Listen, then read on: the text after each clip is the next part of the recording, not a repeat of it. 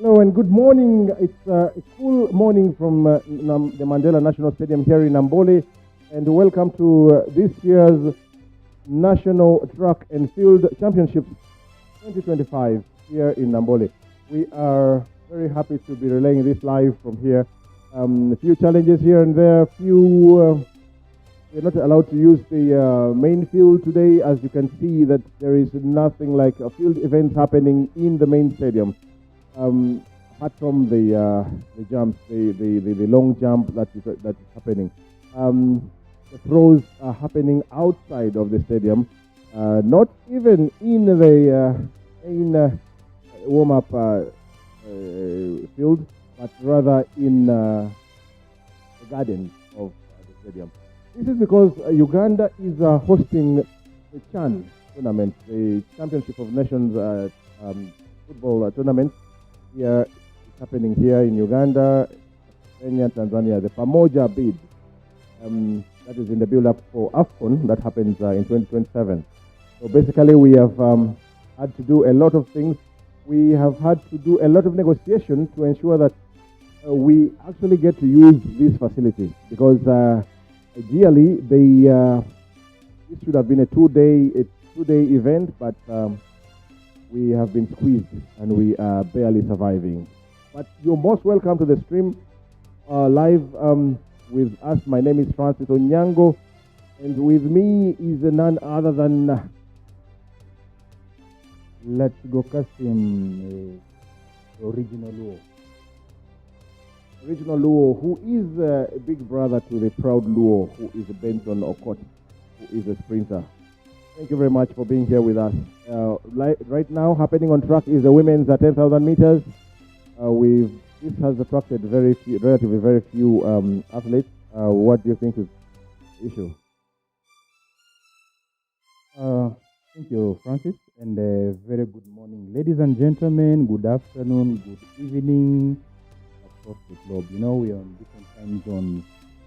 So, guys in the US, apparently it's night for them, or it is late evening.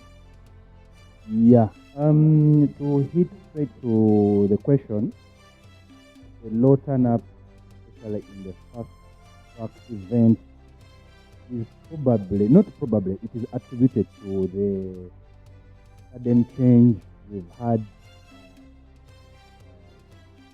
a couple of days. Like Francis said, this is an unusual championship whereby you're closing the season and you're only having one day. You know, it's a one-day event, which we are not used to. However, previously it was in the calendar. It was meant to be a 3-day championship. However, like Francis said, circumstances are beyond our control. So that's why we have the low turn-up, and most teams couldn't bear this sudden change, you know, from 2 days event from originally a 3 days event to 2 days. Then as of yesterday, the communication we got was like, oh, we are only having 1 day, which is today. So nonetheless, we don't have to rest, or we don't have any other alternative. So yes, so on track we are having the women's 10,000 meters, which is coming to a close. They have about 3 laps left. And the extreme side of the field, we are having a horizontal jump. I'm yet to check on the program. I don't know which jump it is. Is it long jump or a jump? Yeah. Yeah, we have the men long jump. It's a final. So, like Francis said, it is unusual championship whereby we are not allowed to use the green, the football playing turf or surface. So the throws are all happening outside in the garden. For those of you who are well acquainted with the environment of Namboole, the stadium, we have the main football playing field inside, then the warm-up track. And on the warm-up track, we're only having the javelin throw. Then the other throws, short put, discus are taking place in the gardens, you know. Yeah, because we are hosting Chan in just a couple of days' time. So once again, I'm happy to be working with Francis. We last worked together in Mokono. Yeah, so that's how long it has been. And somehow, at the beginning of the season, I featured for a short while. I was just moving around and I came across Francis and then I grabbed the mic, just say hello. Mildred, I salute you. I know you are following this event closely. So, women's 10,000 meters, the lead has taken the bell. It's not that it's competition. I don't want to say it is tight. Because when you look at the gap between number 1 and number 2, it is approximately 90 meters. So Francis, like I was saying, the low turn up is due to the changes that we've had in it. Yeah.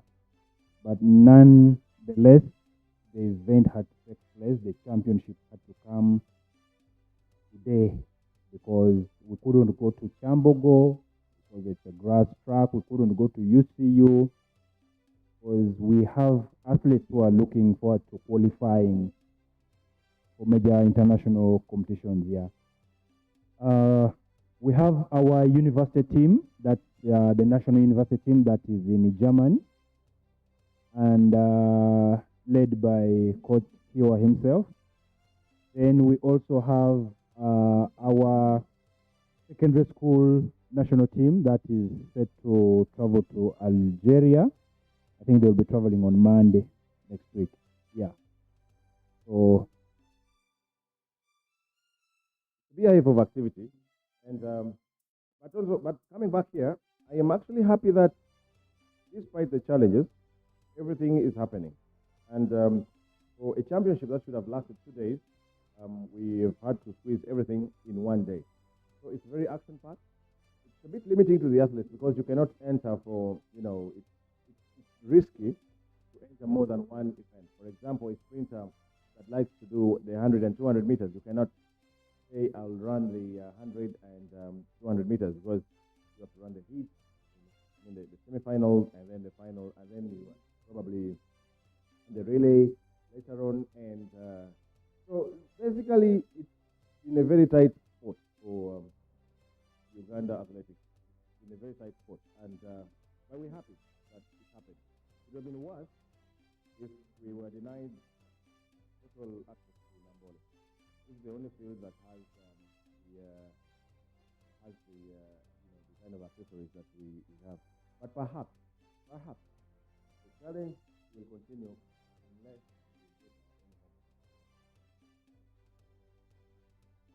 You have spoken my mind. Need I repeat it? Well, I can only say it is my humble appeal to the powers that be in Uganda athletics that it's high time we started looking beyond Namboole. I know land outside Kampala, land is still relatively cheap. I happen to have interacted with some gentleman and he told me along Koge Blue Highway, there's a gentleman who has over 60 acres. And he was looking for partnership with any sporting federation that could enter an agreement and lease the land to them, Actually. A former sports personality or something like that, or you just have... I think either he's a former sportsman or he's a man who he loves sports. And he's seeing his land is lying idle, and the best investment he could have is a sports facility. So I'm like, what if Uganda Athletics entered into an agreement with him and then he leased the land to us and then even if we have something like the outside track, We actually don't need this whole number. The main interest is to have the standard running track, built in the same thing. So basically, we don't need so much. And actually, when you look at so many facilities out there,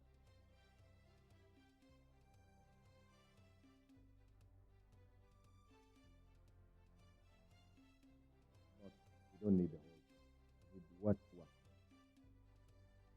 yes, I've watched some of the Diamond League. Like yeah. For example, there's a university in the US which hosted one of the Diamond League events, and when you look at their stadium, it's not like this where we are seated. Yeah, just like maybe a simple pavilion and that running track with all the other facilities intact. And I'm like, Oge is not far from Kampala. It's not far from Kampala. And besides, you'll not have all these kinds of terms and conditions put on you as a partner. Exactly my point. So I think if the leadership of federation could think along that line, then believe you me, we shall even because once you have such a facility, trust me, Francis, you'll not be wasting money in paying rent for your office. Your head of this that becomes your head of operations. Exactly. So, So I think moving forward, we need to think along that line. Otherwise, ladies and gentlemen, on track we are having our next event, which is the 400 meters women, and it is going to be a semi-final. So here, do we look at the likes of Shida Leni? Is she in the house? I can see Hit One has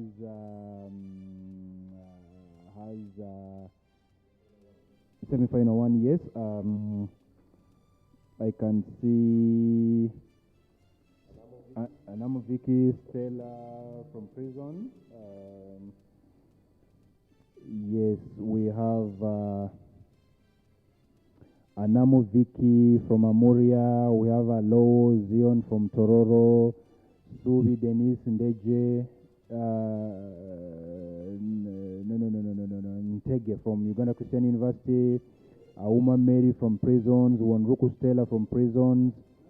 Akwenyi Malvin from Tororo, and Banura Morin from Uganda Police. So yeah, Hit One seems to be full of stars, and these ladies are going to give us some good run here, and hopefully we shall see some good time falling. Yeah, so let's just keep watching, and as we wait for Hit Two. Most of these girls were in Kenya the other day for at the Kenyan trials for the World Championship. Shida Leni finished second in the 400 meters. Then we also had the women a girls team in the 4x4. I see Banura was there, Malvin Kwenye was there, Shida Leni, and the fourth person, Mary was also there. Mary Onapa? Mary Prisons. Oh, yes. Auma Mary Onapa. Yeah, and I'm looking at, actually, if we intentionally or deliberately decided to grill these girls in regard to 4x4, believe you me, we can get something out of them. Yeah, true. I like to quote Mildred always insists on saying relays is the way to go. And through relays, we have a lot of opportunities that many people can enjoy. You may not be very good individually, but collectively, you can beat the world. Let me put it this way, that individually you may not qualify, but with a quartet, a team, like that, you can easily, because when you look at Shida Leni, she's on top of her game. you know. And when you look at Melvin, she's the new girl on the block. And then with when you team them with the likes of Wonruku, Stella, and the Banura Morin, she's a fighter. Believe you me, if we missed out on maybe the first edition, and believe you me, the second edition, like world release, we may not fail to qualify with these girls when properly handled. I believe we can make it. And consistently, you know, at that. Yeah, consistency is the other thing, you know. We featured probably one time, and then we are not consistent, but if we consistently and deliberately decide to take that route, believe you me, we can make it to the world release. Yeah, somebody just called me. Let's work around the challenge. I'm told that the sound is very low, and you cannot hear the commentary very well. Let's work around it, and we'll rectify the problem. Oh, could it be we are sounding low? Is it because our battery is low in terms of breakfast, or? But if that's the case, then believe you me, Francis is doing something here, and after. I'm saying you're doing something. I've not said what you're doing, but I'm saying you're doing something, and after that, believe you me, his voice will come out loud and clear. And from the look of things, hit one is set. Hit one is set.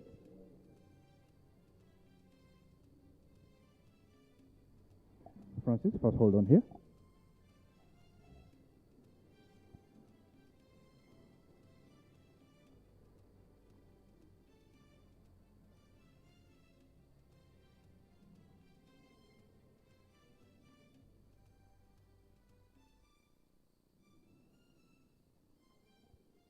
Okay, so we have the first semi-final of the women's 400 meters on track right now. And we have, I can see that lane 2 is empty. So we will have, in lane 1, Anamo Vicky from Mamuria. In lane 2, we should have had Lowo Zion from Tororo, but she's not here. In lane number 3, we have Subi Denise Ntege from Uganda Christian University. And then we have in lane number 4, Auma Mary from Uganda Prisons. Lane 5, Wonruku Stella Akulu. Lane 7, Akwenye Malvin and Banura Morin in lane number 7. And off they have gone. So on paper, naturally, you'd imagine this is going to be between the three, Banura, Melvin, and Stella Wonruku. Stella Wonruku is the most experienced of them all, having been around for quite a while. But at some point she was off the track, and then she came back. Let's see what this race turns out to as they come to the final 100 meters. It is still pretty much, it's now between Banura Morin in the out and Malvin Akwenye from Tororo. But Banura seems to be pulling away. Melvin is not exactly giving up, but I think it's going to be go to the wire, and Banura wins this race in lane 7, from lane 7. Malvin coming in third, and Auma Mary coming in, coming in third. Malvin second. And now the next semi-final, because we're going to have two semi-final races. Yeah, like I said, for hit 1, when you have a lady like Maureen Banura, who is a fighter, she doesn't give up until it is over. And I like that kind of spirit, exactly what Halima Nakai has. Until it is over, you don't tell them it is over, you know? Yeah. So I saw from the word go, Banura, having taken the advantage of being in the outer lane, she knew what was coming behind her, and eventually she just went on to win. So in hit 2, we are having Shida Leni. She's running in the outer lane, lane 7 as well. And I know she is going to go all out. because I know she knows behind her there are upcoming athletes who can give her a run for her life. And let's wait and see as they are setting their blocks. And of course, let's not forget that Shida Leni is the 400-meter record holder, of course the national record holder, and also she is the defending champion. So I'm sure behind like at the back of her mind, she's running with probably two things on her mind. One, to retain the title, and also to better her record, maybe by breaking or maintaining, or so we wait and see what happens. So for now, France is still loading something, and he will come out better than he was before. So yeah, the Heat 2 is taking on their mark, and in lane 1 we have Angunda Joy from Ndeje University, we have Atiang Mary from Tororo, Nguyo Judith from Uganda Prisons, we have Birieri Evelyn from Uganda Prisons, Namuwonge Jennifer in lane 5 from KCCA, in lane 6 Akulu Monica, Uganda Wildlife Authority, and in lane 7 Shida Leni from Uganda Police, in that order. So here I put my bet on Shida Leni being challenged. Yes, and I'm seeing she's going to get her challenge in Atiang Mary, lane 2 from Tororo, because she's also one girl that has consistently maintained her performance from the word go of the season. So there we wait to see the gun go off and the ladies give us the competition that we've been waiting for. So as we wait for the start team to get set, I think Senior Nalis is loading the gun.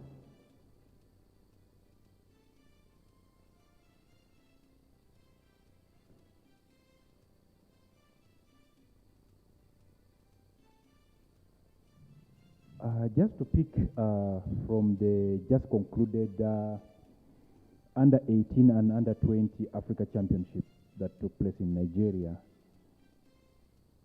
I think Africa as a whole is on the right track, especially in the sprints, because I saw if all factors remain constant, those girls and boys that showcased their talent in Nigeria, give them 10 years, leaving other factors constant, the world will cry in the hands of Africa, believe you me. So they get on their mark. I think there's some problem with the gun, because it has jammed again the second time. So I was happy, Francis, to see, before, previously they would say sprints were not a thing for Africa. But I'm happy that an 18-year-old or below 18-year-old boy from Kenya took gold. There they go, and Shida Leni from the start, she just opened the gap between her and her closest in lane 6. And from the look of things, she is going, because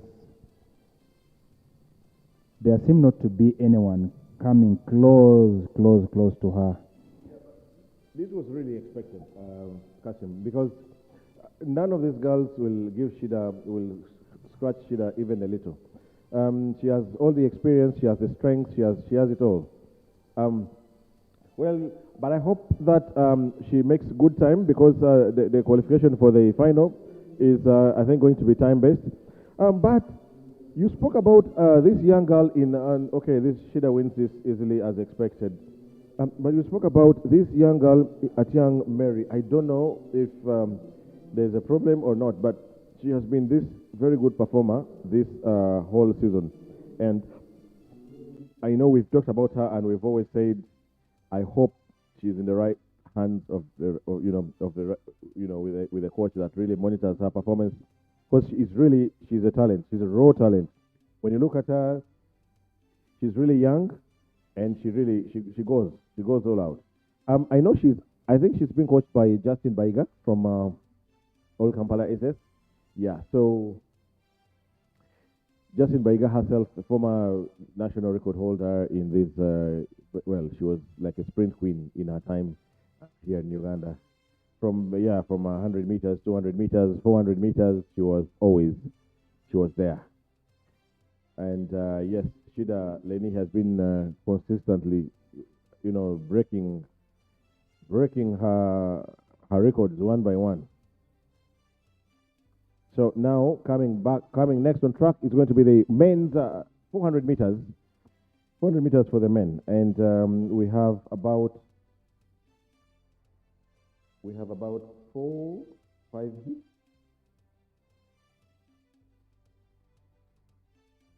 Yeah, we have 4 heats of the 400 meters for the men, and then in heat 1 we have Onapa Robinson from Uganda Christian University.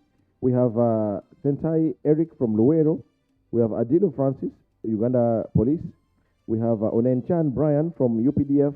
Nyanzi Tebi from Makerere University. Osuta Dison from Terego, and we have Ariti James from UPDF. But okay, this is one challenge that we keep getting. People register for races and then they do not show up. So the start list here has 7 athletes. We have no one in lane 8, no one in lane 7, no one in lane 6. Okay, so that for me becomes a big problem. So we basically have 4 athletes. We only have Sentai Eric from Luwero in lane number 2. We have Adilu Francis in lane number 3 and in lane number 4. Lane number 4 we have Onenchan Brian, and in lane 5 we have Nyanzi Tebi. Well, it's a smaller field than we expected, but let's wait and see how they fare. The next heat will be a lot more interesting. I see Okwi Eric, and yeah, Okwi Eric is and we have Omuka Kenneth. So yeah, that is going to be a faster heat, definitely, without a doubt. Okay, I think the gun is giving us crap. I don't know, and this causes some very unnecessary delays, and then Kasim, as a former athlete, what happens whenever the gun fails, and because you've warmed up, you come to the call room, you're still warm, you come to the track, now you're ready to go, your mind is focused on get set, go, and then nothing. Second time, nothing. Well, in that situation, it creates that sense of mental disorganization, because and it creates also tension, unnecessary tension, anxiety, and if you're not careful, you end up even beating the gun. So coming to this, I want to believe that the gun was not even serviced. I'm very sure it was not serviced. Otherwise, we wouldn't be having that kind of misbehavior. But regardless, for a sprinter who is focused, they can always remain focused, no matter how many times the gun disturbs, yeah. But technically, it creates that sense of anxiety, unnecessary tension, and name it. But let's wait and see. Probably it is on now. Yeah. Yeah, they've tested it and it is sounding proper. And let's wait and see what happens. I just pray and hope it doesn't misbehave again. Yeah. It kills the vibe. What we call the vibe, you're used to, athletes are being turned out of the cold room, get on your mark, set, go, get on your mark, set, go, like that. But then, if you come and then the mood dies somehow. But, well, let's hope for the best. Dear viewers, we are live from broadcasting from the Mandela National Stadium here in Namboole, and right now we have the 400 meters for men, the very first heat. And in this particular heat, we have only 4 athletes. Unfortunately, many of them that registered did not turn up today. I don't know why. I don't know what excuse they have. But yes, these guys are going off. And I know that qualification for the final is going to be time-based. So the faster you run your heat, the more the chances that you will qualify.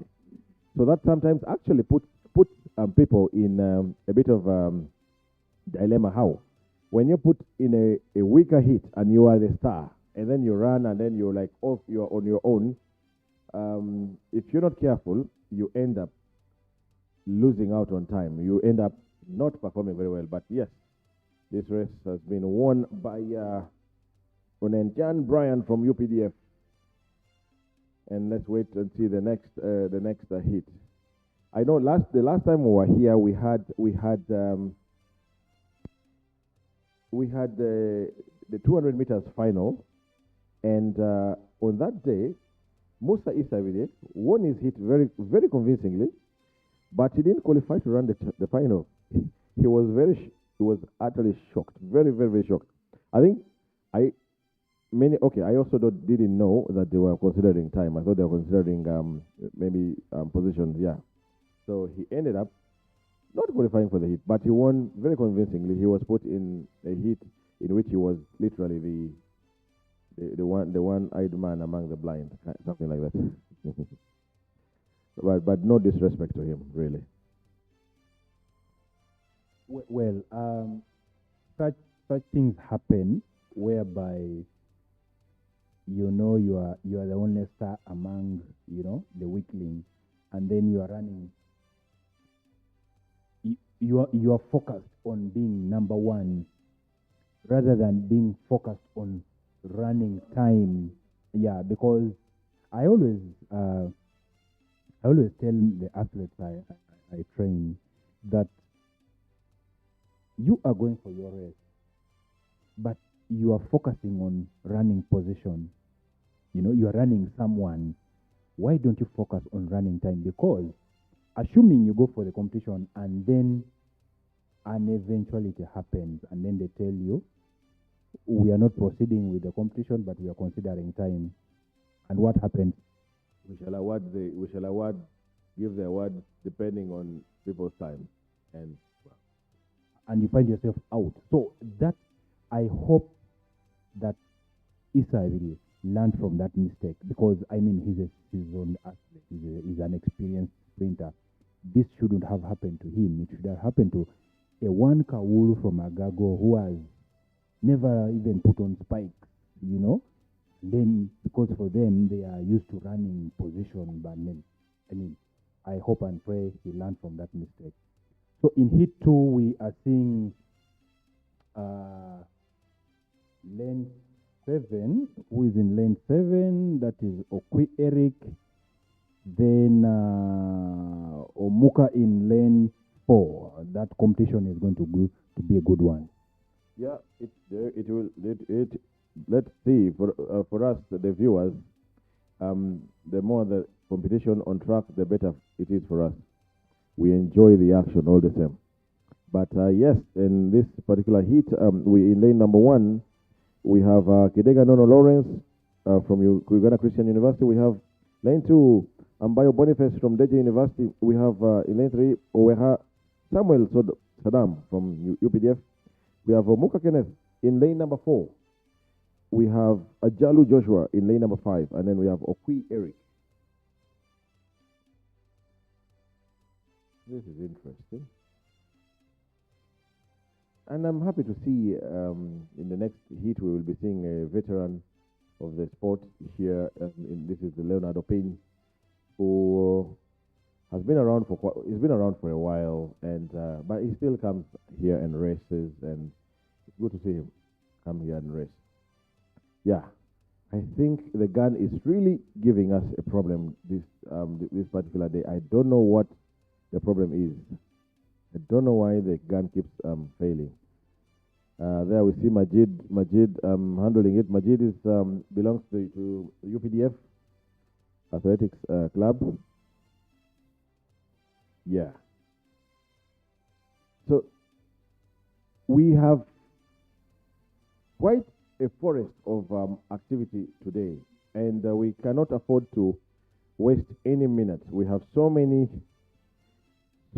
activities, so many races to come, and unfortunately we are being bogged by the gun. It's quite sad because we risk not finishing our events, and yet we cannot not finish the events. It's the national championships. People need to be given their awards. Kasim, how many times were you a national champion back then as you were a runner?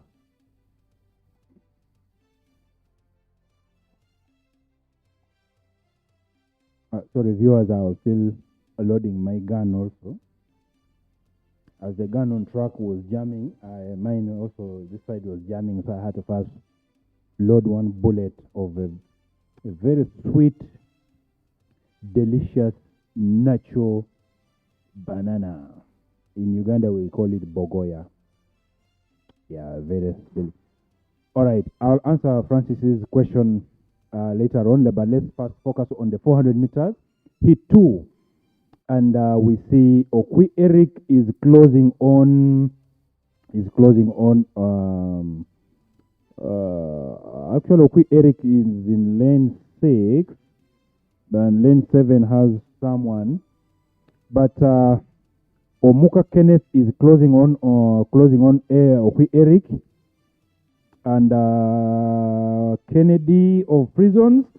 So it's a 3-man race. With Omuka tentatively leading by a small margin, but Kennedy in the outer lane. Kennedy seems to be taking the day. Kennedy takes, from the look of things. Kennedy, Omuka, and then Okwi Eric in that order. Sure? Anyway. Then Kennedy, then, all right. In my running days, I was a champion depending on which level. University level, national level. No, I'm not beating around the bush. I'm just trying to figure out exactly, because the question seemed to have been open-ended.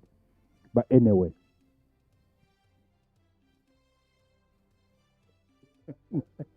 Of athletics in Uganda right now. I'm talking about this level. Okay. I happen to be a champion, a national champion, once. That was in the 200 meters, 2006. Yeah.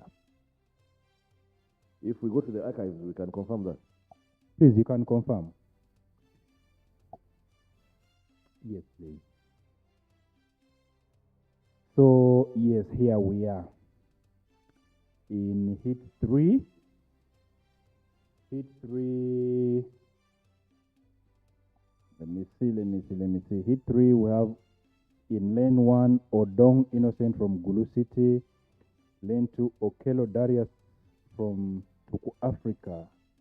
Talk of Tuku Africa. This is a club that belongs to legendary radio presenter and musician Rasta Rob MC. Mm-hmm. Yeah. Yeah. So in lane 3, we have Goni Emmanuel from Uganda Prisons. Lane 4, Ndiwoloye Nifu from Kampala Kids Academy. In lane 5, Abraham Abu from South Sudan. In lane 6, we have Ambayo Fred from Uganda Prisons. In lane 7, we have Opin Leonard. I would want to call him a veteran. He's a legendary, 400-meter runner. I don't know whether he's making a comeback or is coming to show the kids that, I was once there, I did it, I can still come and do it again. Yeah, but it makes me come with this question, Francis. Opin Leonard, seasoned quarter miler, and at one point he did lots of 800 meters, I think for about 2-3 seasons, and then we are seeing him back in 400 meters. I mean, what could be going on here? Is it something good for an athlete to keep going forward and then backward, or? Good thing you are the athlete. You are the technical one here. Tell me. Francis, he's technical at throwing back a question designed for him.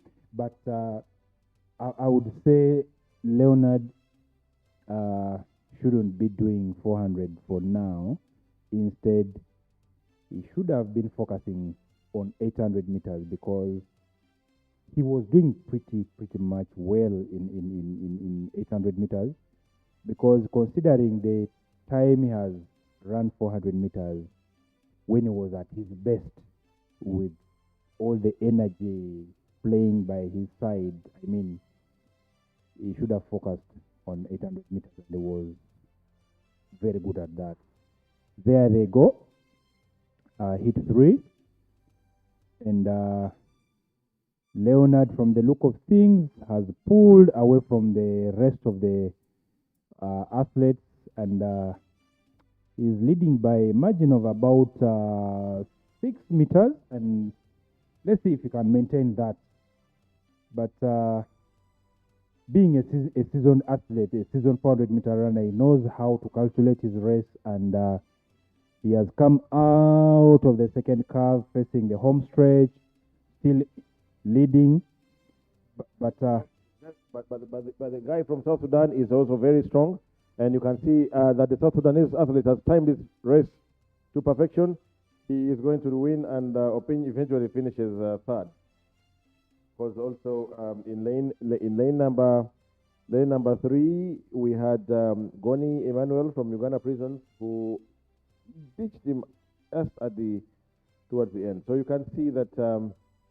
Probably Opin Leonard went off very hard, and it was not easy that he would, it wasn't very obvious that he would maintain his top speed up to the end. But nonetheless, for me, I'm happy to see Opin coming here and running. So then we have one more hit in the 400 meters for the men here right now. This heat, again, I see the guys that are coming in are relatively very young athletes. But again, we have a different number of people on the start list, and then we have fewer people on track. I don't know what normally happens, that people register for races, and then the race day comes, they don't show up. Quite unfortunate.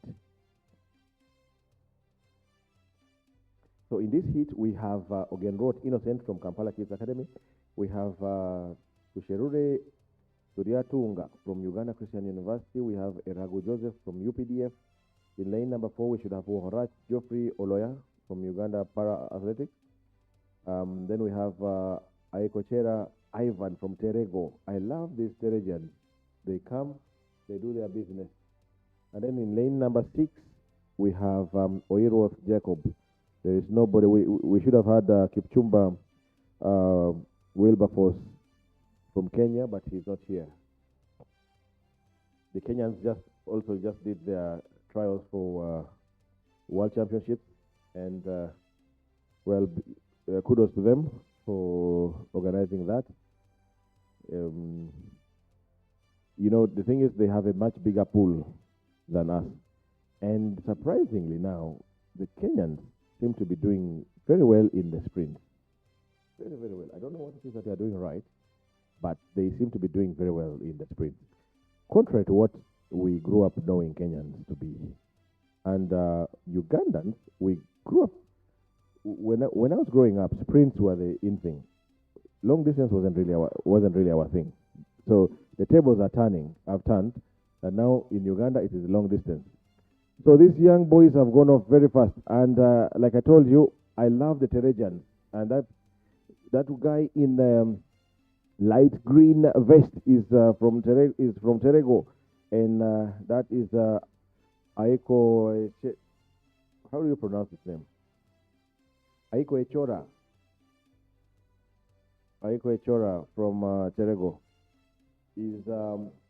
He has this race, and it's this race to lose. There's no one is going to challenge him whatsoever. He's going to wait. But wait, no. That is Erago Joseph from Erago Joseph. So today they've confused me. Normally the light green vest, I'm very used to them being from Terego.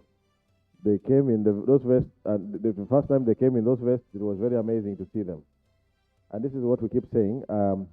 We would love a scenario where people dress up in their club attire and we don't see the national attire here.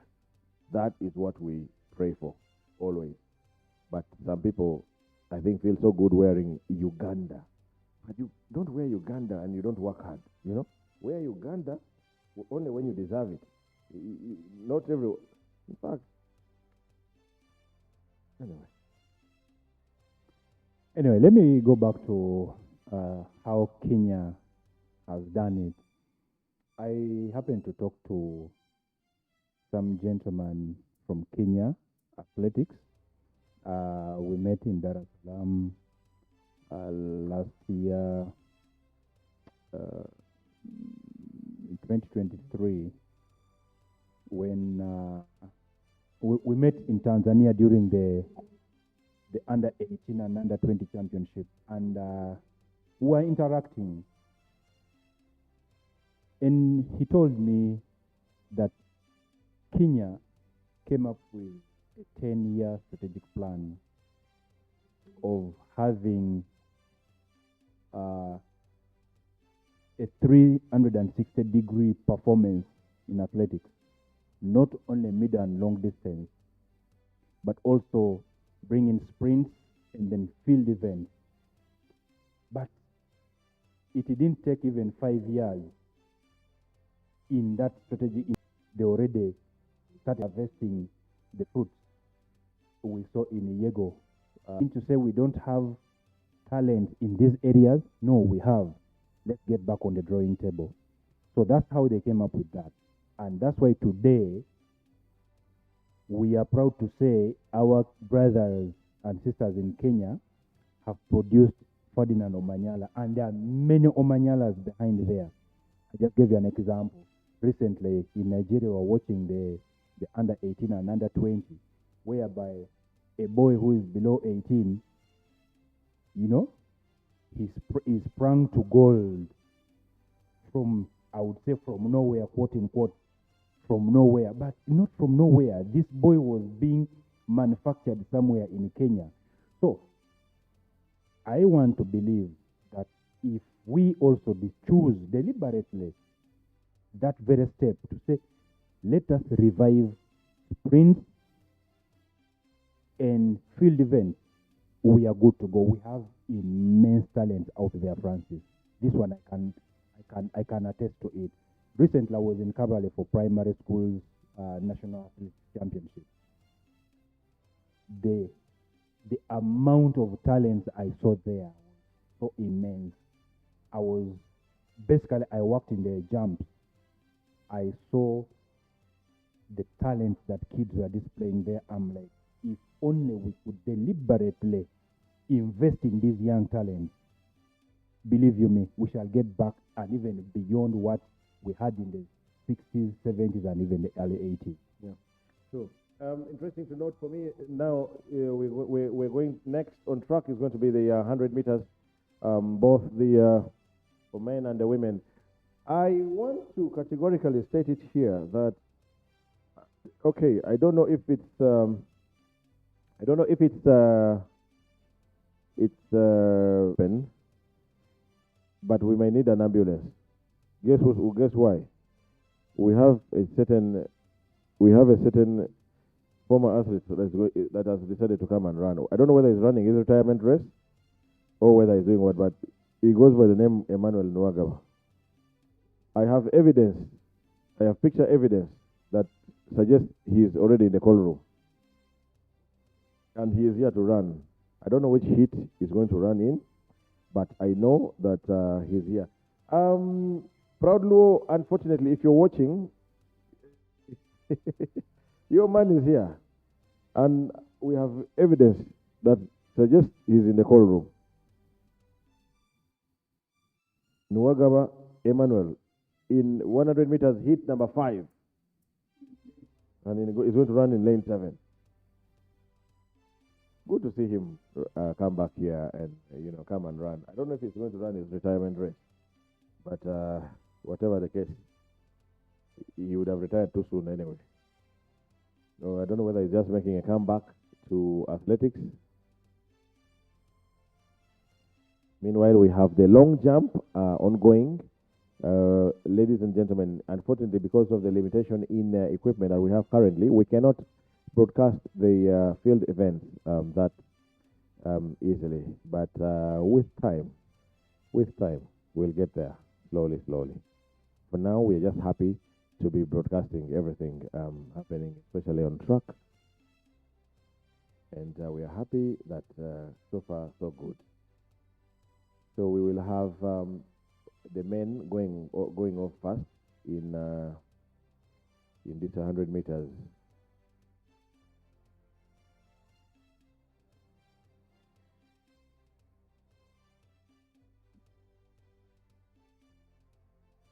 And they're preparing their blocks. So in the first heat of the men's 100 meters, we will have Munguleni Deogracias from Arua City in lane 1. Lane number 2 is Chiguli Trevor from KCCA Athletics Club. Lane number 3, Fiep Deng Malek from South Sudan. In lane number 4, Abila Henry from Uganda Prisons. Lane number 5, Onyanga Isaac from UPDF. Lane number 6, Olipa Sharif from KCCA. Okelo Mike from Tororo in lane 7. And in lane 8, we'll have Ewich Moses from Uganda Prisons Athletics Club. So, there's no one in lane 1, unfortunately. I love races that have full participation. This one's break. Today also we're going to be seeing the likes of Halima Nakai also participating in the. She's registered for the 1,500 meters. I hope she came. I hope she's going to be there. I hope she's going to give the girls a run for. She's going to show them. You know, when the stars come and participate here, for me, I like it because then it helps us to gauge ourselves. You who is not a star, when you know I'm running against a former world champion in Halima Nakai, you see what it shows. It gives you an idea of what it means to run at that level. And it gives you an idea of how much work you have to do. It doesn't matter if she beats you. The issue is how far, how badly has she beaten me. Then you work towards it. Okay, the next time we meet, can I lower the distance? Can I lower the gap? Can I lower the time? Can I, So this is the motivation I think we get from by having them participate in this event. This is my thinking. I remember a while ago, I can't categorically tell which season it was. We had Joshua Cheptegei feature in 1,500 meters alongside Musagala Ronald. And believe you me, the crop of athletes that ran in that heat will never forget that experience. Running against two world's best, you know, I'm very sure to date it still runs in their mind that yes, I raced against two of the best of the world athletes that Uganda has ever produced. So yeah, that one. And in Kenya, it is their tradition that during their national championships, regardless of whether you are a star from whether from planet Earth, Jupiter, name it, you come and run home. You come and run home on the home ground where everyone is able to see you. So I think we could also borrow a leaf from Kenya, and we make sure that our stars come and run from home and they give us that. So yes, they go. Hit one is off, and it's a tight race. I can't tell who is taking it. And in lane 3, yeah. Then Olipa Sharif. And South Sudan, by the way, is also a nation that is coming up steadily, slowly in the sprints. And let's just give them some time. And if it wasn't for the political uncertainties there, you know, otherwise they have also immense talent, you know, in athletics, yeah.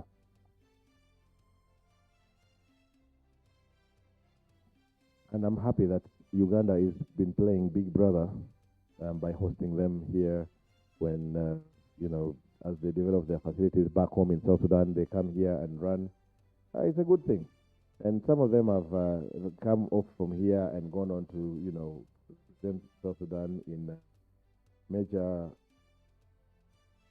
events internationally.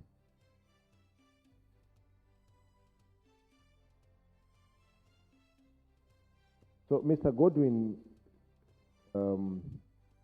Biamukama, wherever you're watching from, Emmanuel, the fastest Munyankore is here, either to end his career or to rejuvenate his career. I don't know if you have planned to end your career officially. You guys, we demand you.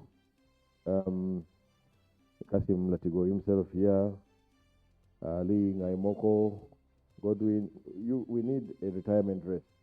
And I thought we would have had it during this national champs, but you guys keep chickening out. Anyhow, we have heat number 2, and the athletes are preparing their blocks here now. And in this particular heat, we have Antambi Ernest, Kampala Kids in lane number 1. In lane number 2, we have Timothy Kisa from KCCA. In lane number 3, we have Odon Dickens, Uganda Christian University. And then we have the former national record holder in this distance, Isabel Musa from Uganda Prisons.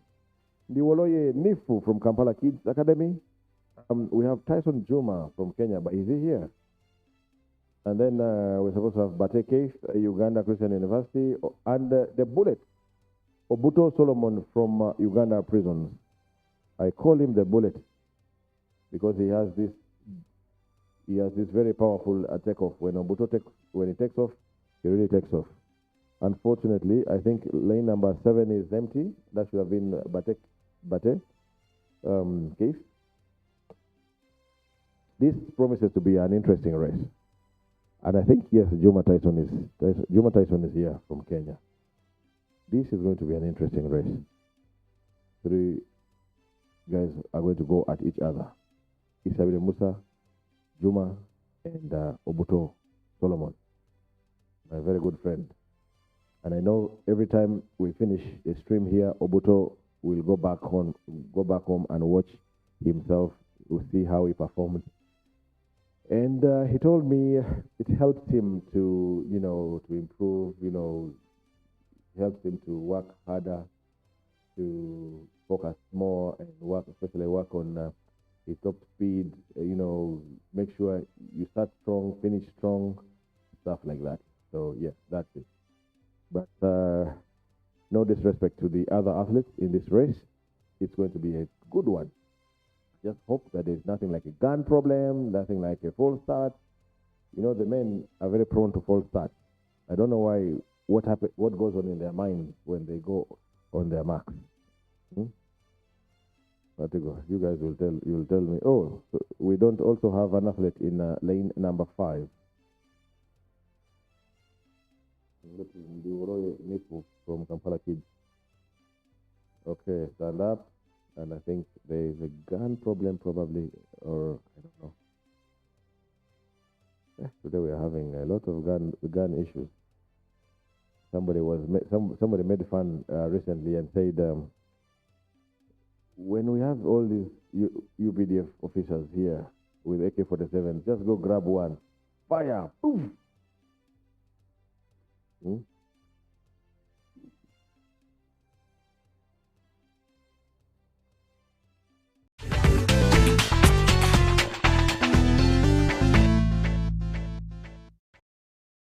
See.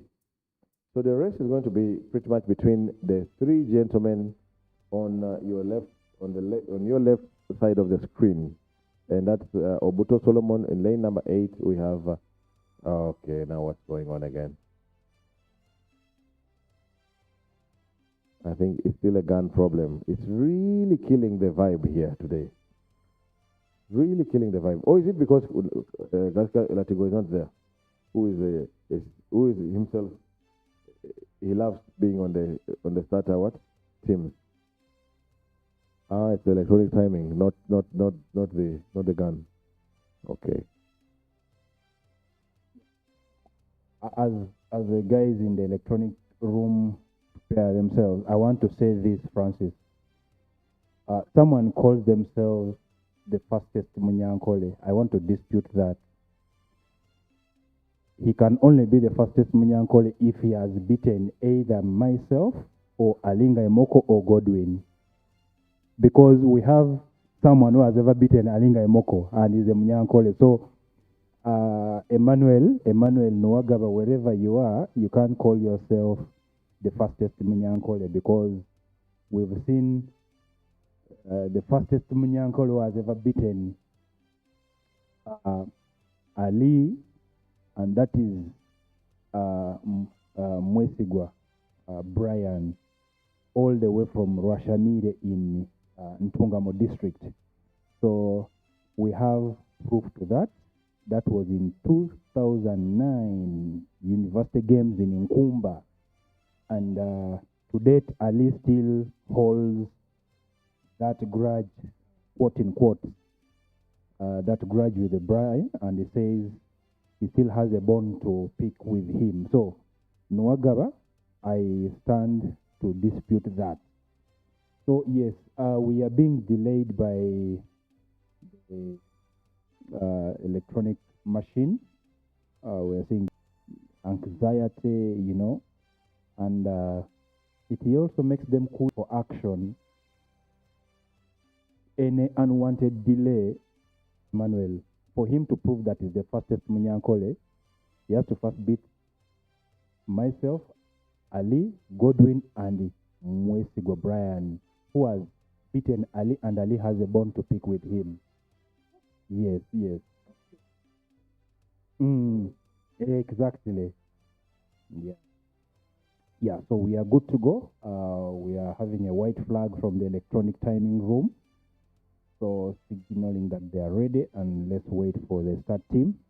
The athletes are on their mark. And like Francis said, again, red flag is up. I don't know what is happening with our machine. You know, the machine. I don't know what's happening. But we hope for the best. We hope for the best.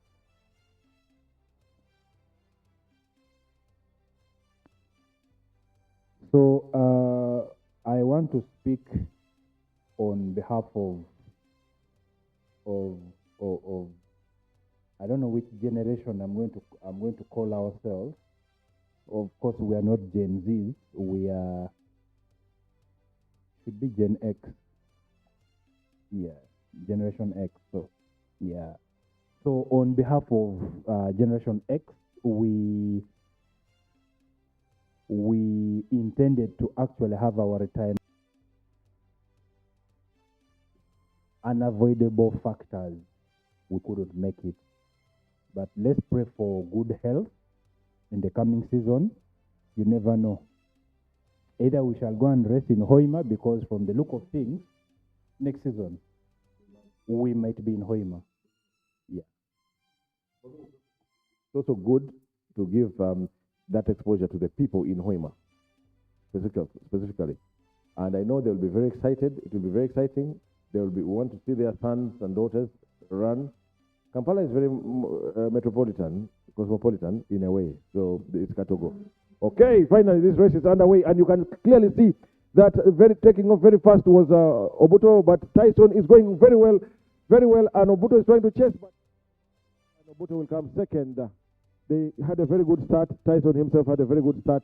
Obuto chased, but there was no catching Tyson from Kenya. Nice, beautiful race it was. Unfortunately, we don't have the timers that we can see. We're not connected. Our system is not linked to the system with the electronic timers, so we cannot tell the exact time they are scoring. That was a good hit. That was a very nice race. And now we have another hit. That is hit number 3 that should be coming on.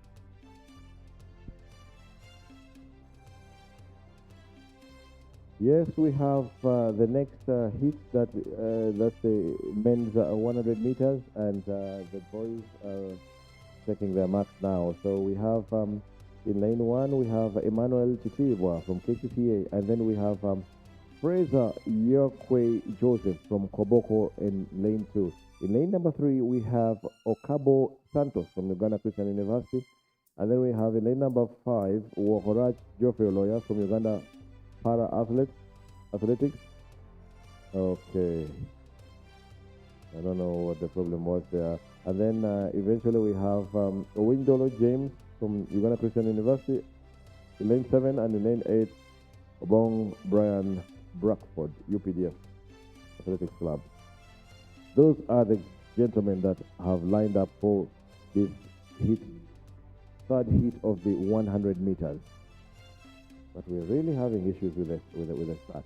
I don't know what the problem could be.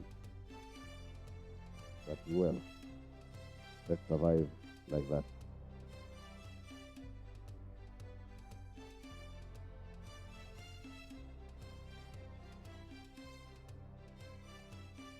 The 100 meters, which is the race that belongs to the one and only, that the world record holder Usain Bolt, one of my favorite athletes of all time. I always watch his videos and I'm like, wow, this is so really good. Finally, off they go. And this is anyone's race at the moment, but trying to go very strongly is the athlete in lane number 3, and being chased down by the guy in lane number 2.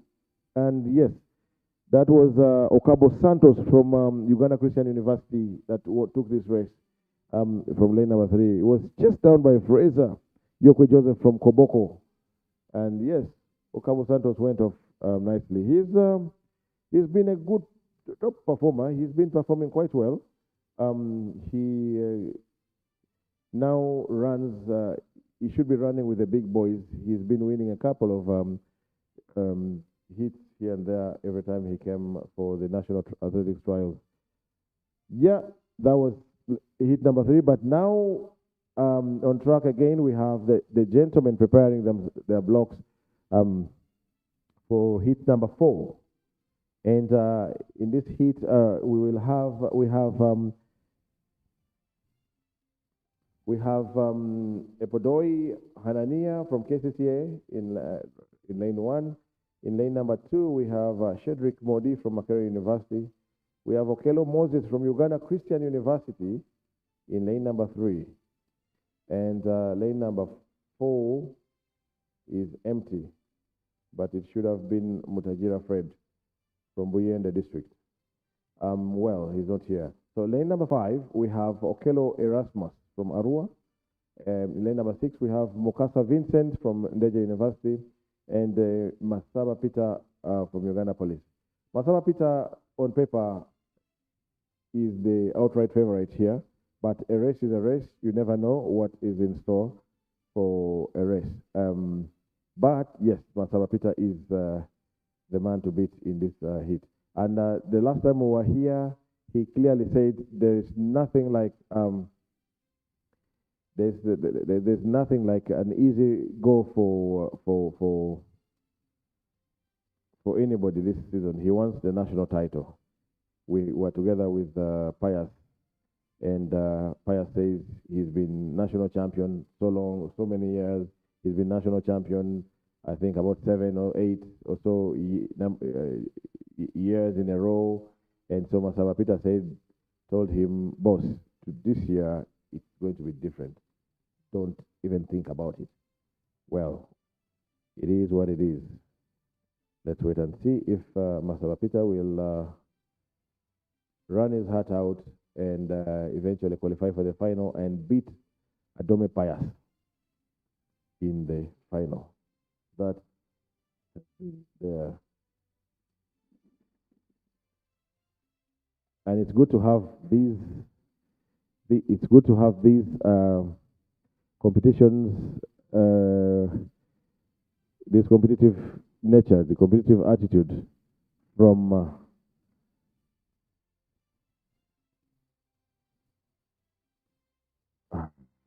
Not again. Not again. It's either the starter, or the gun, or, well, let's hope for the best.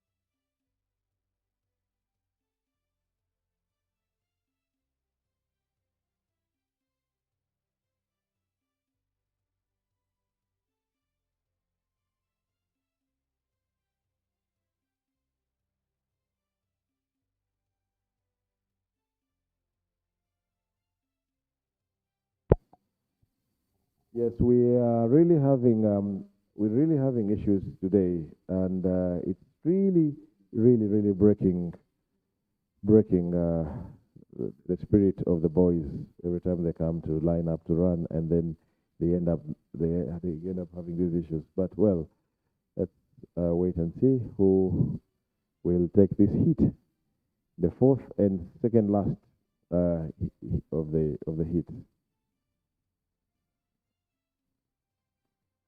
Okay, clean start this time round. And you can see, like I said, it is a race between two people, but Basara Peter has had to work very hard to win this race, because also very strong in lane number 2. Shedrick Modi from Makerere University came out very strongly.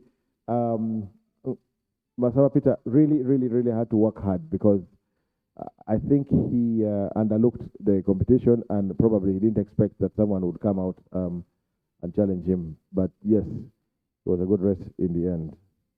Now the fifth heat is the very last heat of the 100 meters for men.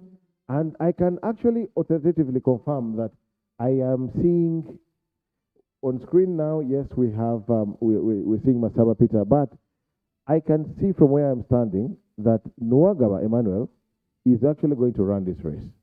He is actually dressed and he is preparing his blocks. Very interesting. The fastest Munyankore has, as he likes to call himself. But we've just been told by Kasim that he cannot claim to be the fastest Munyankore, because we have had a certain Mwesigwa who has beaten Ali Ngaimoko in the past, and that is going to be a grudge race.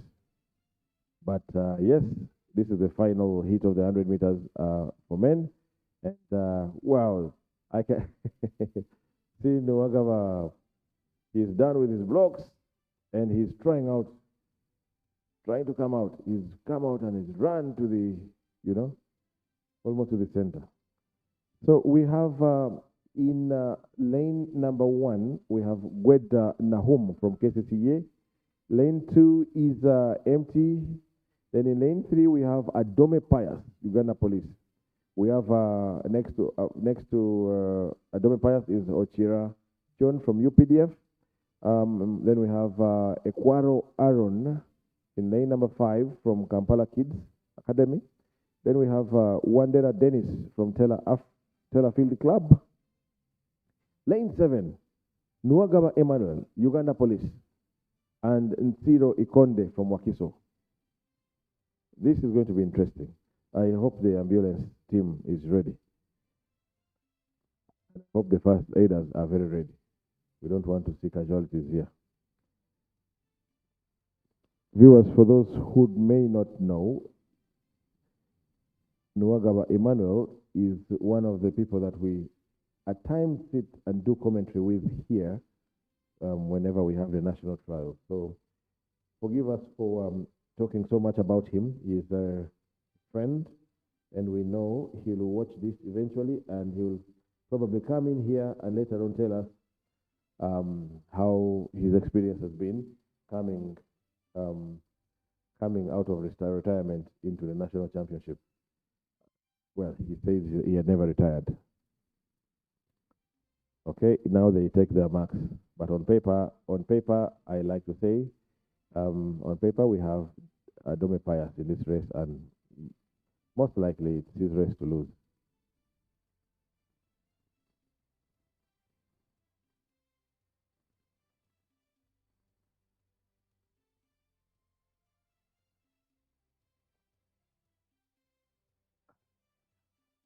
Another problem, gun problem again. Ugh. So it's like every other race has a gun problem, and ooh, not nice at all, not nice at all. Let's wait and see what this race will produce eventually when they run.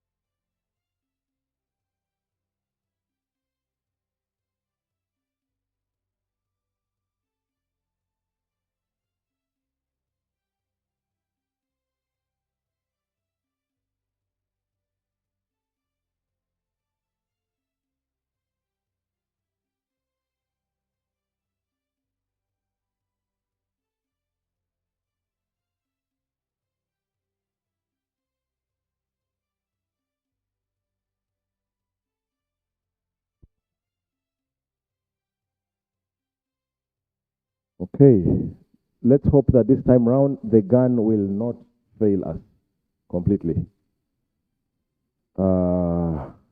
Again, really, it's really, okay. It is fired. So let's hope now it will fire.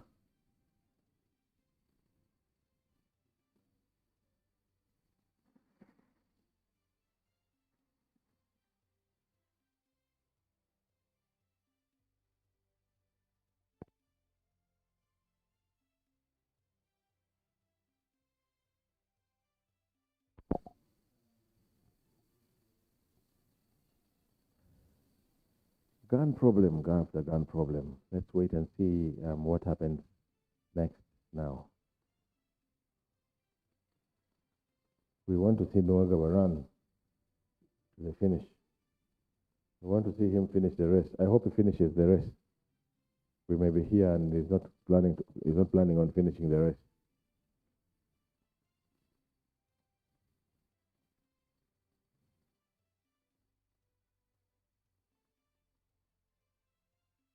Ah, again.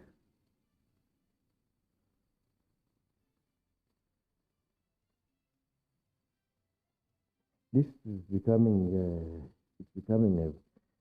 becoming a problem. We want to see our man run, but we're not being given the opportunity because the gun keeps on failing us.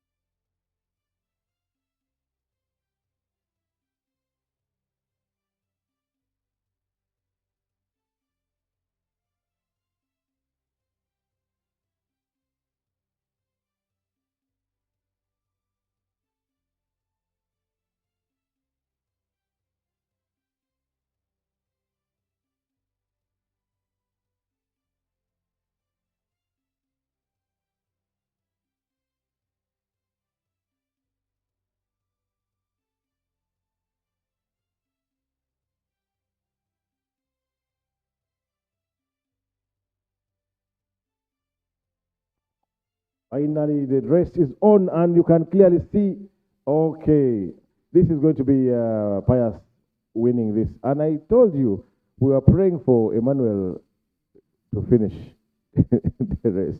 And he almost didn't finish the race.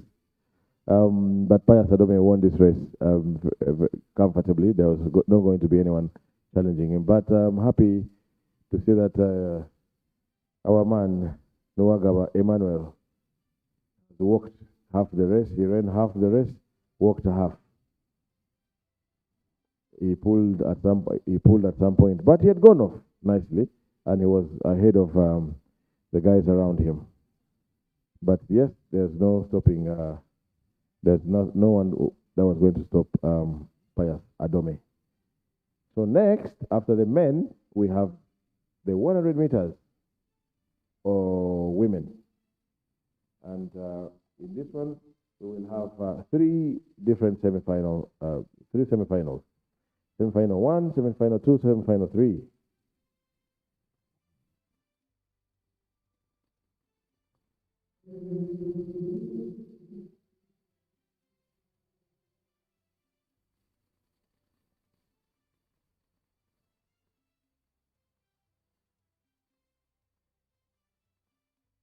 This time around, I see there's the officials have gathered around the gun, and many of them are, I don't know. I see Majid holding the gun. I hope that they find a lasting solution, because otherwise, then we're really having issues where in every race we have to wait and wait and wait and wait and wait.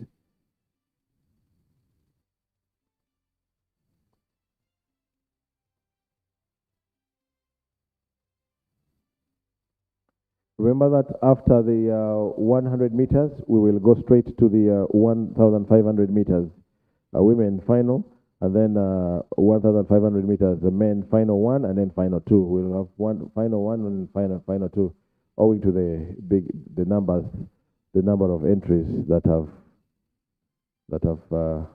registered. We're sitting in this broadcast room. Unfortunately, it doesn't open. I see Kasim trying to open the window, but it doesn't open. That's why we're struggling to have the AC on. And the AC has also refused to turn on, so we have to leave the door open, but it doesn't serve the purpose. So it gets a bit hot in here, but it's okay.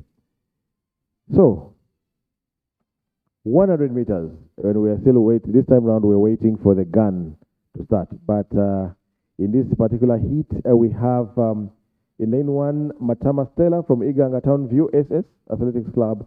In lane number 2, we have Kengonzi Violet from Nalinyan Luantare Girls SS. In lane number 3, we have Asimasia Queen Catherine from Terego. Lane number 4, we have Auma Esther from Uganda Prisons. 5 is empty.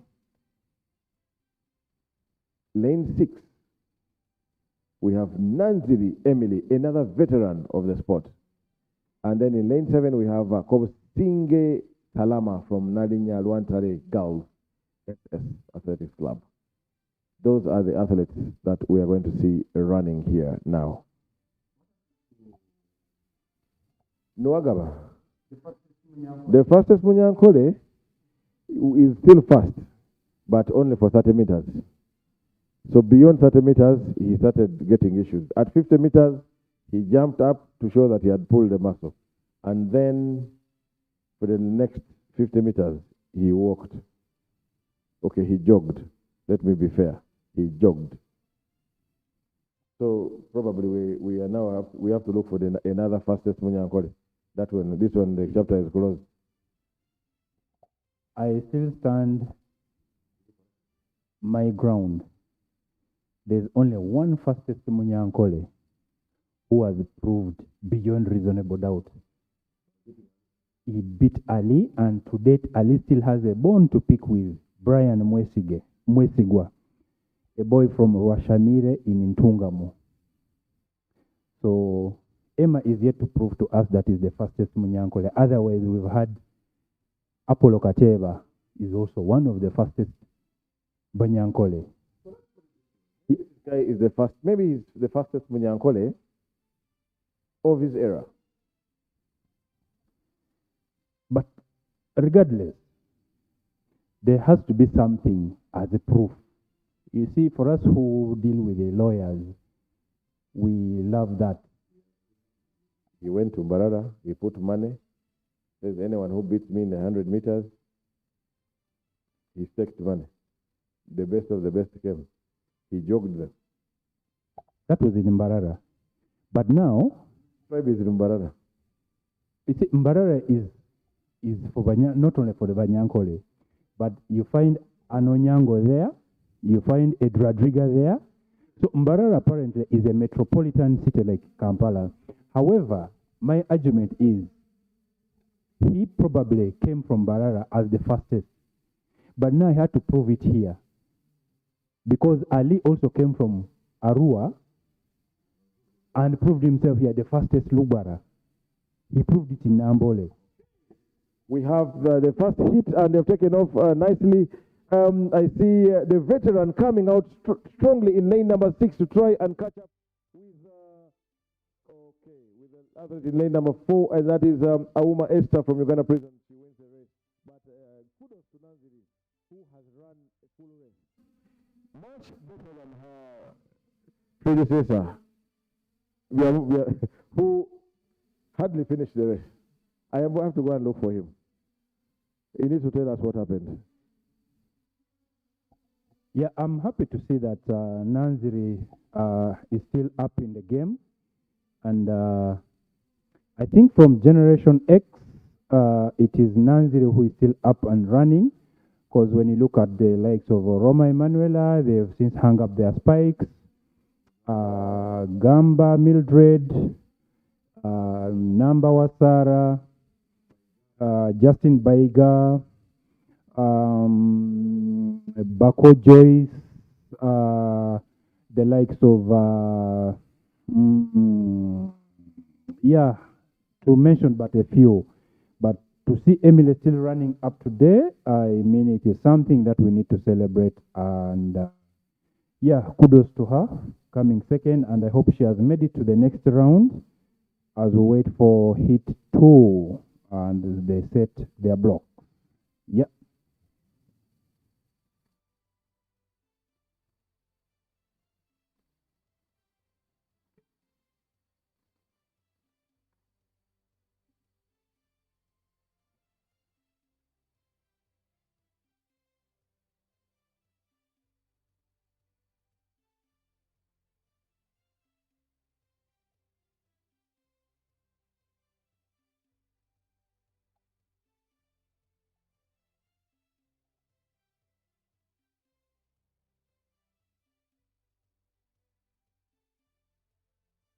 So after the 100 meters, next on track we shall have the 1,500 meters women. Both, okay, women will be semi-final and then men will be coming in 2 hits. Then after 1,500 meters, we shall have the 3,000 meters steeplechase men final, and followed by same steeplechase women final. Then we shall be back to 100 meters men and women semi-finals, followed by 5,000 meters men final, 400 meters women and men final. Then we shall also have the long jump women final, shot put men final, the javelin throw men final, discus throw women final. Then followed by 100 meters men final. The 800 meters women final will follow up. The men's 800 meters will come into 2 hits. Then we shall go for 200 meters men round 1, while the women will do 200 meters semi-final. Then after we shall have the 5,000 meters women final, followed by concurrently it will be running alongside triple jump women men final. So hit 2 is on their block. Off they go. And we see lane 4, that is Collie Evelyn of Prisons, taking the lead. And then she takes it. Followed by the athlete in lane 7, that was Nyawere Christine of Uganda Wildlife Authority Athletics Club, coming in second.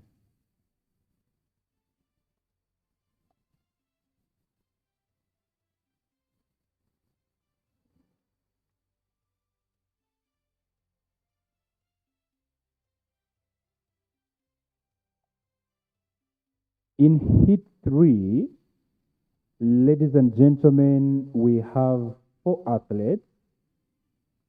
And the athlete that has really caught my attention is this lady, fresh from the under 18 and under 20 championships in Nigeria, and she was number 8 in that event. And I just spoke to her a while ago. I found her in the call room, and she shared with me her experience in Nigeria, and it is such an interesting experience that she shared with me. And she is in lane 4, lane 5. Let me cross check here. She's in lane 5. She's in lane 5. So in lane 1, we have Kabasinguzi Monica from Nalinya.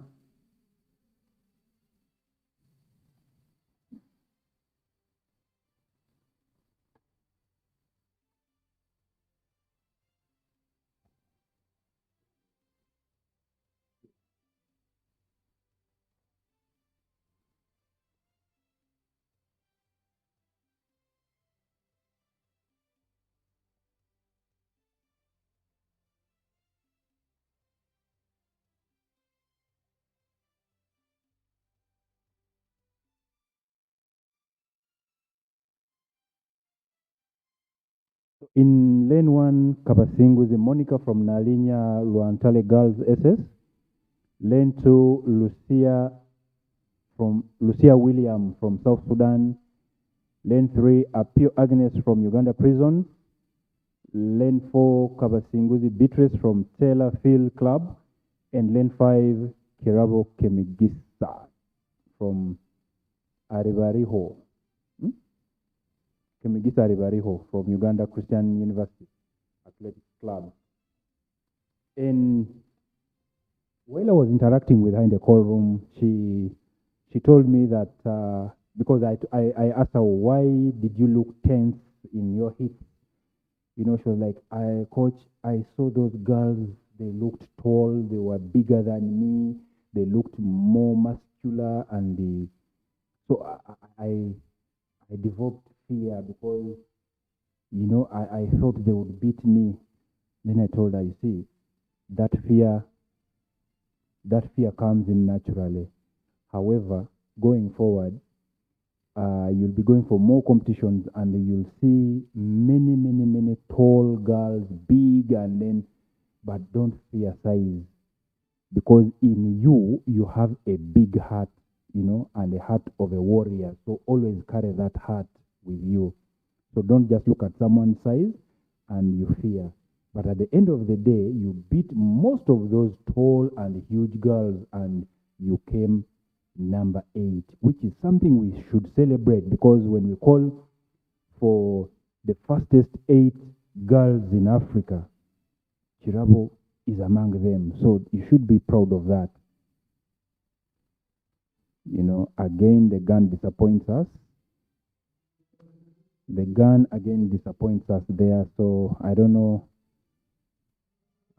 exactly what they're going to do about it. Otherwise, it's going to mess up the entire championship. So, yeah.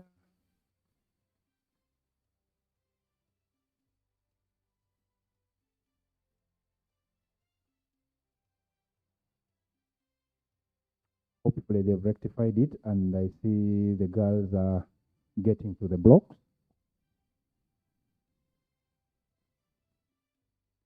And whoever is training this girl, my goodness, the coach concentrated more on the technique, which is the best thing. I would rather have an athlete run slow time, but good technique. Yeah, she takes off, and there she goes with a PO.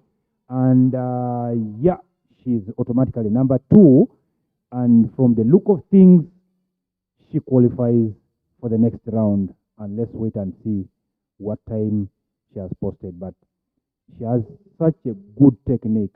Like I was saying, I would rather have an athlete run a slow time, but with a proper technique, because speed naturally comes with certain workout drills. But technique is something that takes centuries to work on, because even some of our senior athletes, you see them run, they fight, like they drag their feet, they don't lift their knees, poor arm swing. But Chirabo, whoever is training her, has mastered that art, and believe you me, give her 2-3 years, Chirabo will be a force to reckon with in the Uganda athletics events. And from the look of things, we are heading straight to that. I think we are going for yeah, the women 1,500 meters. Yeah, 1,500 meters, and the start team is moving towards the start. And I'm yet to check on the start list and give you subsequently the names to watch. Yeah.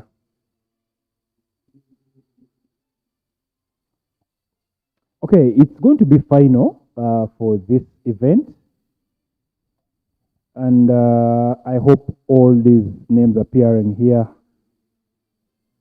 have reported. We have Chemusto Nesta from Iganga Town View, Basemera Juliet from Nalinya, Gimbo Madina from Nalinya, Cheroto, Baskalin from Jakodef, Chebet Gloria, Uganda Police, Chekwemoi Felista, Uganda Police, Chemtai Peace Hope from Uganda Police, Chemtai Scarlet from Uganda Police, Cherop Patience, Uganda Police, Yeko Bentalina, fresh from Nigeria, having won for us gold medal in this very event from Uganda Police. Chekwemoi Brenda from Uganda Prisons. Chelangat Ariziki from UPDF. Chepkurui Nancy from UPDF. Kisa Nesta from UPDF. Yeko Isabel, UPDF.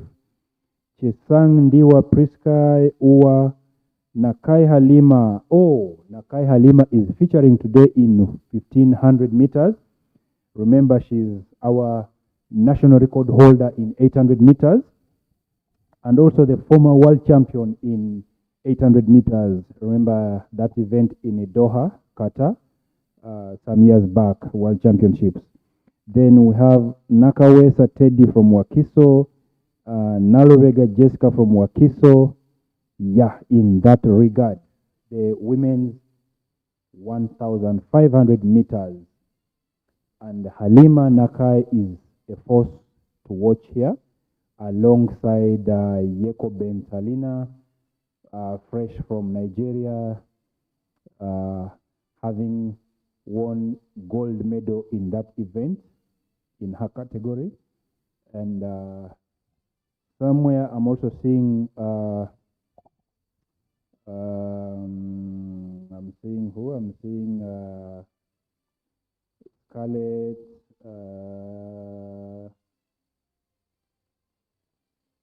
yeah, in that order.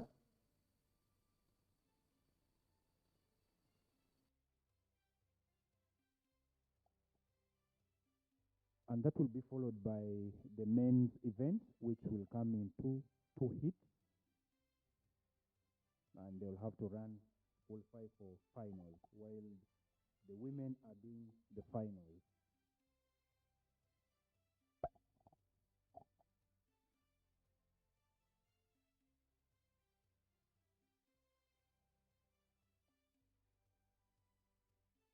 We are grateful to God Almighty that the weather is not misbehaving today.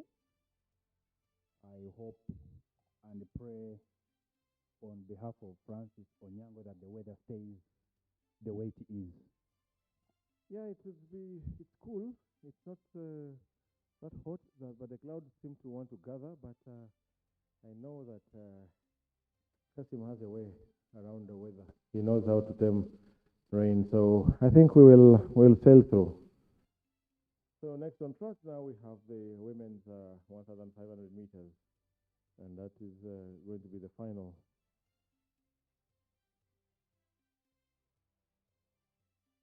Yeah, in this event we have Nakai Halima from 800 meters. She has decided to move to 1,500, and alongside Yeko Bentalina, fresh from Nigeria, with that gold medal. So it will be interesting to see the gold medalist from Nigeria battling it out with former world champion in 2019. Yeah, 800 meters. Just to be sure. And I know when she's here, Halima likes to front run, and she's second right now. She took to the front, I think, just to avoid the crowding. Yes, she's fourth. Probably it's maybe strategy or whatever it is. Well, it's 1-5, so they'll have 3 more laps to go after as they go past the end point.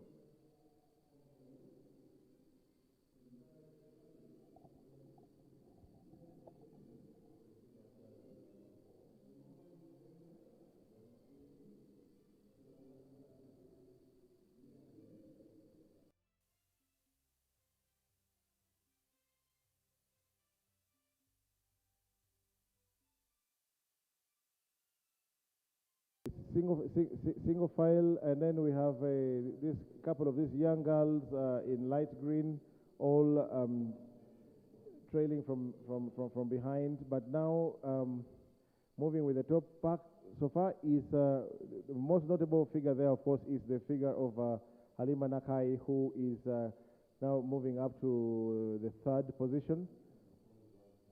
But yes, let's wait and see how the race unfolds as they come to the line, and they will be left with 2 laps. So the next lap, we will see them come hit the bell.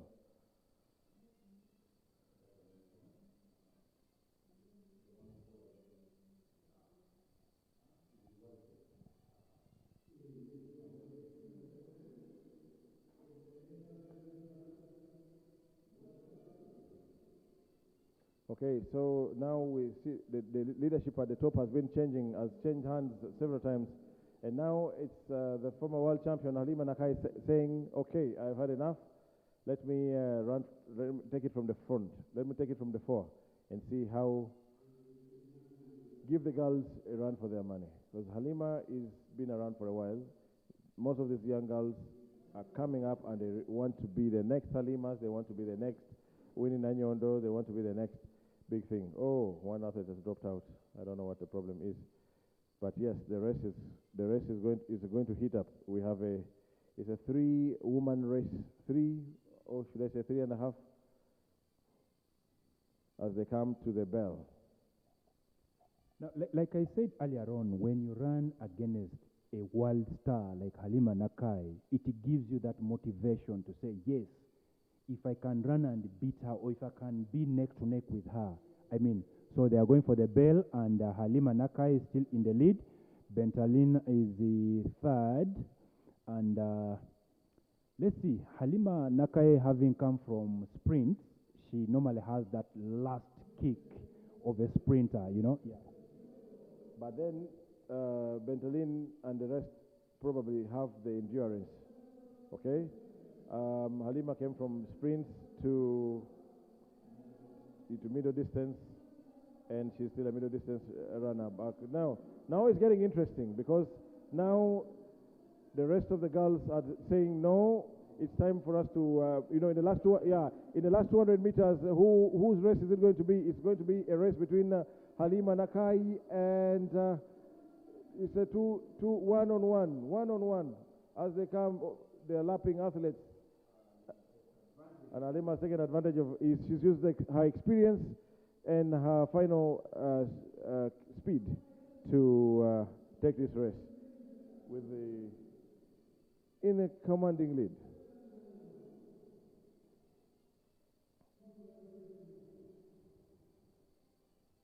Yes. Now, I'm very sure this lady who was number 2 after Halima will celebrate having led Halima at least for 40 meters. That's an achievement, running against a world star of Halima's caliber. I mean, if all our senior athletes, our stars, if all could come and do what Halima has just done, I think our competitions will be more meaningful, because the young generation will always look forward to running against such world stars. And I mean, it's like when Francis steps back to his former school. I mean, by the mention that I'm an OB here, was here some years back, the students will want to emulate and say, yeah, I also want to be like Francis. I mean, when I come back also, and they give me that respect that an OB has come back, yeah. Yeah, it feels good. And especially if you're a big name. I've always said this, and this is something that I remember. I always quote this guy, Kojo. If you remember the sprinter called Kojo, that guy from Musoga. So it was something he always said whenever, because back then we used to run from Chambogo. the grass track. And every time the trial ended, there was some kind of like a meeting or like a briefing from the officials. And Kojo always said, why do we not have our stars coming to, to run here? And he was pushing hard so much because that was the era of Davis, Kamoga, and the like. So he would push. Why does Kamoga not come and run here at home so that we see, so that we measure ourselves against him? Even if he leaves me by 5 meters, it gives me an idea of how much work I have to put in, That was in the mid 1990s. Remember, Davis Kamoga at the time was Olympic bronze medalist, 1996 Atlanta Olympics, and then the following year, the World Championships, he followed it up with a silver medal behind Michael Johnson. Yeah, so he was there. He was up there at the very, very, very, very, very top. So Kojo always says, guys, we need this. Guys, we can do this. Guys, let's do this. The top athletes, So anyhow, that was it. It is what it is. So I hope that the top athletes, our seniors, I hope they're listening. I hope they can take this consideration into, take this request into consideration. We'll be very happy. Who was the toughest opponent you think you faced in your running career, by the way? If I'm just asking. This is off topic. That the one guy that when you find him on track and you're in the same heat or the fight, that one guy who makes you think and scratch your head like, damn, what has he got today? I've had quite a number of them from different levels. So if I may, if I can go back to my district, that is Kabarole, Fort Potro to be precise. I had this boy from Arua. He was in St. Leo's College. I was in Nyakasura School. His name is Mustafa Likambo, the grandson to the former vice president in Amin's era.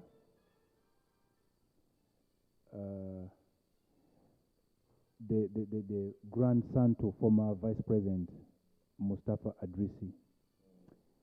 Likambo is one guy who always gave me nightmares. Yeah, because each time, and that was the time I hadn't discovered myself well. So I thought I was an 100-meter runner. Yeah, because I was the best in my school. And of course I would represent my school well. So I would always be second to him. But whenever I would go for like 200, I would beat him. So I didn't know where my strength was. So until I discovered it, but he was one guy who used to give me hard time. So until I discovered myself beating him better in 200, so I left 100 for him. So coming to nationals, I had a guy from Jinja called Swaib, Abdallah Swaib, aka Swaiburi, the corner specialist in 200 meters. Damn, that guy was good. And another one is Odwar Stephen from Tororo. 2004 at King George Stadium in Tororo, Odwar walloped us from 100 to 400. Mercilessly, he beat us like wow, as if we were walking and for him he was running. So, yeah. But of course, I give respect to many of my competitors, or former competitors. Alinga Imoko, he would come from Arua, would meet here, and we clash badly. And the likes of Kasanga from Hoima, Mudola from Iganga, Onen Chan Rogers, aka Kabaka, from Gulu, the late Toli. We have a Team Dawa in 400 meters. We have a Kirol Dennis now in UPDF. Back then was from Soroti, Oita Ali. Quite a number of them. I give them respect. The likes of Kasule now is in Finland. There is Mokisa Ark is in the US, in the army. These are guys who are thorough. So I would always dream competing against them, but beating them was another thing, you know. Yeah. But of course, each time I beat one of them, I had to celebrate because they were a hard nut to crack. So we have the first hit of the 1500 meters men on. I don't know of major names here. Let me first go through the start list. And yeah, we have Kiprono, Isaac, Kipruto from Buko, Alema, Brian, Arua City, Chebet, Isaiah, Jacodev, Chemtai, Calvin, Jacodev, Sande Abraham, Tororo, Chemtai Abraham, Uganda Police, Chelimo Samuel, Chelimo Isaac, Chemos Mudafari, Chemos Jackson, Chepkuri Joshua, Chelangat Davis,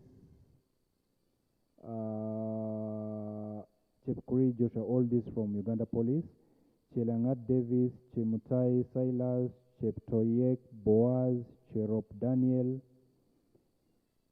Komboni Daniel, Kiprop Hosea, Kiprotich Sam, all these are Uganda prisons athletes. Kiplimo Alex, Cherukut Milton, there's Musagala of Ua and Wabutwa Farid of Ua. Yeah, so in this heat, Musagala Ronald is the man to beat.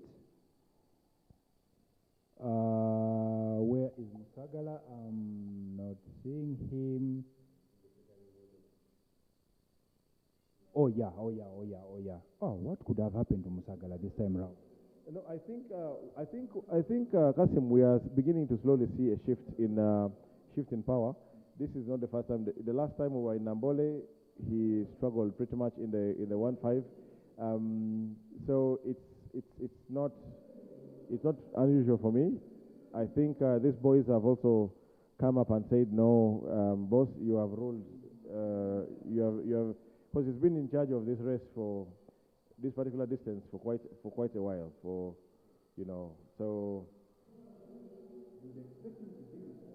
usually, yeah, he would be way out there. So maybe, just maybe, yeah. Would this be a tactical race that is running to qualify?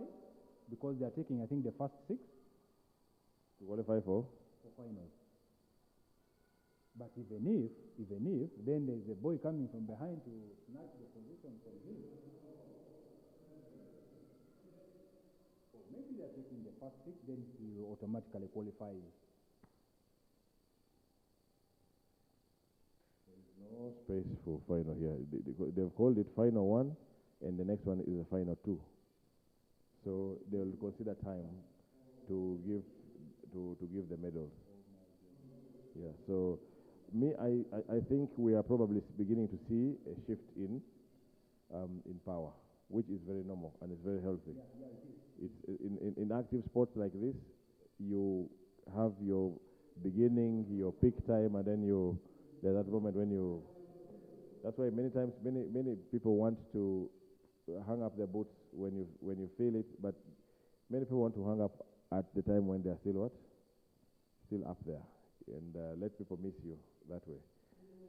I would, if I were an athlete and I was a star, I'm one of those who would happily hang up the boots when I still got it. Yeah, so that's it. So next on track is going to be final number 2 of the men's 1,500 meters, and this one has about what? We have 22 on the start list, but it doesn't reflective of what we have down there. But yes, nonetheless, we have the second After the 1,500 meters, we will have the 3,000 meters steeplechase for men final, and then also the same for the women final. And then thereafter, we will have 100 meters men semi-final, 100 meters women final.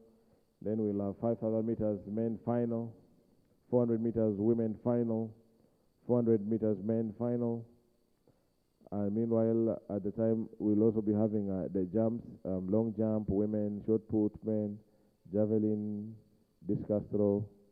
Yeah, and then we proceed like that. We'll be telling you the programs as we go on. It's a very unusual national championships. We're having to finish everything in one day, which is totally not heard of in the past. But well, let's go with it as it is. The circumstances are way beyond Athletics Uganda.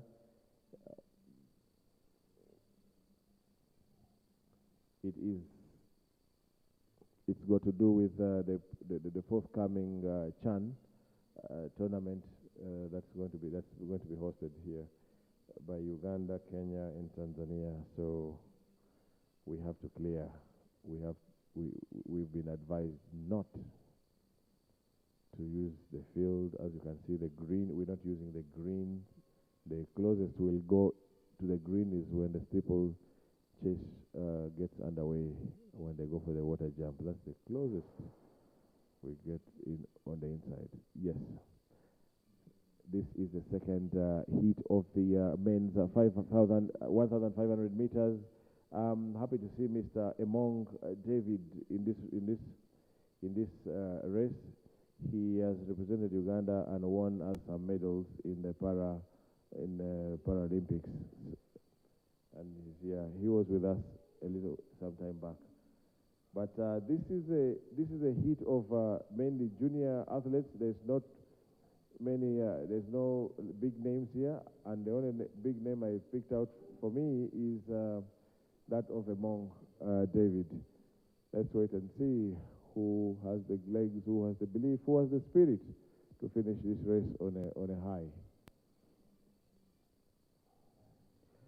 We continue to remind you, dear viewers, kindly subscribe to this channel, like the content, and in this way you will not miss out on any action from Uganda. We will always post the best of Ugandan athletics on this channel. So kindly subscribe, like and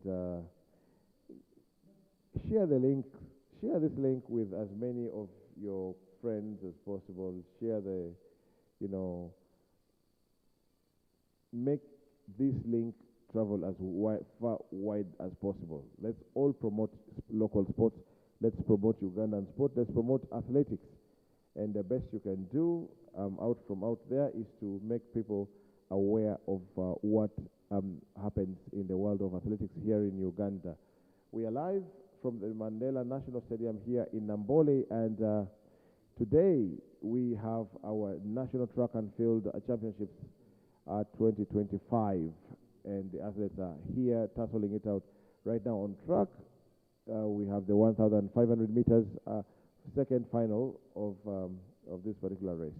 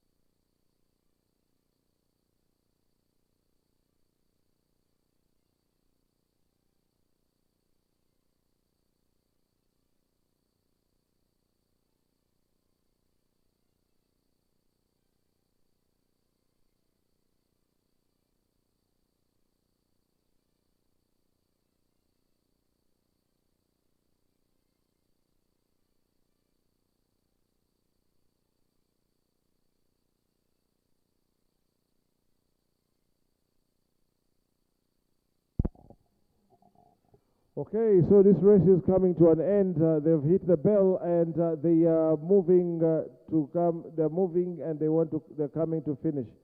I am just happy to see among David. Okay, right now he's in second position, but I see someone is struggling to overtake him. But I don't think anyone is going to catch this gentleman.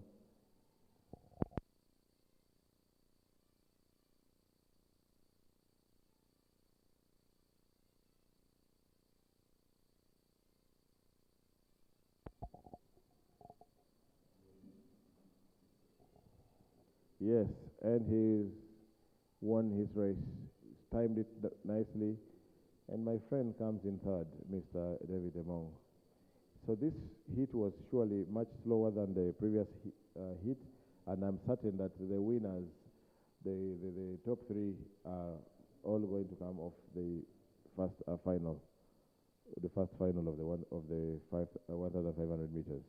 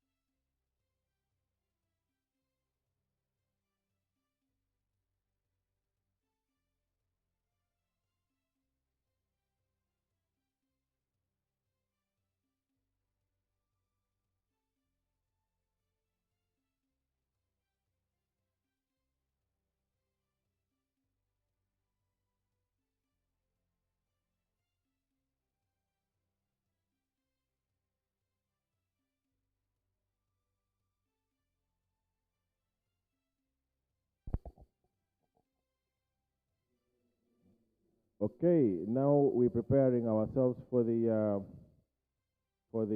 steeplechase. The 3,000 meters steeplechase is coming on next.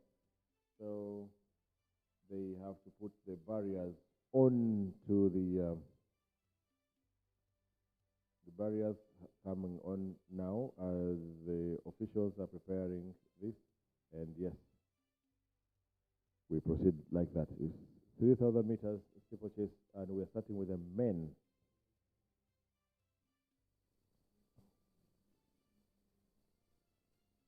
So in this, we will have Aganyira Brian from Masindi. We have Chemunumwa from Lucius from Tororo. Magoda James from Uganda Christian University. Chebet Junior from Uganda Police Athletics Club. Naibei Peter from Uganda Police. Chelangat Caleb from Uganda Police. Chelimo Dolphin from Police. Chemtai Vincent from Uganda Prisons. Oh, even Chelangat Caleb is from prisons. Ndiwa Toretich Eliphas from Uganda Prisons. Okecho John, Uganda Prisons. Rotich Gideon from Uganda Prisons Athletics Club. Wandera Derek, Uganda Prisons Athletics Club. Ayeko Simon, UPDF. Chemtai Leonard from UPDF. Kwemoi Agri from UPDF. And Kibet Kelvin Ndiwa from Uganda Wildlife Athletics Club. These are the guys lining up for the 3,000 meters steeplechase. It's I want to see what Chemutai Leonard has in store for us today. He is, for me, the man to beat in this particular race.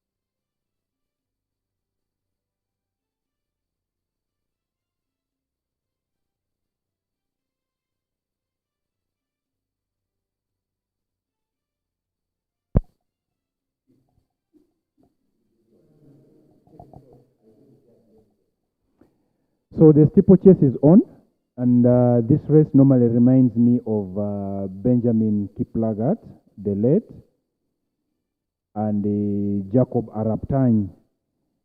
So these are two gentlemen who had really made this race their signature, you know? Yeah. So the men are on.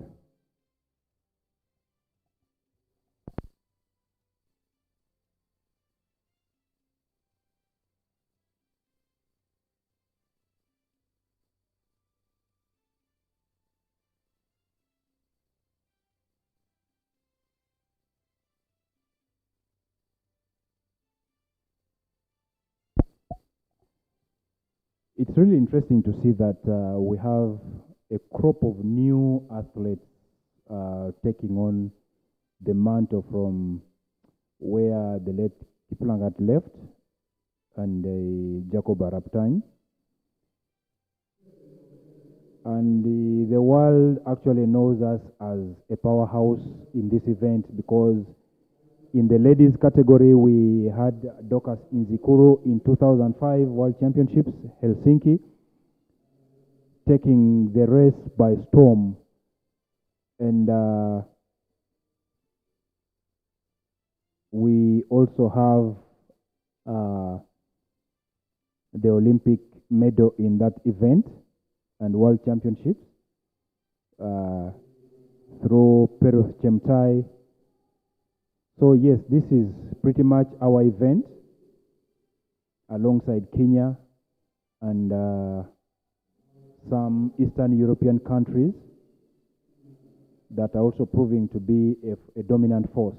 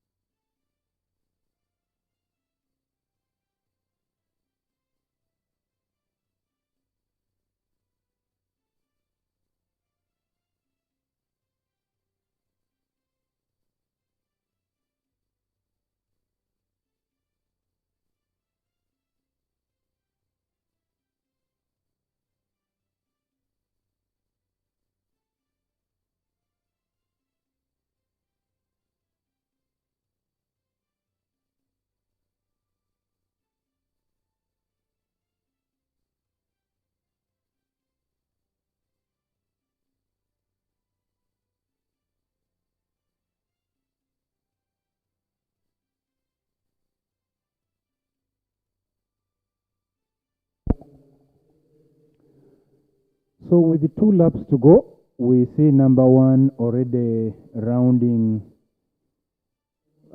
some of the athletes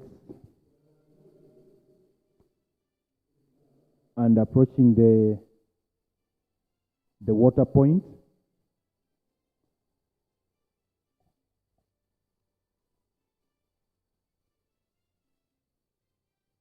Number 2 is also rounding the last athlete.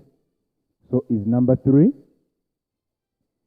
And the gap is growing gradually between number 1 and number 2. And the number 1 goes for the bell.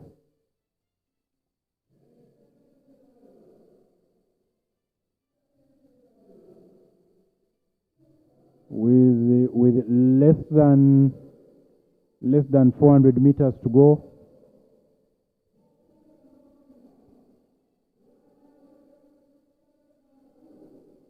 Less than 300 meters to go. So number 2 is actually basically waking up from slumber, trying to close the gap between him and number 1.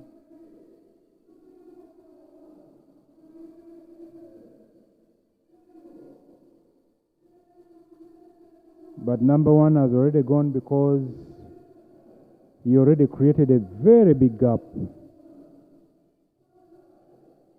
The last water jump.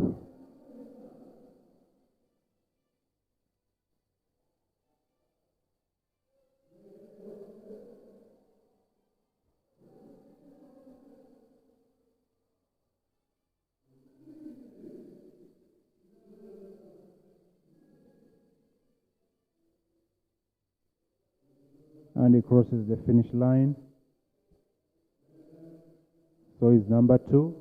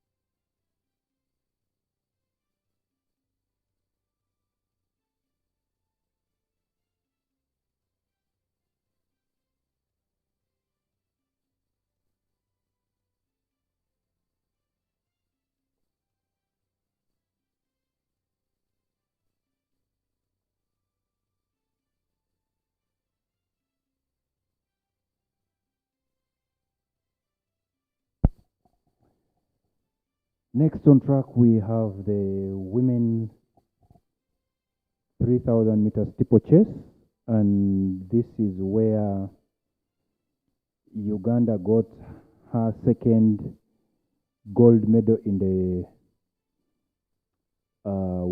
World Championships, courtesy of Dorcas Nzikuru, 2005 Helsinki, and Perus Chemtai, that was Doha, but before Doha it was Olympics. Doha was 2019. Doha 2019, that's Halima, and it wasn't. No, I'm talking of steeplechase.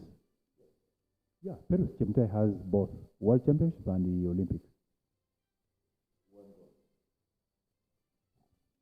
She won gold in Olympics 2020. Please, Google. Unless I'm mistaken, but Perus Chemtai, to the best of my knowledge, unless I'm forgetting my history. Yeah, we can cross-check. Yeah. But nonetheless, the ladies are getting next on track for steeplechase, and it's going to be final.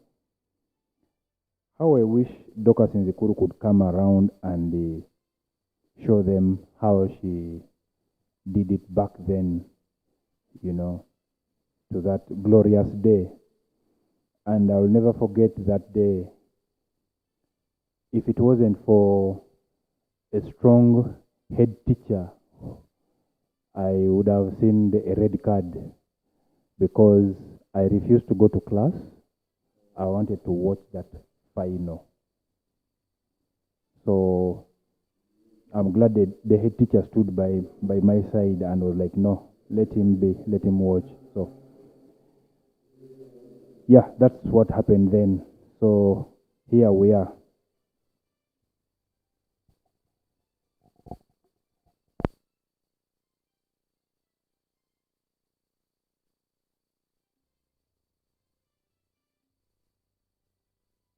Actually, Perus Chemtai has two Olympic medals. First, in 2020 Tokyo Olympics, where she won the gold medal, and then in 2024 in Paris, she won a silver medal. She has a bronze medal from the Commonwealth Games. She has a silver from Accra 2023 Africa Games, and the World Under 20 Championships. She in Tampere in 2018, she has a silver medal.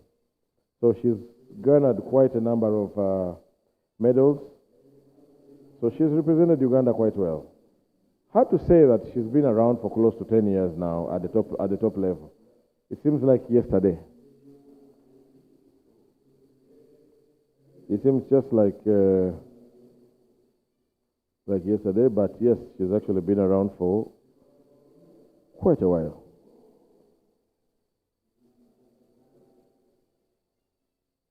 So the girls for this 3,000 meters steeplechase, we have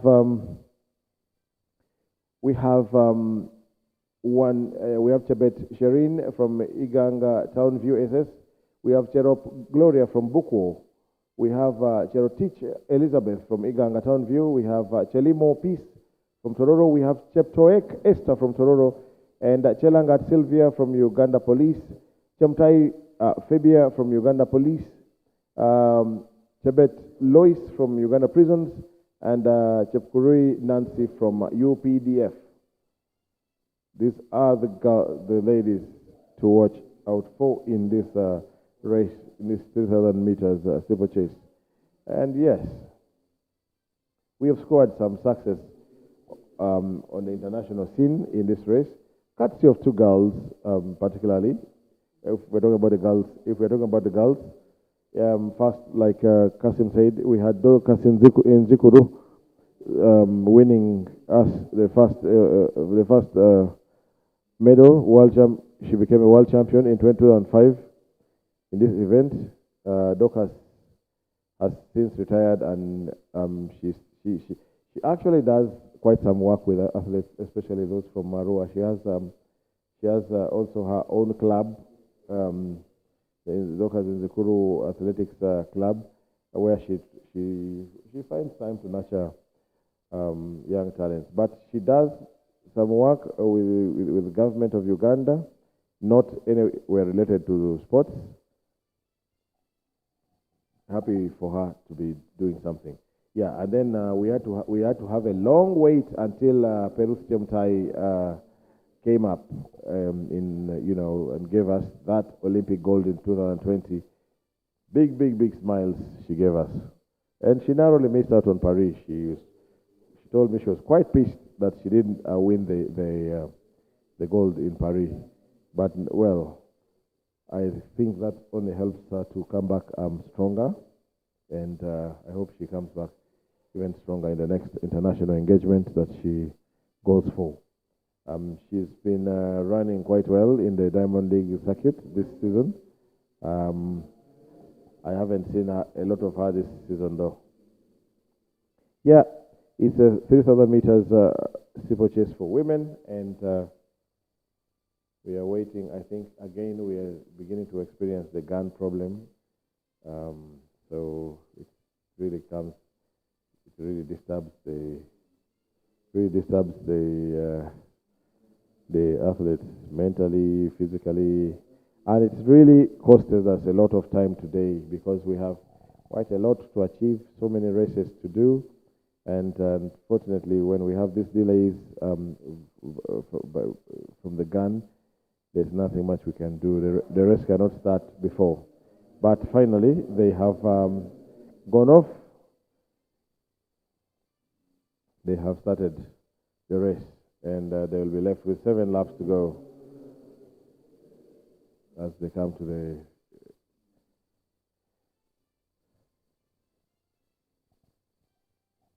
so they run the first 200 meters or so without any barriers, and then as they cross the line, they'll start meeting the first barrier, and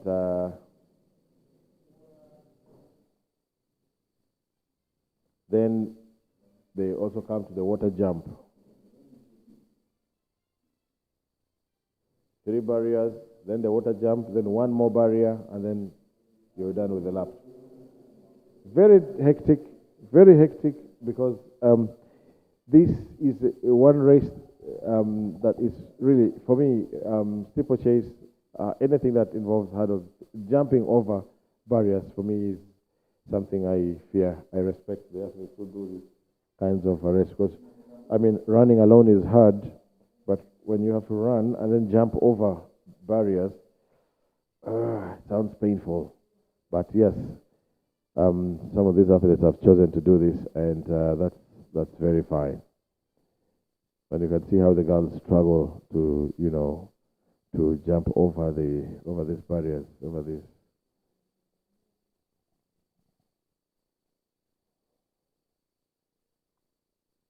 And this is a race that has been for so many years was so much dominated by our brothers and sisters from across the border from Kenya. It's only now that other people from other countries have also come in. We have had Sufyan El Bakali, especially that tall guy. He's really hit this race quite nicely. He used to challenge. He had many epic duels with Conseslus Kipruto of Kenya, and Kipruto, I don't know if he still runs. I've not seen him around for quite a while, but El Bakali still runs. And now we also have the Ethiopians that have come up and are doing very, very well. North Africa, basically the North Africans and the East Africans. But in Uganda, we have registered very little success, especially when it comes to the male. When it comes to the male, we have not registered many successes. Hopefully that can change. Hopefully more people can adopt to running the steeplechase. Interesting to say that yes, our first Olympic medal gold medal in athletics came from the great John Akibwa, who won gold in 1972 in the 400 meters hurdles. So it's interesting. It's funny that we don't do hurdling so much as is supposed to have been the case. Well, perhaps it's a mindset issue that has to change for us to start embracing more and more of these sports. You never know what talents lie in there. I know we have abundance of talent in the grassroots. We have very many talented young boys and girls in schools, in the school systems, and so on and so forth. So it's a matter of tapping into that talent, and then we shall probably be able to compete favorably with the rest of the world in these distances.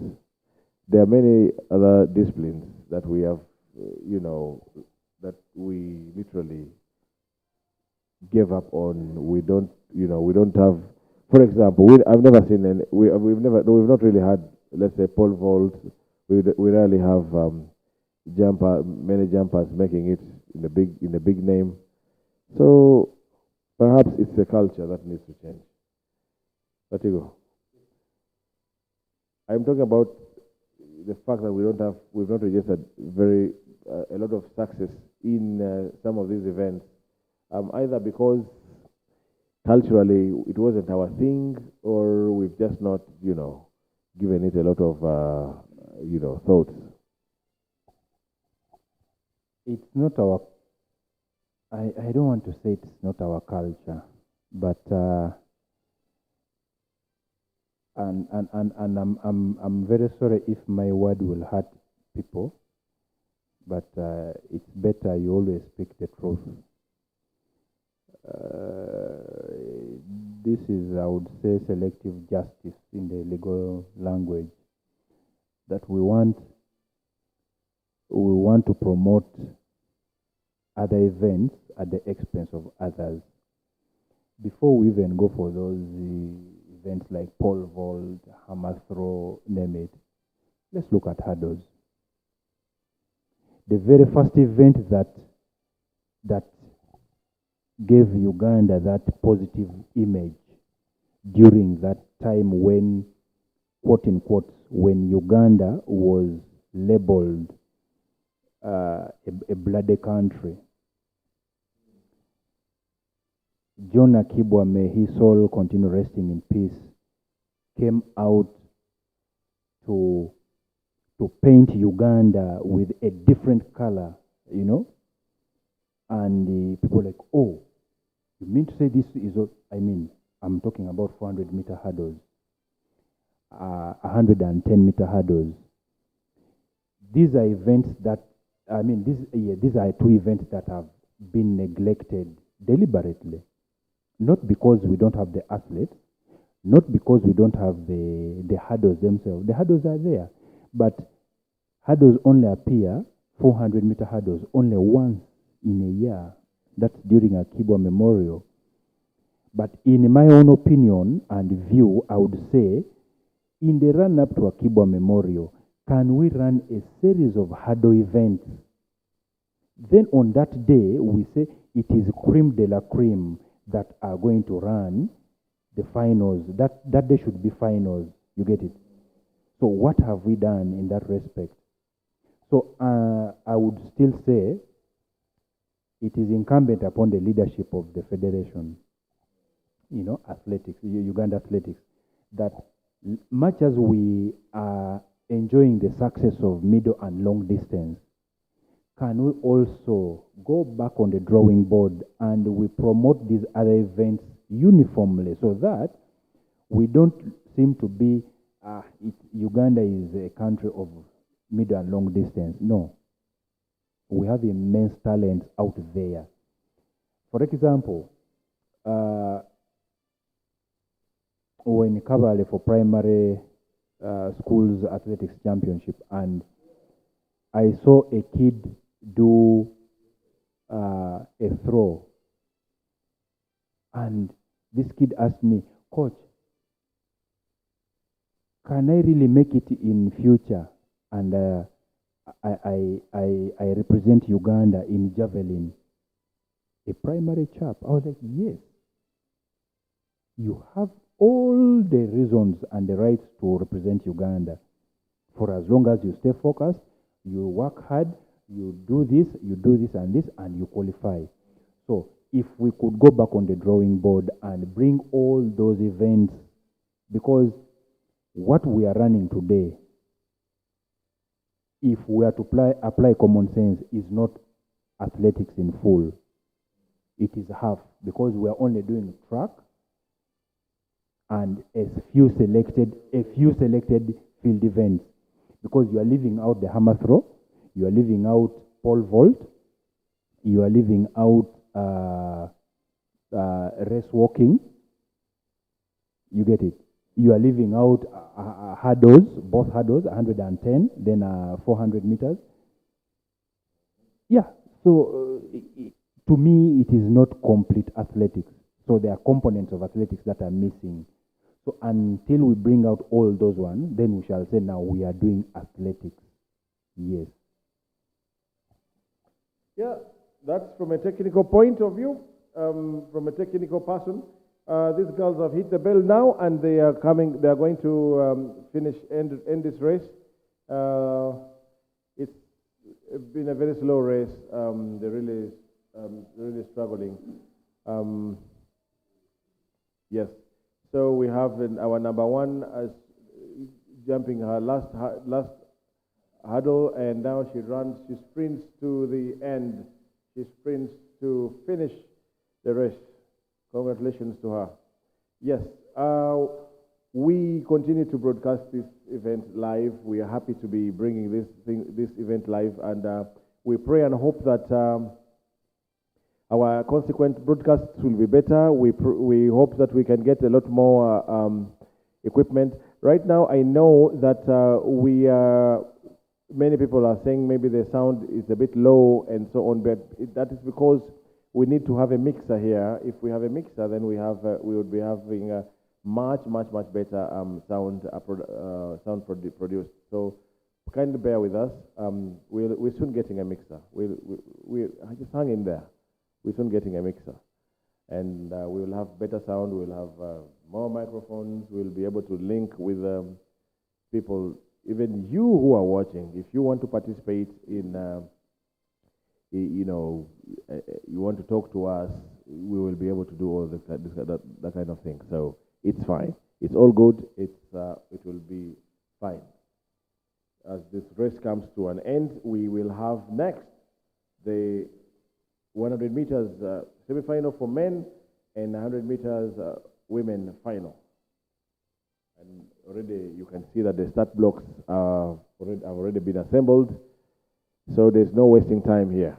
Every race once every race is done, the next race is just around the corner, because we have many other races to finish within today. This has been crazy. National championships in one day. This is a record. This is a record. I don't think this has happened in any country. This is a record. But it's beyond us. So there's nothing much we can do about it.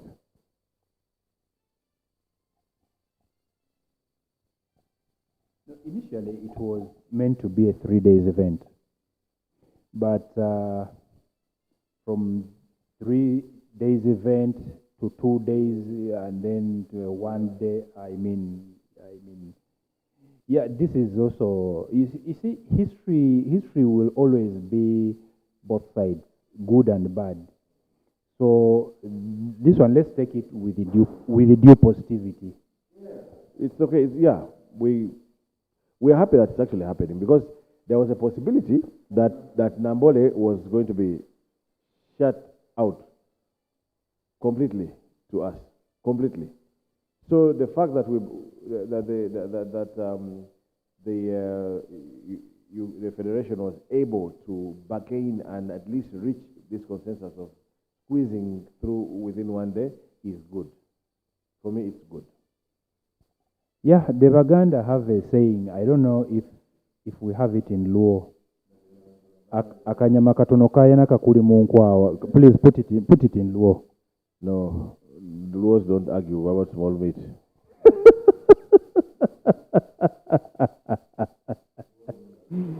We don't argue for small meat. It is either meat or no meat. Okay. Without meat is not a meal to the Luo. You heard it from the Luo man that a meal without meat is not a meal. You are eating, but you're just eating to live. And this girl is being applauded as she comes to finally finish the race. And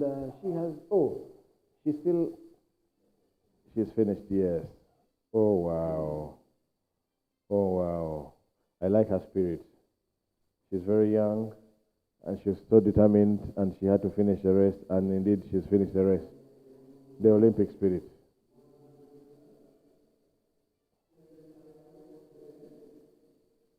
So now let's wait for the 100 meters semi-final men, and then we'll have the same distance for women, but it will be final.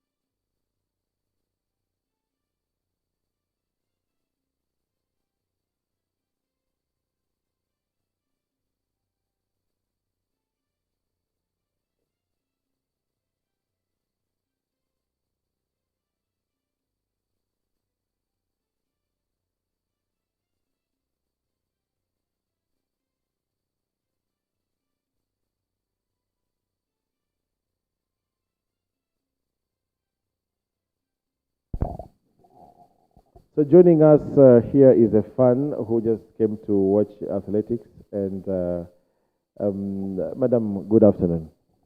Your name, please. I'm called Edith Mhanda. So how do you find watching athletics? I mean, I know not many ladies love sports. I'm not a sport fan, but I love athletics. Watching it is fun for me. It's interesting. Yeah, it takes my time when I'm watching it. I feel okay. I feel good seeing how they are doing it, especially the running as they are doing right now. Yeah, I like watching it and takes my time. I love it so much. So is this a place you would bring your children, like, easily? Yeah, they really like. One of my sons, he likes it so much. Yeah, he does it even at home. He's still young, but you can see that he likes it. Yeah. So what do you think we could do better to make this day more fun so that you can attract more and more people, so that even you, as you're coming, you can even tell your neighbors, your sisters, or your cousins, and tell them, you guys, let's go and watch athletics? Yeah, what I could say is that you could be even telling people to know more about it so that they can come and give these people who are doing it, yeah, they give them courage, we shout for them, yeah, because many of us, we don't know what is really taking place most of the time, but if you can advertise and we know it more, we can usually be coming with a group and then, yeah. Yeah, so she raises a very interesting point, and she says if we did some more in terms of advertising the event so that more people get to know about.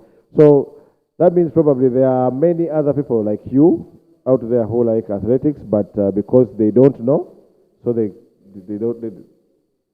can't come. That's true.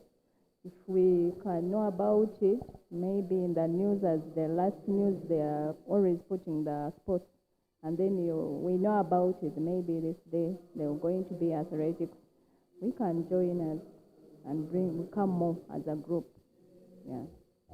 Is there any one moment that stands out for you in the world of athletics? Anything that Uganda has ever done that makes you feel like, yes? Maybe when these people go outside our country and they do these athletics and they won, yeah, I feel good and I jump when they bring us more medals. Yeah, I feel so good about it. She was the other lady. Forgot the name. She was the first lady I knew in school. Yeah, and I love her so much. But I don't know what happened again. Well, in Zukuru ran in 2005. So if you look carefully, that is how many years ago? Almost 20 years ago. So definitely age, when you're playing, eventually you get to grow old and you retire. Yes, we'll continue chatting with Edith as we go on, but right about now we have the semi-final of the men's 100 meters, semi-final one, and there was I think a false start there, unfortunately. So let's wait and see what the officials will tell us as the athletes come back to their blocks.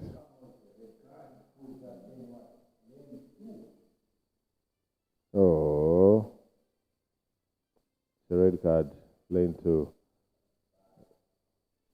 It's a big shame. What to do? So the athletes kind of Tigman, run us through this one. As I see, Isabide is going to be running neck to neck with Tyson from Kenya, but also before Isabide is Adome Pius, and it's a strong field.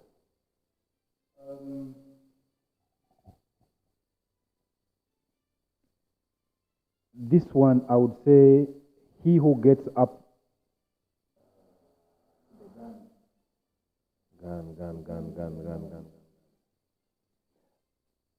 It's a tight group comprising of Olipa Sharif, lane 3. There's that gentleman from Kenya. Is it Tyson? Yeah, Tyson, Issa Evere, and Adome. But I want to give it to Tyson.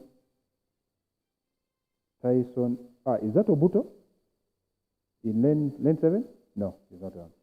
So it is Olipa Sharif, Tyson, and Isabile. The rest is among those 3. But like I was saying, he who gets up fast and pretty well off the blocks will take it.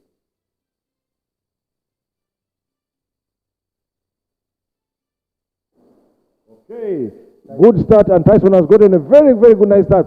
It's being chased down by Adome Pius, and it's going to be Tyson all the way, and Adome Pius comes in second, and it's a close call for who has come in third. I think probably Musa Isabide, but yeah, like you said, it was going to be a battle between Tyson mainly and chased down by Adome Pius and Musa Isabile, I think.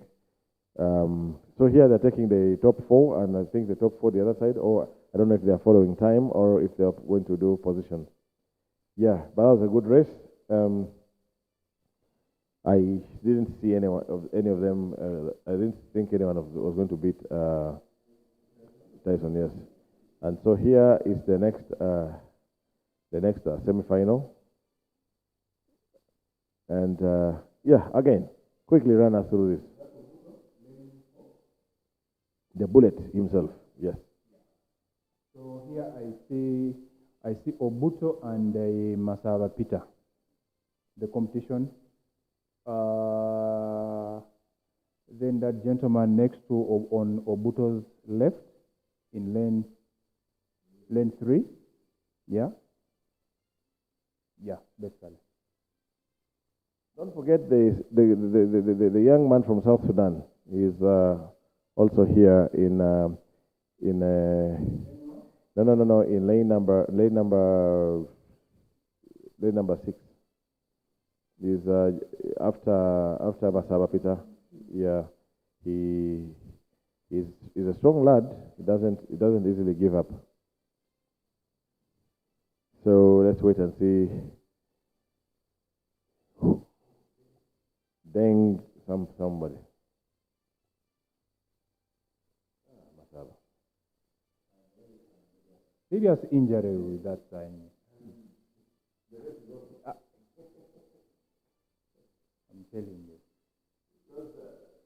The 100 meters sprint is not one in which you say you're going to pull and you're going to persist, to the end, because the speed, you're running at top speed throughout, and there's nothing like, if it's going to be so many laps around the track, you can say, okay, let me insist and go on with this one.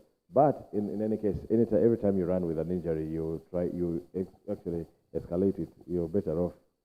You feel it, let the medics handle you, and get well, then return into action.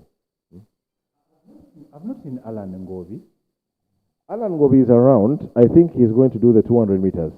I saw him earlier on at the warm-up track when I went out there. I think he's preparing for the 200 meters. Paolo, he's wished us luck on YouTube. He's probably running from YouTube. Don't worry. But I was also not seen Aboda Emmanuel. I don't know if he's around or not. Quite a number of guys are not here. What is the latest from Tarsis Orogot? I've not been up to date. Yeah. Yes. Now they are being called to their marks. I hope they gun. Please gun. Listen to our prayers. Listen to our cries. And don't kill the vibe.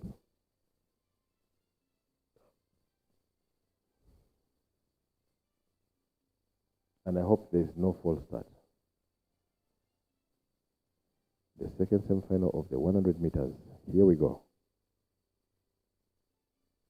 Okay, strong start from Obuto, the bullet as usual, and he's leaving the rest in his wake. He's going on very strongly, and chasing him down is Masaba Peter, but it's Obuto all the way, and Masaba Peter and the gentleman from South Sudan and the runner from UCU complete the rest of the other 4. That is if they are taking positions, but it was Obuto all the way. Was there any doubt? No doubt. Like I said, it was between Obuto and Masaba. Yeah. Yes. Obuto Solomon, the bullet, is the one guy I always say if we had 60 meters, if we had indoor facilities here and what, that guy would be a king. He would be very untouchable in the 60 meters dash. So Edith, have you ever considered, or did you ever do any sports when you were still younger? No, I didn't, because I didn't like it. But when I grew up, I was interested. Maybe where I was in the village, it wasn't all that considered Yeah, because I started in the village and I grew up there. I came to know athletics when I was a bit old to understand and like it. Yes.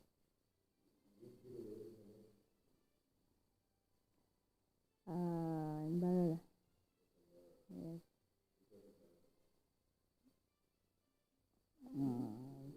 No, but I think maybe you cannot understand that part. There are many parts in Mandela. Sure. Just here. Yes, we are having a fun, and she's giving us telling us a thing or two about her love affair with the sport of athletics, and she's happy to have come to be watching it here now, and yeah. Every now and then we'll try to bring in as many other guests as possible. We don't want to bother Edith all through as she continues. We want her to continue watching from. She's sitting with us in the broadcasters' room where we are sitting today. We didn't want to be disturbed by weather, as we usually get disturbed when we broadcast from the other side. So, any last words to anyone watching, Edith? Yeah, I would say athletics is a good game, and I would like you people to always advertise when it is around here so that people can come and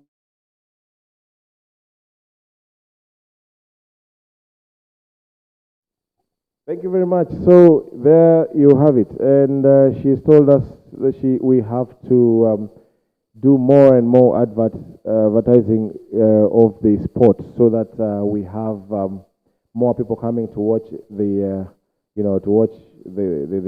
games or the races that happen here. Indeed, this would be a very beautiful family day out. By the way, you would bring your children, and then I would want to encourage some people who do the some of these things like roasting some mochomo, some chicken outside there, so that as you're here, you can always step out and take a bite and come back and stuff like that. And now we are going to have the 100 meters for a final for the women. 100 meters final. This one is tight. You have Collie Evelyn, you have Pio, you have this lady in lane 8 from UCU. It's a tight pass. Okay, but I think I want to give it to Collie, and they are going off very strongly. Nyawere Christine is also in the mix, but Collie is going to take this one definitely, because I don't see anyone responding fast enough to catch her. So it's Collie and then Apeo and then Nyawere. So Nyawere is a comeback kid at the moment. I was disappointed for the reasons for which she got suspended. Very disappointed. And then you can see it has taken a toll on her, because back then, when I first saw Nyawere Christian, she was literally chasing after Jacinth Nyamahunge. She was the next. You would see, she was right there. And when Jacinth left, you know she's, yeah. But then somehow, she's banned for 2 years. And now she's just coming back. She's just trying to rediscover. So during the ban, I don't know whether she did not train at all, or I don't know what happened. But also, we've not seen Bridget here today for the 100 meters. I do not know why. Bridget Mbwali from UCU. I don't know. I don't know what could have happened. But still going back to Nyawere, I hope and pray she has learned from the mistakes she made that led to her suspension for that period. However, like you said, I'm also happy to see her back. Yeah. She's one very talented girl. But apparently, I was told by Coach, what's his name? From Pua. Coach Raphael, yes, I was looking for the name of Raphael. And she was telling me a story of Nyawere's younger sister being very good. Very good.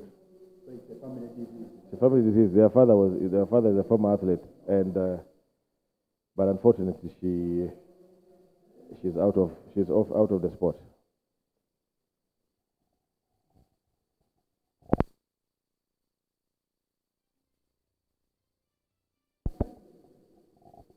So now we have the 5,000 meters for men. What a huge entry! Because we have only one day of competition. They've all been bundled in there, so they will all run in there. And wow, we have up to, on the start list here, we have up to 47 athletes. Quite big. But again, yeah, like we keep saying, you don't see the big names here, our biggest athletes. So we have people like Chebet Enos from Arua, Cherotich Abraham from Arua, Cheptoyek Thomas from Buko, Kipieko Dan from Jokdef, that is the Joshua Cheptegei Foundation. We have Musobo Deogracias Jokdef. We have Keino Samo Kangogo John from Kapchorwa. We have Amumpide Cosmas from Barara City. We have Mwerize Kenneth from Barara City. We have Wanok Morrison, Deja University. We have Mugisa Regan from Olympia and Motekanga Organization, OMO. We have Mawel Gabriel, refugees in Uganda. Mawel Gabriel Mogot Akuwei, refugees in Uganda. Israel Cheptoyek, Talenta Athletics Club. Kiplagat Eliud, Talenta.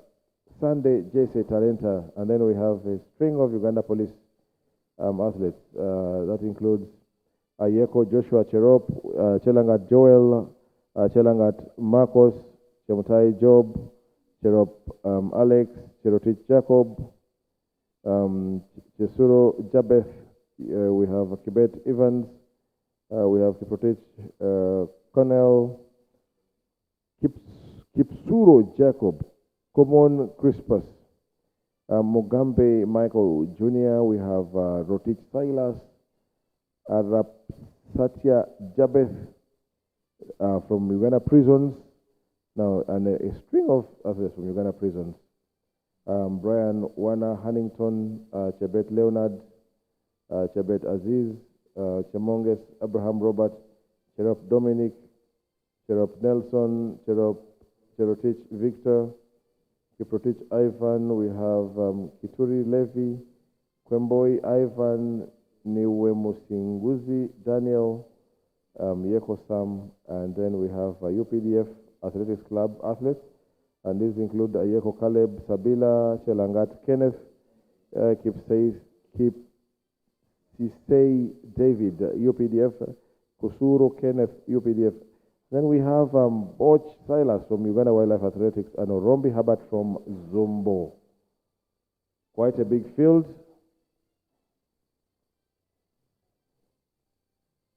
Quite a big field, and they're preparing themselves. They're all over the running up and down all over the place as the officials prepare themselves.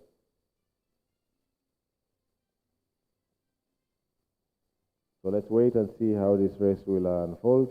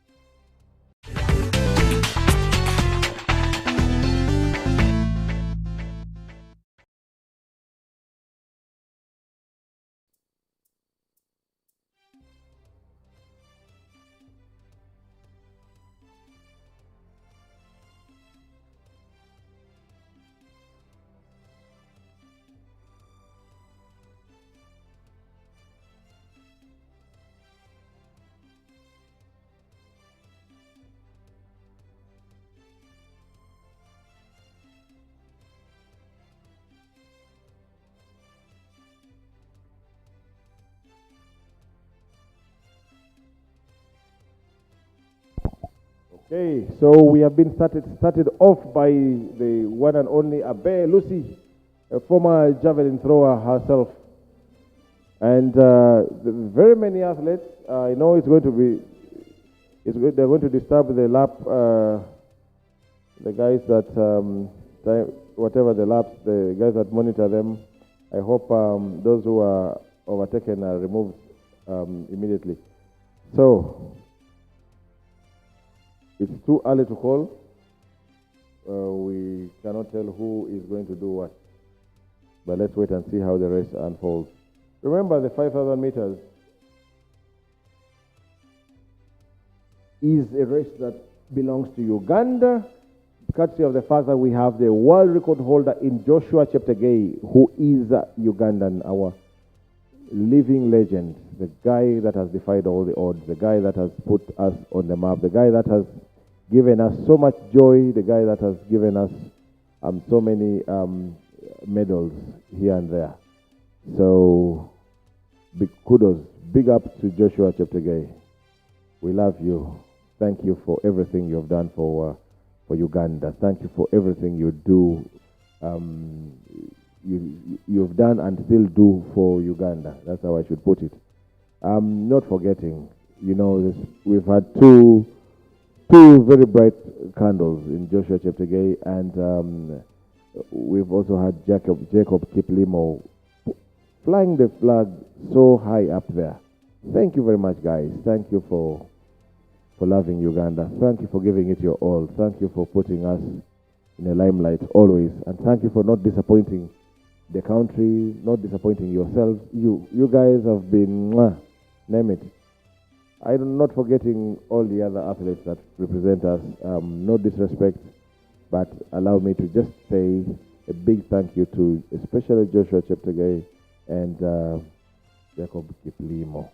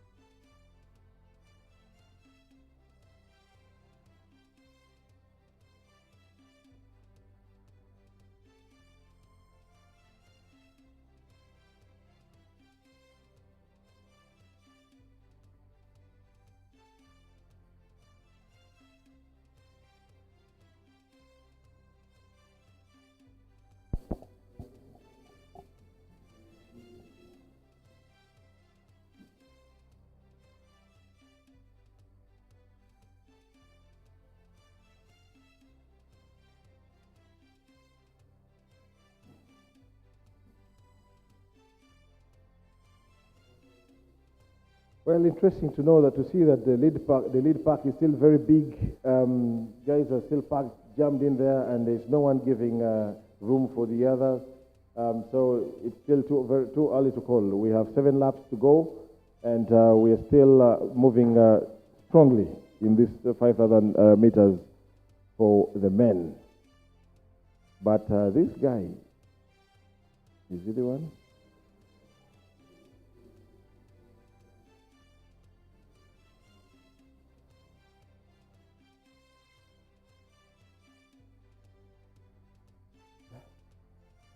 Sigma. What do you make of a 5,000 meters race? One, I see the number is just too big, too big. That aside, I don't know whether we are running it in heats or this is the final. And it's good that despite the absence of the big names, we still have a good number of athletes turning up for this. Yeah.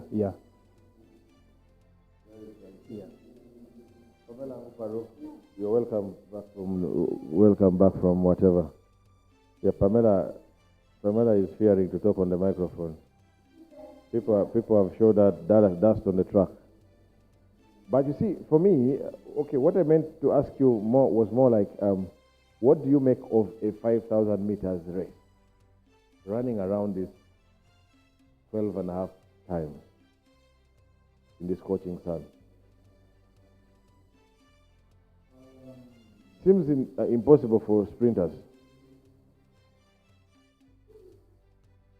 Well, long distance don't have particular conditions per se that affect them, in my honest opinion, because you bring a 5,000 meter runner to, you bring like this event, 5,000 meters, at noon, at 2, when it is hot, the athletes will go. But you give, even if you take them, you tell them to run under cold situation, they will still perform.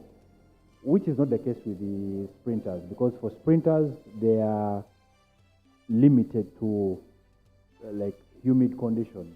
But when it is cold, it affects their muscles. It's what I want to believe. For me,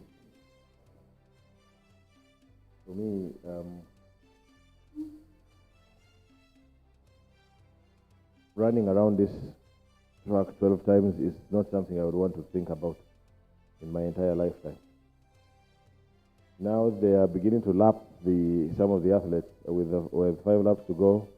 I hope those being lapped should come out. The guy is struggling not to be lapped. But, well, by the time they've caught up with you, he's insisting on not being lapped.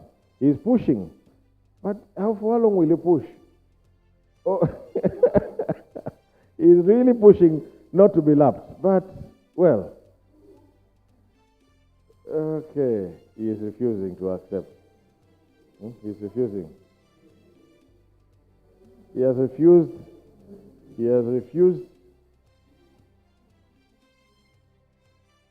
Yeah, so those lapped athletes have to stop running. He tried his best, but, well, they had to stop him.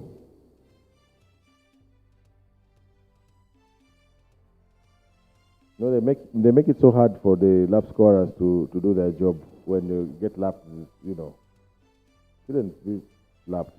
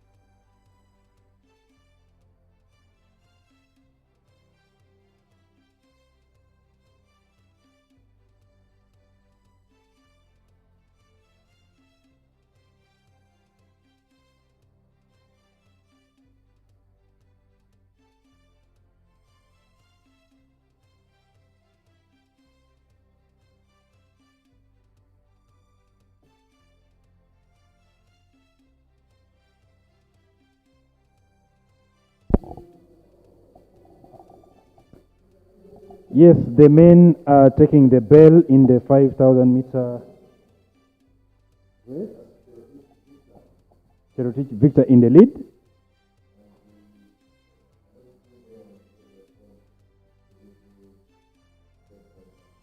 The second is that side, right? No, sir? That greenish, bluish, something. The gap is too big. Too big. And it's still continuing even. So,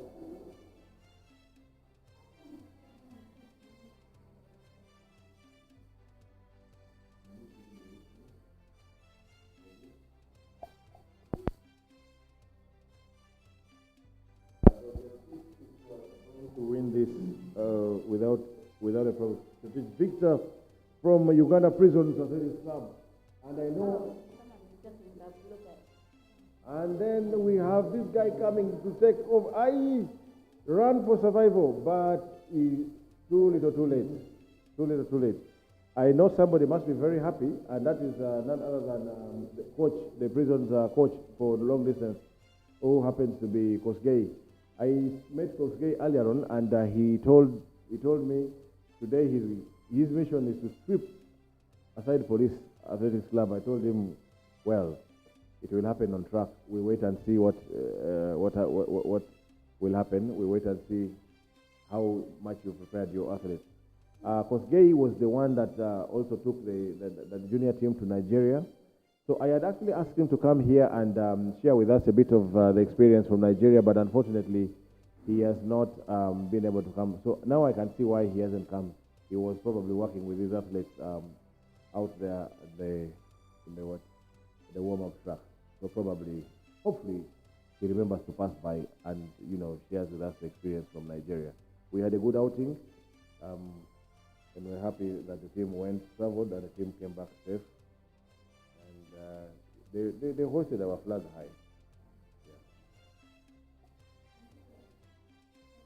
We have in the house a former athlete living. And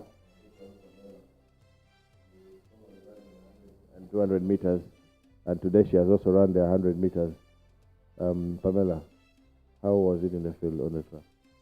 Amazing to be back. So you are back. You are running. Was this your retirement race, or you are actually coming back to running? This is the beginning of the start. For me, it's a bounce back and a good one. Yes. Yeah, but I saw them taking you seriously. They took me, but taking someone doesn't happen once. Rome wasn't built in one day. So it's a process. One time you may be 5 meters away from someone, and then the next time if you're able to come to 3 meters away from the person, just know that is already progress. So, process by process. You have improved from how many meters to how many meters being away from the number one? I think today was really good, the finals. I wasn't so far, and I feel good about it. I don't know the meters, but it was a good one. Angu Pamela, she is our good friend here. She always checks on us whenever we have this happening. And we're happy to host her. So next up, we have the 400 meters final for both the women and the men. And today, I must say, I am liking the team. In that team, what do you call that team of the keepers? Moving the starter blocks and setting up equipment. Yes, that equipment crew is one that I really respect. And I'm also liking the work that's happening in the call room, because as soon as the race is ended, the next the next set of athletes are readily available they're readily available on track. Earlier on I found Shida Leni doing some stretches down there with the Oija Fred. She wanted to do some stretching before the final. Now these ladies have just returned from Nairobi. They just returned from Nyayo. where the Kenyans had their trial for the World Championship. And I can see Mary was there, Banura was there, Shida Lene was there, Malvin Akwenye was there, and they meet here. Of course, without a doubt, Shida Lene has it her way here. She's broken the national record in the 400 meters quite a number of times. Quite a number of times. I don't know if she wants to aim at breaking another record. I don't know I don't know if she's in the best shape of her life to do it again. In this 400 meters, the final, she's there. She'll go in lane 6, and.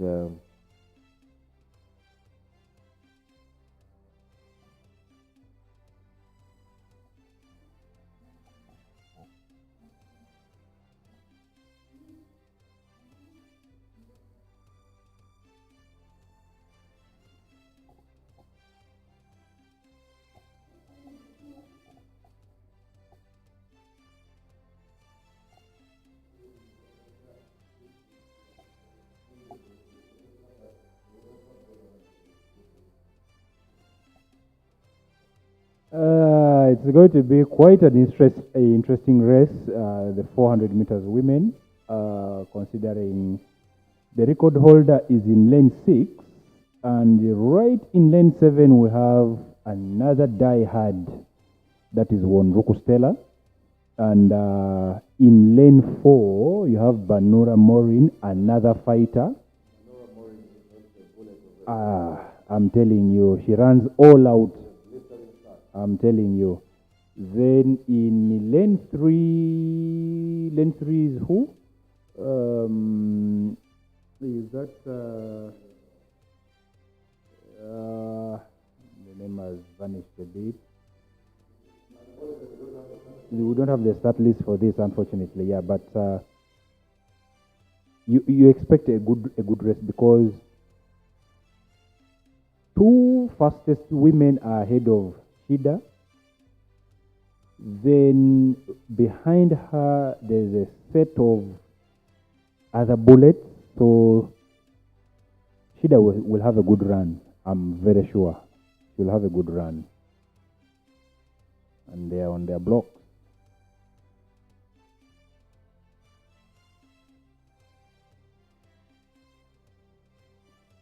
Shida Lene, lane 6, the record holder and the national champion. And there they move.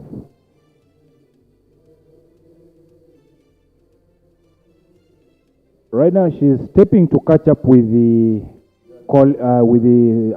Stella. She's already up on Stella Wonruku, and you can see she's already up on the girl in lane number 8. But also moving on very strongly, you can see is Banura Morin Akiki, who is already up on the shoulders of Wonruku Stella, and now it's pretty much a battle between Banura Morin Akiki and Shida Lene. But like I said, Shida Lene will have it her way, and she's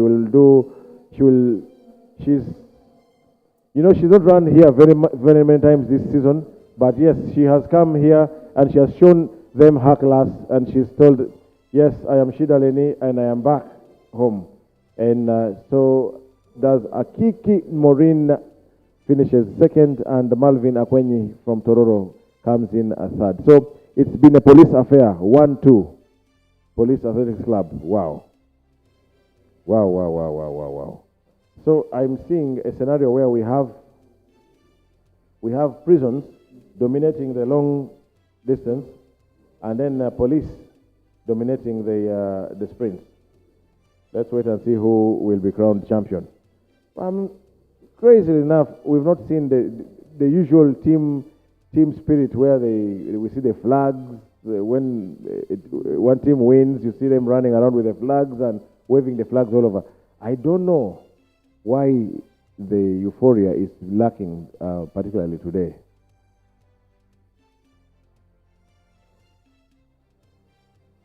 It was a nice race, but there was definitely no one was going to catch Shida Leni.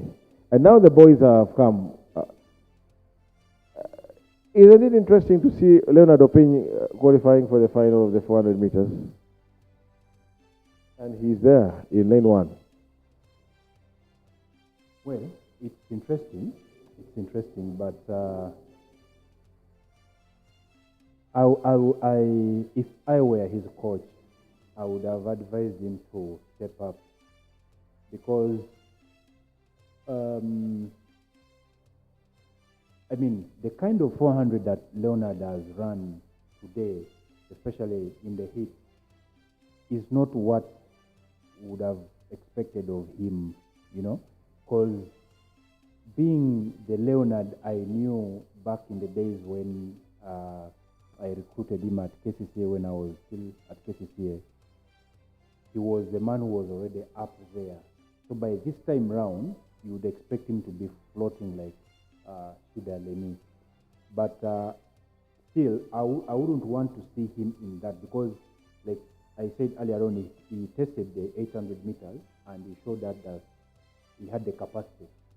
So I would have loved to see him up his game by stepping to 800 meters.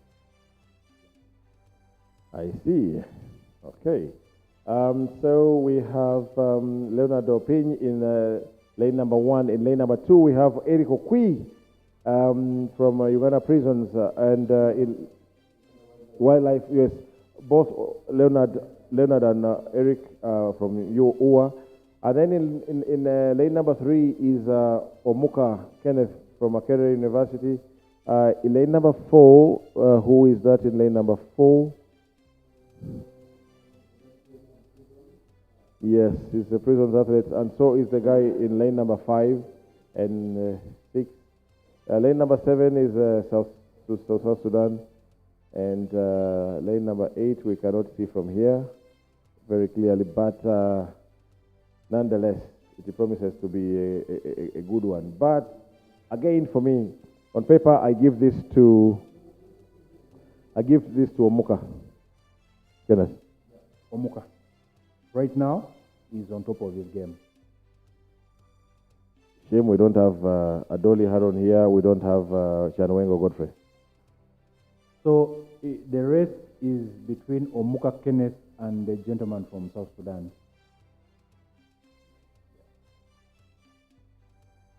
Okay. They go on their marks. Let's wait and see who has the belief. In the words of the most famous commentator. Okay. It's very even at the moment, but you can see that the gentleman from Prisons is moving, and they're moving up, already up on the shoulders of the South Sudanese, but also moving very strongly now is Omuka. Omuka has a way of turning things around at the 200 meters level, and now here he comes, showing his class to the rest of the field, and there is surely going to be no catching him, and the South Sudanese is nowhere to be seen. It is Omuka Kenneth being chased down by Eric Okwi, and Eric Okwi has the advantage, and Eric Okwi is going to win the 400 meters in the year 2025 National Championships. Eric Okwi is the champion of the 400 meters. I don't know what happened to Omuka Kenneth, but he had the race in his hands. But like they say, a race is a race. It's not over until it's over. It is what it is. Congratulations to Eric Okwi. He put up a very spirited fight, and he didn't give up. Normally, in most cases, in those last few meters, many people would be like, is it over? Because he had to cover ground, about 3-4 meters and take over the guy. I don't know, but I think Omuka Kenneth probably is very disappointed with himself. He should be very disappointed with himself. Having led, from the 200 meters mark, you could see he made his mark, he made his move, he kicked, and then, wow, it is athletics, and this is the beauty of sport. It is beautiful. What you expect and what you get don't resemble sometimes. You see, the beauty of athletics is that you don't win by going to the calculator. you are beaten, it is the finish line that determines. So it is not by how many goals you've conceded, how many you've scored. Yeah. So it is you against your lane. You and your lane and reaching the finish line. The finish line. Period. That's it. It's either that or not that. Yeah. So now, also going on, out of the stadium is the long jump women is done, is concluded.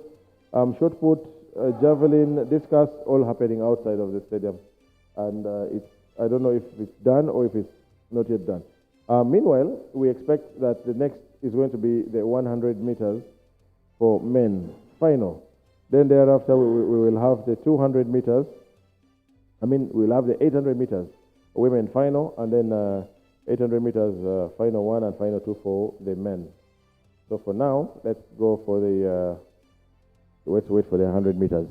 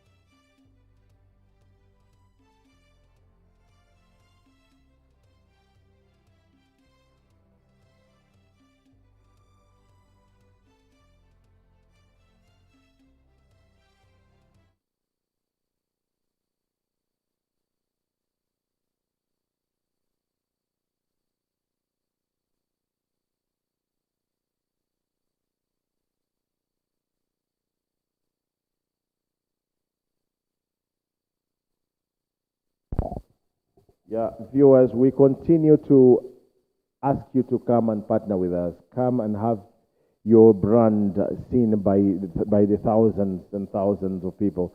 Come and advertise with us. Contact us with those contacts that you see on your screen. We have enough room, we have enough space to showcase your brand. We thank those who have been with us already before. We thank them for, and they give us very many positive, a lot of positive feedback that we get from them. Keep it here. Subscribe. Ask your friends to subscribe, and ask your friends' friends to subscribe, and ask your family to subscribe as well. And let's enjoy athletics together. Next up is going to be the 100 meters final for the men. Let's wait and watch the space.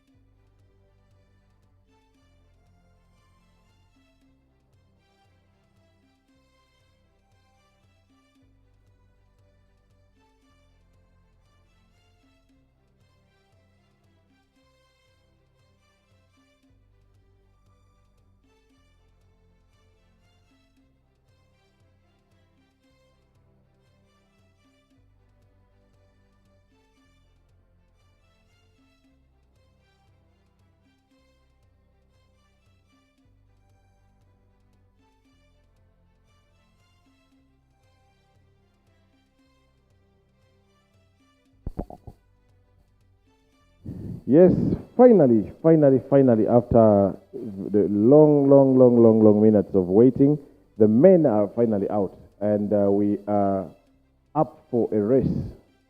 We have the 100 meters final upon us, and this is going to be a tough one. This is going to be a tough one. I don't know who is going to give Tyson Juma a run, because he has been most impressive. In the semi-final, in the heats, and in the semi-finals, he was the most impressive. But that it's a race, and it's too not easy.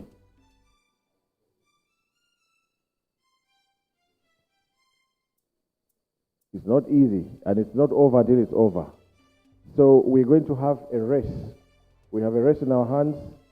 We have Adome Pius running well. We have Obuto the Bullet. So let's see who has the good start, who will maintain, and who will finally.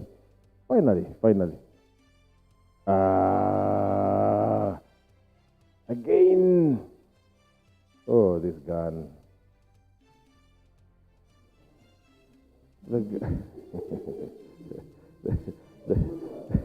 Okay. James here says the gun had cooled down, so it needs to be warmed again. Okay. Let's wait and see when the gun resurrects and he wakes up and he knows if he has to give us something, he will give us. But yes, this is going to be a good race. I really want to see what Obuto and Adome Pius have. They two have been the most impressive against Tyson Juma. So let's wait. Let's see how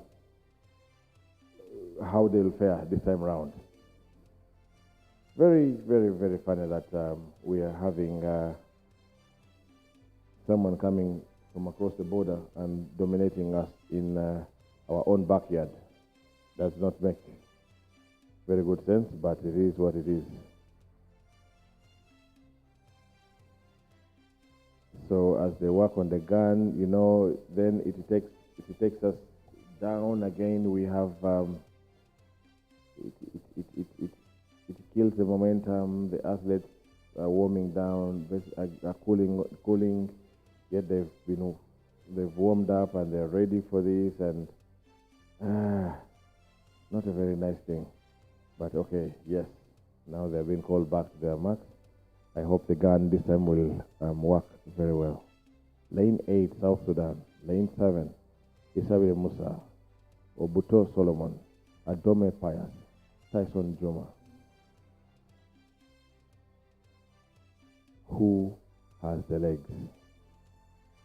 To quote Rob Walker normally says, who has the legs? Who has the guts? And clean start, good start from Obuto Solomon, and also moving on very well is Tyson Juma. It's Obuto versus Tyson, but Tyson is going to take this, and Obuto finishes second. Adome comes in third. So that means Obuto is very happy. He has beaten the homeboys. He is happy. Yes, Tyson Juma has won the race. Obuto has beaten everybody else. Wow. Congratulations to Mr. Obuto Solomon. He had a better start than Tyson Juma, but then Tyson Juma just used his speed, used his strength, took over Obuto, but Obuto hung on for the silver medal, and he is, he's beaten the rest of the Ugandans on the team, and I can see he's very happy with this performance.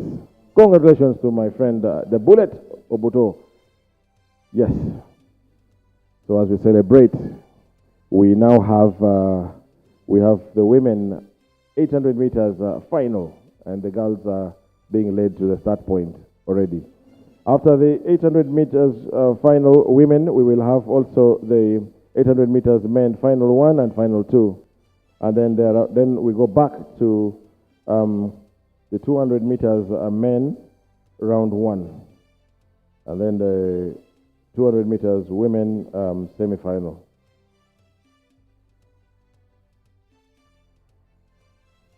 It's a beehive of activity here.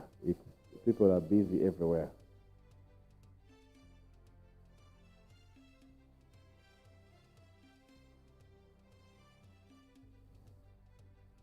We are live. We continue to say thank you for those of you who are watching and following us online. Thank you for keeping it here.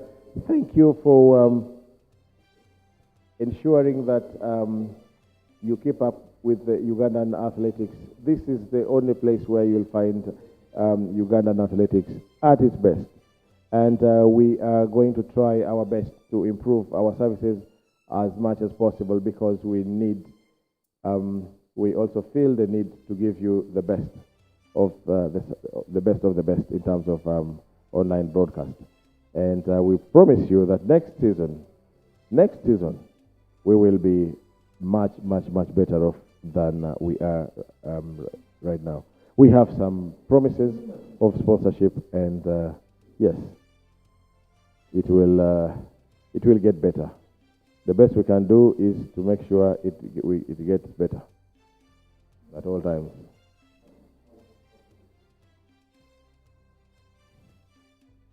So now we have 800 meters, and the girls are very young girls, no senior athletes in this particular race, no single one of them.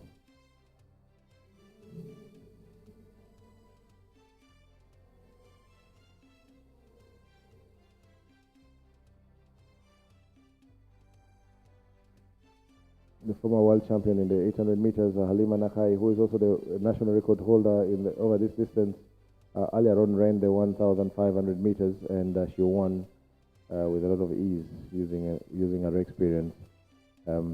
She's not here, so she's not running the 800 meters. So it's going to be these young girls running against themselves, and the rest of us will just watch and enjoy.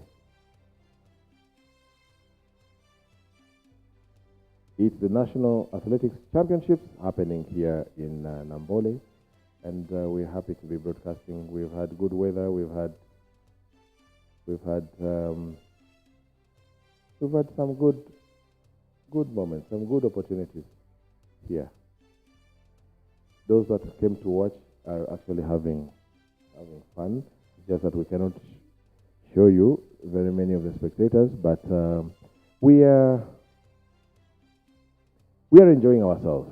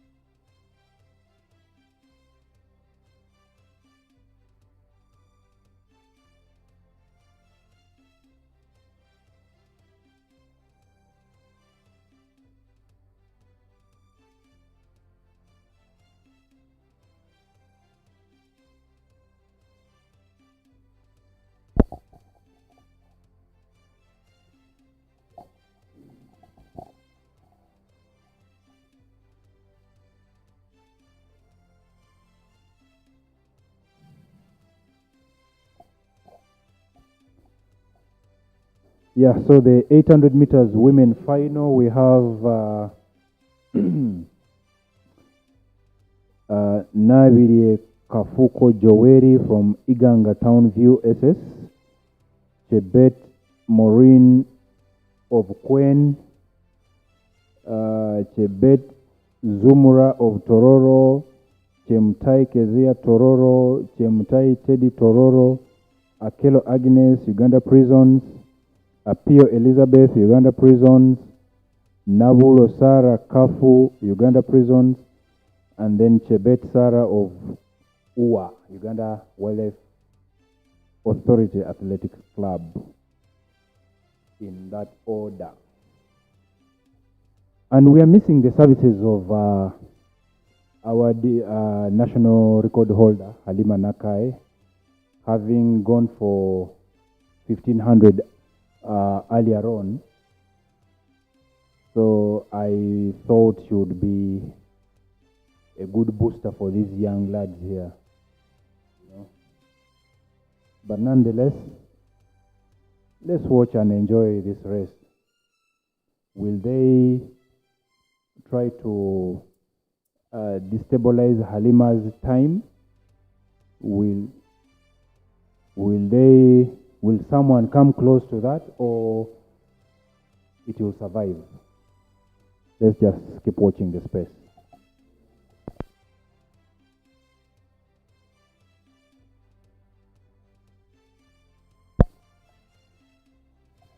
We were actually pushing on well until this machine called a gun decided to misbehave. So like someone one time said, there are lots of UPDF officers around the stadium. Maybe they could help us with one of their AK-47 rifles, and then we use it for firing these races. Otherwise, this gun will keep disturbing us here and there.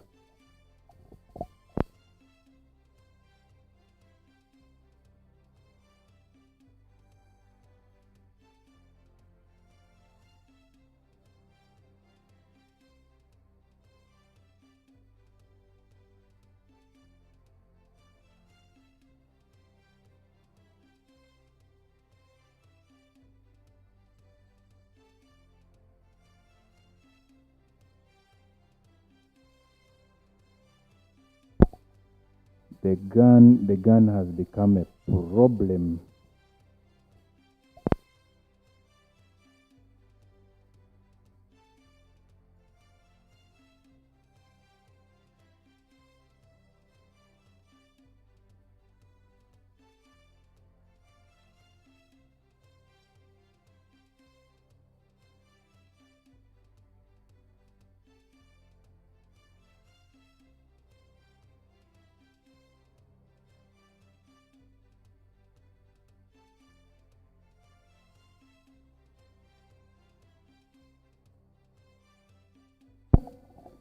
Finally, the gun has allowed to work, and the ladies are off.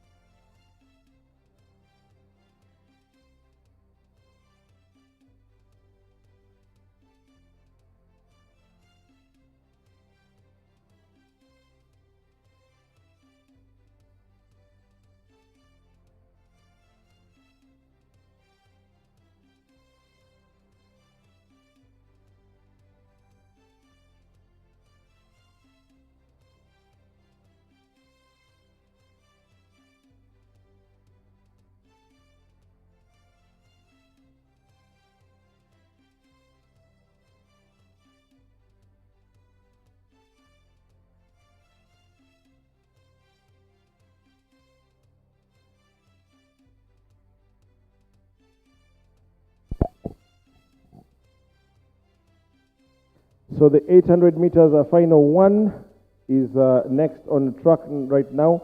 And in this, we should have Tewelde Nahum Tesfalem from Eritrea. We should have Maditson Mayom. The affiliation is not given here. Farahan Issa from Gulu University. Walugembe Aaron Ginger. Ndibairawa Jamiru, Kampala International University. Alekete Stephen from Kampala Kids Academy.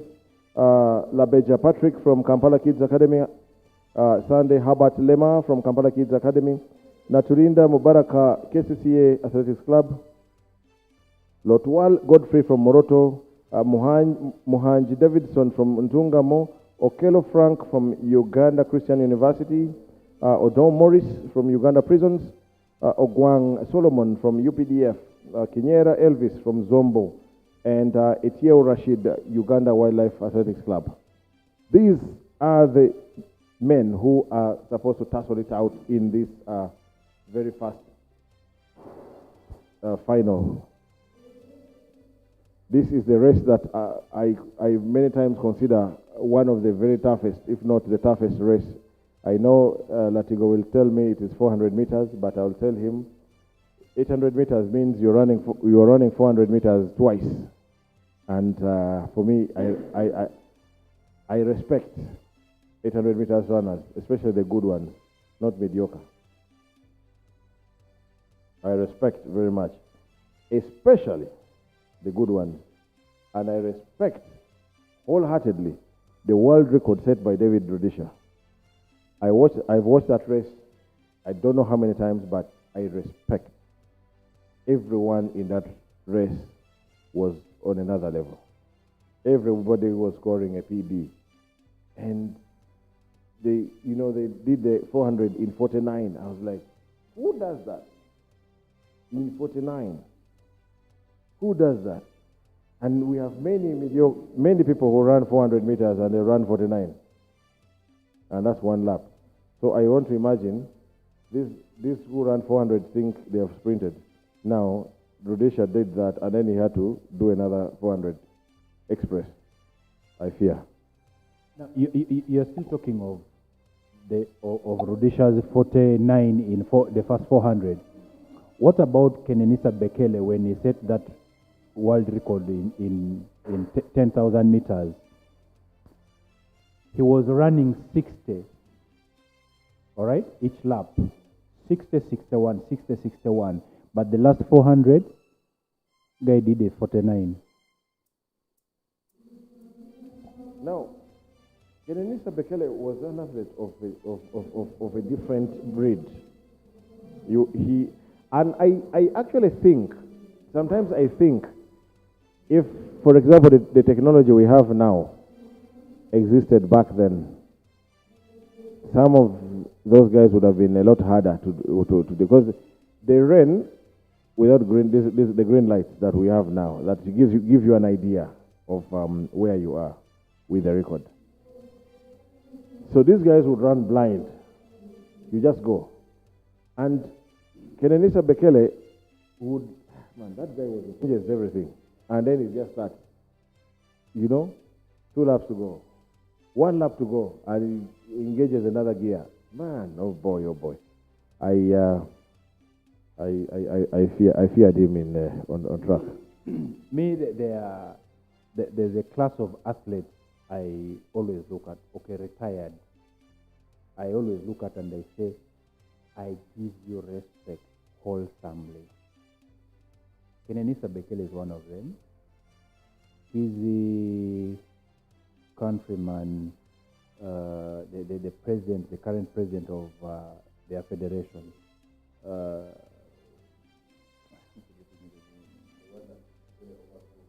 Yes. Yeah. And who went on road and became a problem again.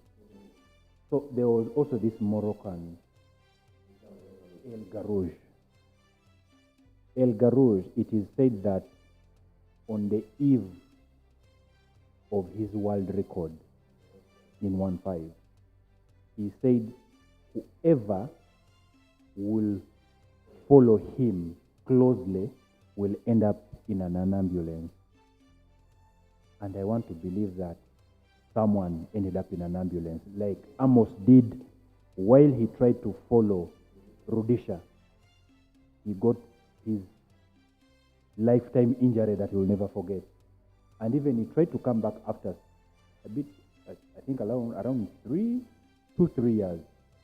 But you could still see that he was not the Amos of that day. So these guys ran abnormal races. And like you said, if there was that technology by that time, boy, believe me, those guys were going to set records that would be way, way, way, way above. Yeah.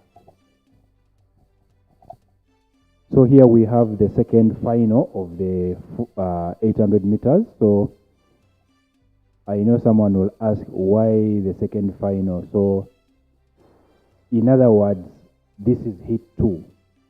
But we are not coming back to run the finals. So they are going to consider time to rank the best here. So that's why I said final 1 and final 2. Yeah. So here they go for final 2. I heard earlier on you mentioned the name Etiao Rashid of Ua. Was it in the final 1? He didn't surface. Because I tried to look around, I didn't see him. Yeah. But like you said, each time I watch it, you know, there are races or events in athletics when they are taking place, there are certain images that come straight away. Now, like in 800, you would see like the other gentleman in the lead, Eremokokas. I would imagine that is David Rudisha. Then you go for 1500, you would say that is a Asbel Kiprop, you know. So if it is steeplechase, you know, that is the Muzee Wakazi, who? Ezekiel Kemboy. Yeah, I mean, these guys made us love these events. So when they call for 5,000, 10,000, you'd see Kenenisa Bekele, you know. When they call for 100 meters, you'd see either Tyson Gay, Safa Powell, Erimokokas of his life, and He's struggling to stay in the lead, but he's being hunted down. Will he make it to the final? Will he be the national champion this year? Okay, I think they niched him on the line. Sorry, Mr. Kokas Erimu, my good friend. He led for the most part of the race, but unfortunately, his legs gave way in the final. Actually, the final 10 minutes did him bad. You would really see he was now carrying. He was literally almost being carried by wind. There's no wind in the stadium. That Erimukokas's run reminds me of a story I read somewhere in one literature book, and then the author said that imagine if all the ladies that we fell for the first time, imagine if we had ended up marrying them, but it's like you are warming up the bench for another man. You are busy here, dating this, but at the end of the day, you don't end up marrying that person. So that's the same way Mukokas did. He warmed up the track for the rest of these guys, so someone came from behind to ditch him at the last step, and he took away the beautiful girl and ended up marrying her. Yeah. The pot breaks at the doorstep. You maneuver from the well, you're carrying your pot, you stagger, you move. Then at the doorstep, when you're bending to enter the hut, you bend with the pot, and it goes. And you call it a day. That is it. So we are heading for 200 meters? All right.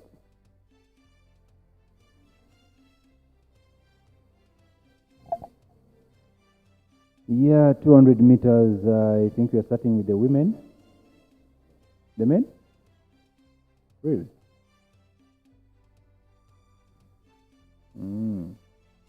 Oh yeah, for men, because women is straight away semi-final, yeah. Yeah, the men have 5 hits, so meaning, yeah, we have to go with men first and to give them ample time to rest. And I see Opin Leonard is coming back in 200 meters. Okay.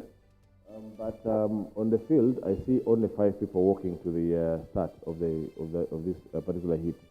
I don't see Leonard Opin in among the 5 people.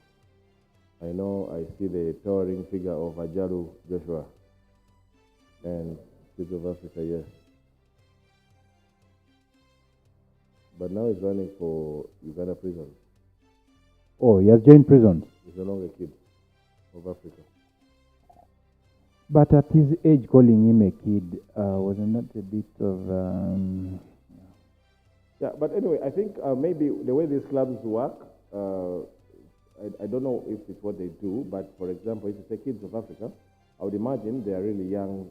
You're picking very young people, and when they come of age, probably you hand them over to the next, probably you have a partnership with another club.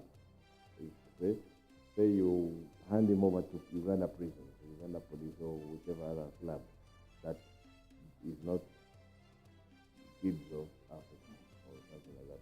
But I must commend the Kids of Africa for the time they've been around and their commitment. I remember when we were running from UCU, oh, your boys, they were always there, young, but in every race, they would always give the front. So for me, I was very impressed by them. You see, it goes back to leadership. When you have a leader who is so passionate about what they are doing, and they are not doing it for themselves, but they are doing it for the community, obviously, results will always speak for themselves. So it was no wonder that even when we had the entire season at UCU, they could barely miss a trial. So they would always come, because right from the top hierarchy of their organization, there's so much. And by the way, it is not surprising that the proprietor of Kids of Africa Athletics Club, or the director, is putting up a state-of-the-art sports facility in Entebbe, Garuga specifically. I've heard about it.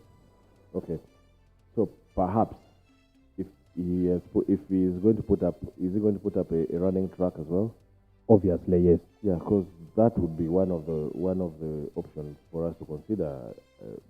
As in the build-up to getting a home, you could say, if we have a venue, we have venues that we utilize that don't have this kind of restriction, that don't have this kind of competition. And since he has that liking for athletics and what, perhaps, yes. Talking of Kids of Africa, and talking of that club and so on and so forth, I want to know, where is Rajab Lomuto? Lemuto Rajab, I don't know exactly where he is. The last time I checked with him, about a year ago, he told me that he had some few challenges here and there that kept him away from the track, but he would be back. So I was expecting him this season. Unfortunately, the season has come to a close without him racing. So hopefully next season he will be back. Yeah. But it's good to see clubs like Kids of Africa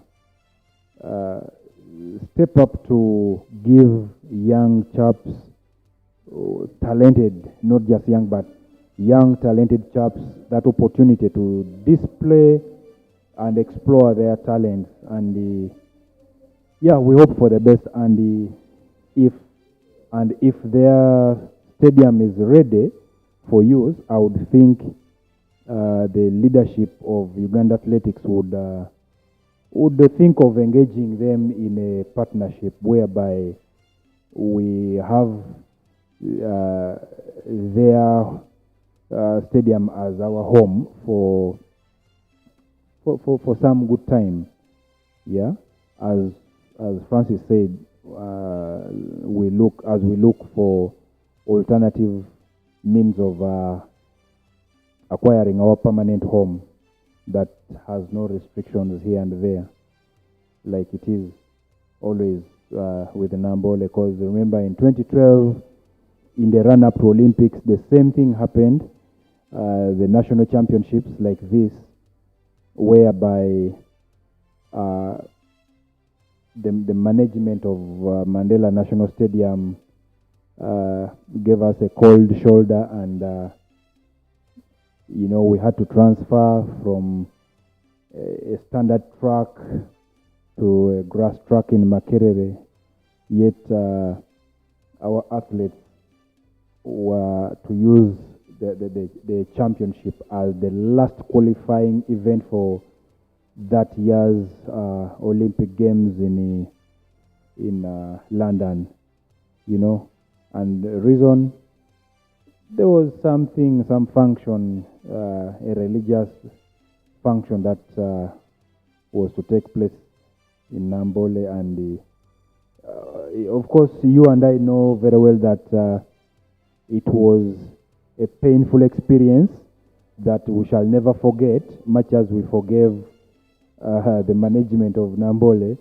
Yeah, we forgave them, but it can never get out of our mind. So I'm saying, to avoid such things from reoccurring, because it has again occurred today. From 2012, you count how many years are those? About 13 years after. I mean, the same thing has again come back to haunt us. So I'm saying, if we could start thinking outside the box, and we get somewhere we can put our home, whereby it is us who will be the condition, to managing our home, that would be the best thing. Otherwise, let's wait and see what is going to happen in the 200 meters men, heat 1. They are already taking their mark, and out of the 8 lanes, we have 4 lanes that are empty. So it's lane 2, 3, 6, and 8 that are occupied. And there they go.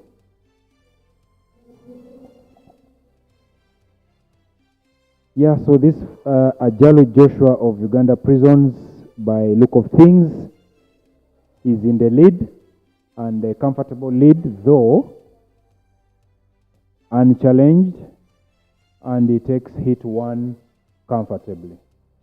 That's Ajalo Joshua, Uganda Prisons.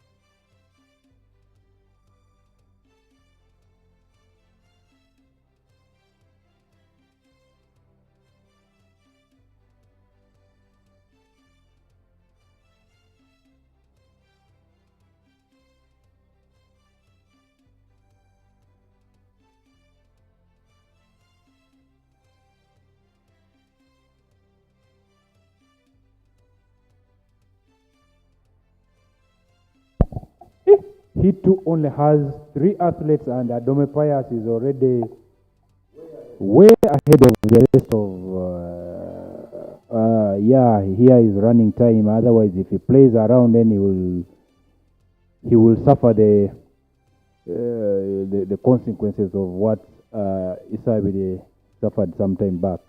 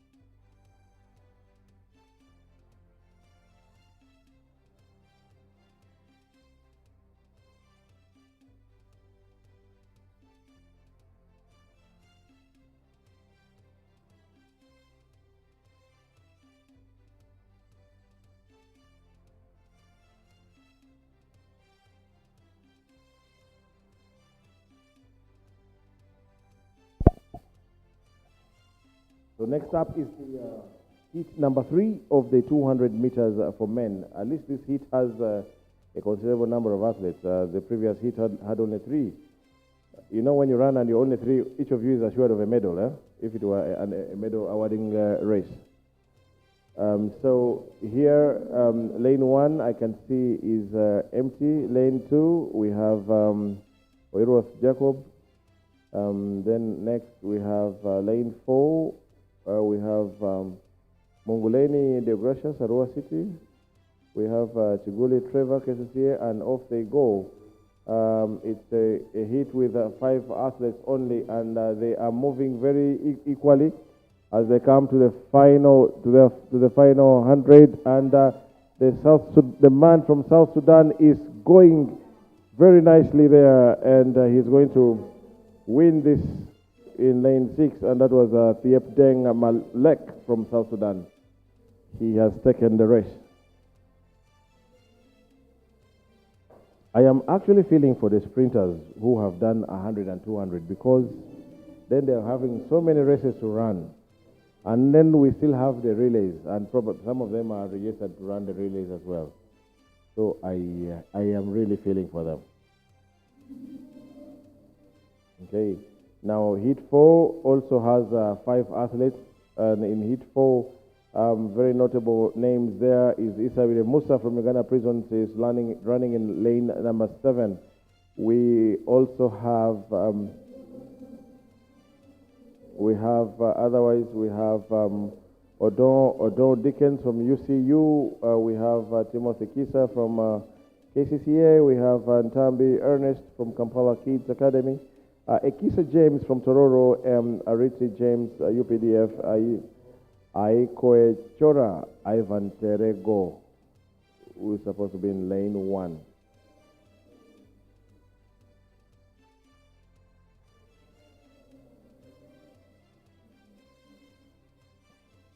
So we're going to have we have a total of 5 heats in the 200 meters. Let's wait and see who makes the final eventually. And so this is heat 4 that is preparing to take off now, and we shall have heat number 5 as well. And in heat 5, okay, we have not seen, earlier on we asked for Ngobi Alan. I thought Ngobi Alan had been entered in the 200 meters, but I don't see his name here either. So that means probably, okay, I'm being told that he is injured, and therefore he will run the relays, I'm told, reliably. Okay, let's wait and see what he will do in the relays. I think it will be fireworks between the teams. This is because today they are running in their different teams. We shall have, I know there is beef and battle between prisons and police. I know they will harass each other. Oh, finally, I'm seeing the flags, but they're in wrong places. Earlier on, I saw a flag for UPDF. And somewhere now, I see a flag for prisons. So usually, during the nationals, I see people running with their flags every time.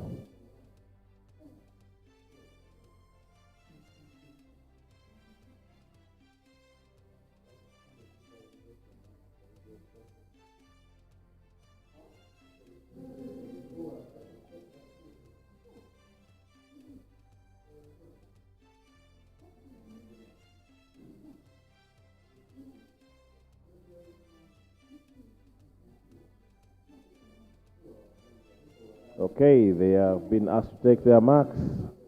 In this team, the person to watch in lane 7 is Musa Isabide from Prisons. Off they go. A slow start from Isabide, and the guy from yes, and the guy from Terego is moving very nicely, very nicely, and that is Ariti James. No, I mean UPDF, not Terego, and he is actually beaten Isabide Musa. Very big surprise. I must confess that I am noticing a dip in form in Isabide Musa. He is not the bullet he's supposed to be. I don't know if he's okay or if he's having things disturbing him. I think that was not the guy from Terego. That was a guy from lane number 2, who is Ariti James from UPDF. Next is the final heat of the 200 meters for men, and in this heat we should have Osuta Dison from Terego, Okwi Eric from Ua. Okwi just won the 400. He won the 400 meters. He is a national champion of the 400 meters in Uganda in 2025.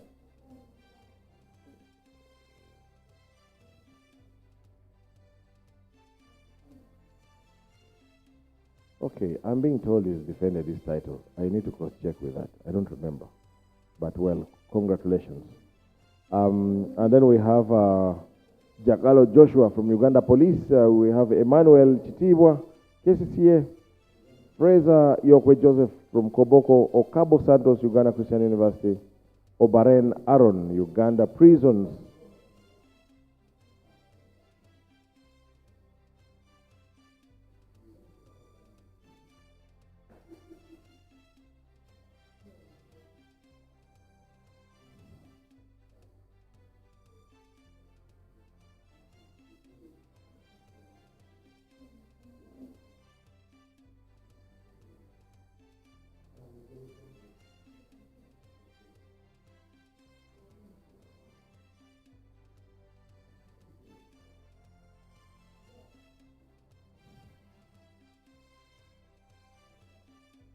Okay, now they are waiting to take off, and okay, I think there's a gun problem again. Oh, this gun today.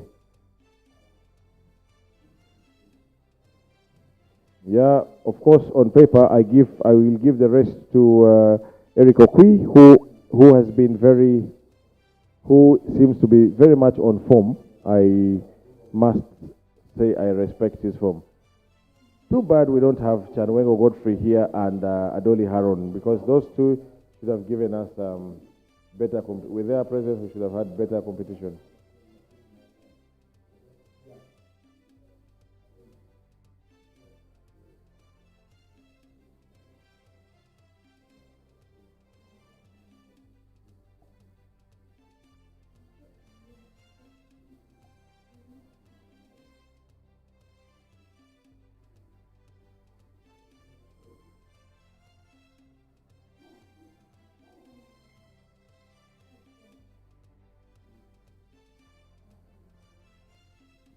Gun problem again. We are having a gun problem, and they're working towards restoring the gun. James earlier said perhaps the gun cooled down. Maybe it's cooled down again. Funny.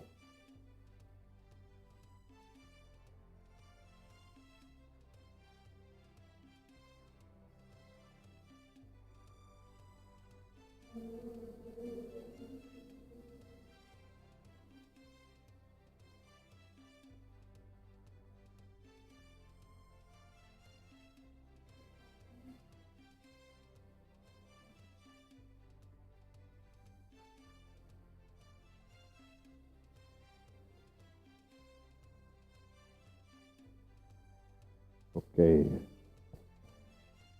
Let's wait and see how this race will unfold.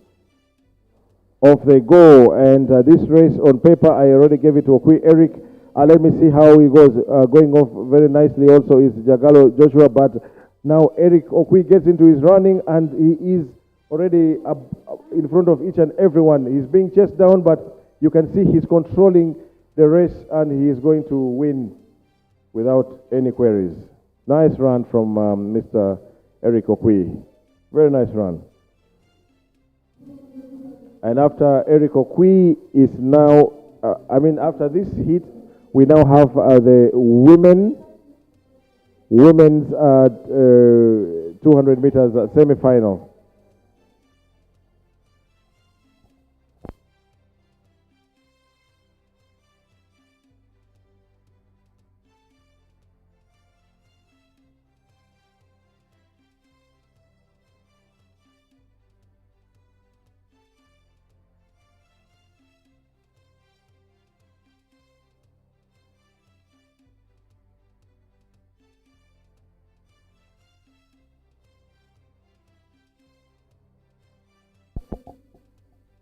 So for the women, we are going to have 3 semi-final heats, 3 races from which they will pick the best, the fastest to run the final. And already on track, we have the very first semi-final, which is going to have Namwonge Jennifer from KCCA. We have Namofumbo Zakia from Iganga Townview. We have Ademun Lydia from Tororo, Kawala Shakira from Machinde, Nambi Sharon from Nadinya Rwantare SS, Asinduru Brenda from Terego, and Koli Evelyn Ochen from Uganda Prisons Athletics Club. He's running in the outer lane.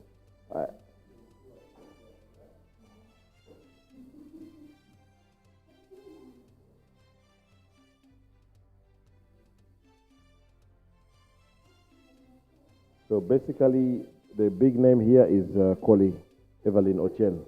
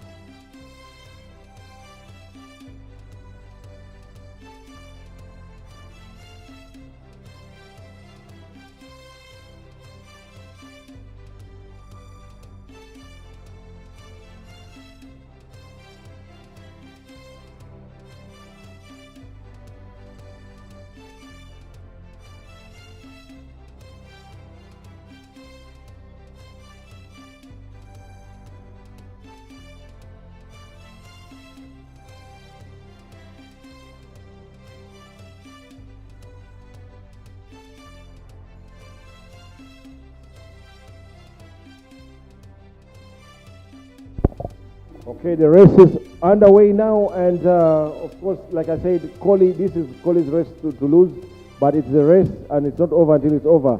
But she has carved them nicely, and she's way ahead of the rest of the field, and I don't think there's any of these young girls that has the legs to catch up with Collie. But she has gone. She has gone from gun to tape, and she has won her race. Definitely, she has qualified for the final. Congrats to Collie. And that was hit one of the women semi-final. Yeah. Now in the second semi-final, we have Akwenyi Malvin from Tororo. We have Akol Scovia from Ua. We have Isapu Jane from Tororo. Kabasinguzi Monica from Nadinya Rwantare. Lucia William from South Sudan. Apio Agnes from Uganda Prisons. And Kobstinge Salama from Nadinya Rwantare.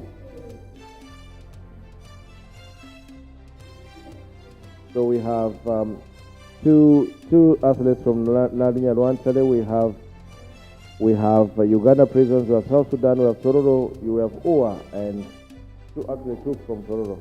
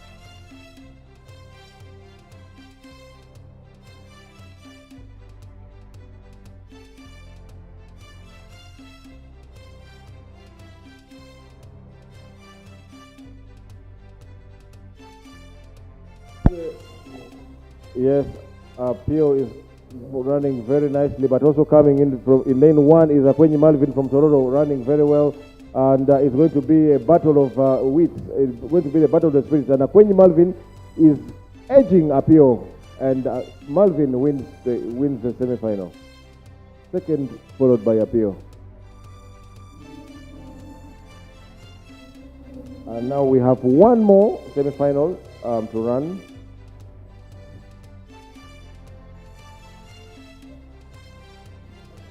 And we shall have, in this third semi-final, we have Akulu Monica from Uganda Wildlife.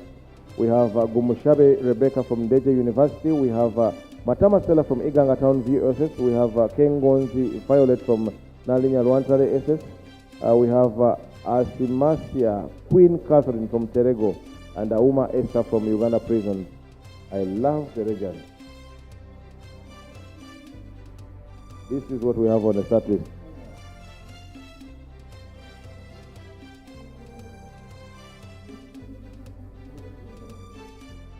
Yes. Lane 7, as per this, is Uma Esther. Asimasia is no, actually, okay, we have only 6 people here as per this start list. And in lane 6 is Uma Esther, lane 5 is Asimasia. Queen Catherine. Wow.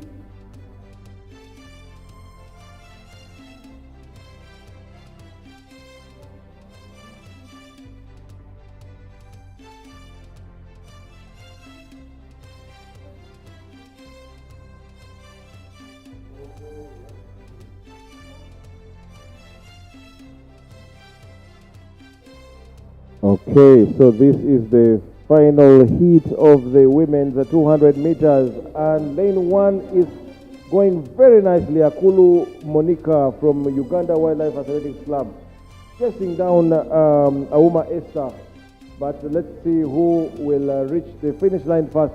But clearly, Akulu Monica has it in the bag. She is way ahead of the rest of the pack. Kongs, she makes the final. Her reaction, yes, was very good. Which was your best 200 meters run ever, by the way? As we wait for the 5,000 meters for women that is coming on next. I know your best race in your life was the 400 meters relay, that in which you received the baton and then you chase people as if they had stolen your property. My best 200, there are about two events. One was National Championships 2006. That happened in Bugende. And by the way, since then we've never gone outside Kampala for national championships here, unfortunately. But that was one of my best 200 meters. Then my other 200 meters was 2008 Africa University Games here on home soil, where I battled it out with the Akani Simbine of South Africa. Which other? He wired me because I was fresh from the 400 meters where I was second to a South African again. Yeah, so I can't see wired that I was off. But those were my best moments in 200 meters. He was a nobody. Well, not yet Akani Simbine. He wasn't the Akani Simbine we know now, but he was already in the making. So next on track we have 5,000 meters women, and let me see if we have big names there.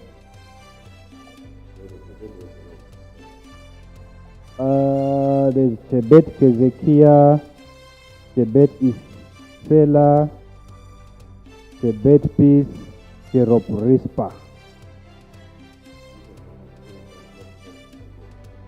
Rispa? No. Cherotich Recho. All these are Uganda police athletes. Then Chebet Esther, Uganda Prison, Chelimo Angeline, Uganda Prison, Cherop Rispa again. This is another Rispa, not the other one. Of Uganda Prisons, Cheruto Noel, Uganda Prisons, Mande Rebecca, Uganda Prisons, Cherop Kerin, UPDF, and Cherotich Rachel, UPDF.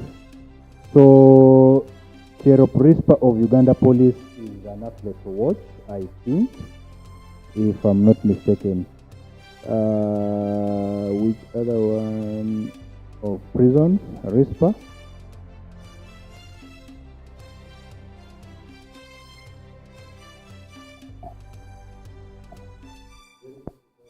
Very quickly, the rest are starting to single file. Very quickly, they are in a line, and already you can see the athletes that are being dropped off as early as the first 200, 300 meters, and they're already failing to keep up.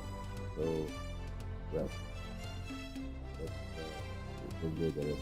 Just for the sake of like someone having passion for 5,000 meters, but you see barely, okay, just 400 meters and you already left that.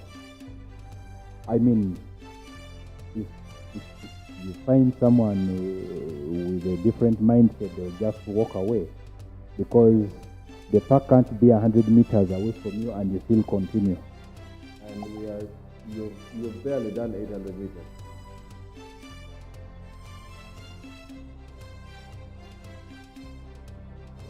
I'm one of those who would stop immediately.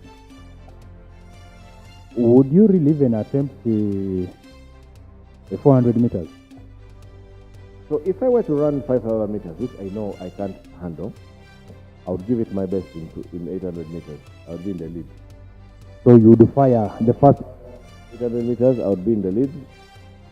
All the cameras would know me.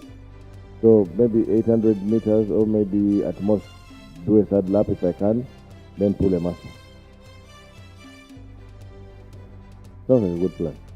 The good thing is that for long distance, you hardly see such a scenario where an athlete pulls a muscle. You know, there's a first time for everything. Okay? There's a first time for everything. So at some point in time, hey.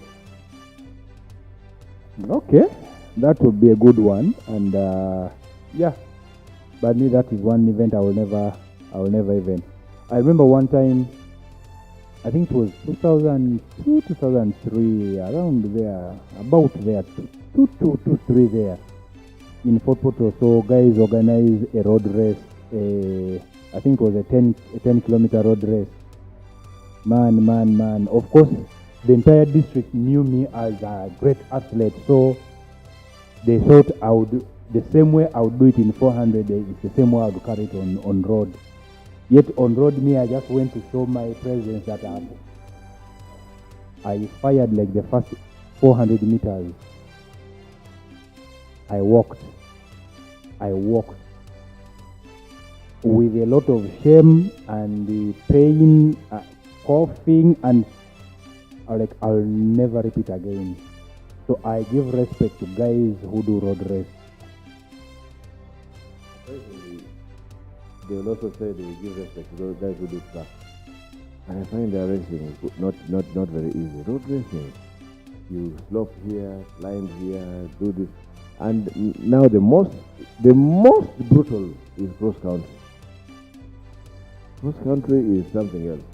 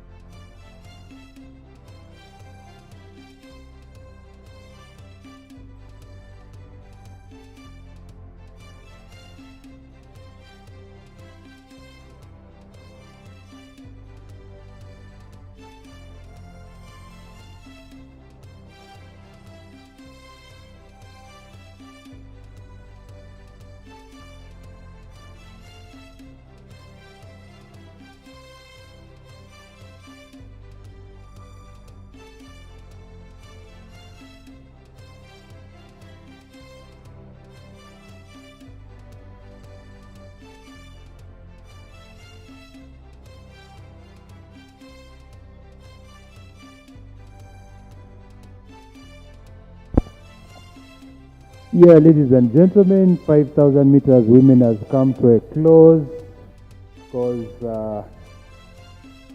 the battle is between number 1 and number 2. They are less than 200 meters. and the lady in pink battling lady in yellow, and the battle of colors. Let's see who has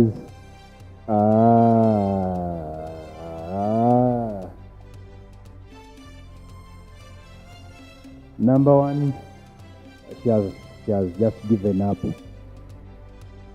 Just I could say her victory was aided by the athletes they were lapping. Because as they came around the curve, this athlete is right in front there. Now this one had to avoid yes, and you know, at this time, at this point in the race, you are already so tired, you don't want any. So if something happens like that, chances of you giving up are very, very high. You just feel like, God. and even colliding and falling down, then maybe you injure yourself, you know. So viewers, also now joining us is the man from from Athletics Uganda, who is in charge of doing social media. The guy who is in charge of who gives you all these updates on X. The guy who gives you all these updates on Facebook. He gives you all these updates on everything. So, as part of the communications team of Uganda Athletics, we always have him here to give us the latest updates of whatever is happening that we don't know or that we have not seen, Mr. Podikaporiam. So we give him the opportunity to run us through what's been going on. Yes, thank you so much, Francis and Kasim, who are really doing a very good job here. As of today, there are so many events that has happened in the past few weeks. I would like to start with the international games. Of course, we had the Wonder Diamond League recently, of which one of our athletes, Alima Nakai, ran. Actually, before that, she ran a national record in the 1,000 meters, and then thereafter, a week later, she ran 800 meters in London, and she was able to run 157, which was really very good for her. And I think she's getting ready for the World Championship. And I think last week we had a team comprising of 26 people traveled to Nigeria, Abakuta, for the Africa U18 and U20, and we managed to come back with 9 medals. Out of the 9, 4 were gold, 1 was silver, and then 4 bronze. So that was a very good performance by these young, talented men and young, talented girls and boys. So it was good to see them. Actually, in this edition, this was the best performance ever. So far, it has been 3 editions, but we managed this year's edition. We managed to bring more medals compared to all the other editions that happened. But it is quite an exciting one. Mostly, it was for those young girls and boys to have international experiences, to get those trips that can motivate them even more, because Uganda was able to take around 19 of them, of which 11 were girls and 8 were boys.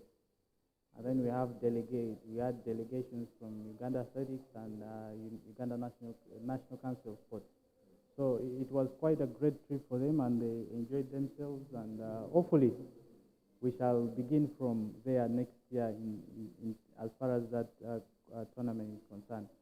We also have the World University Games taking part in Bochum, that is Germany.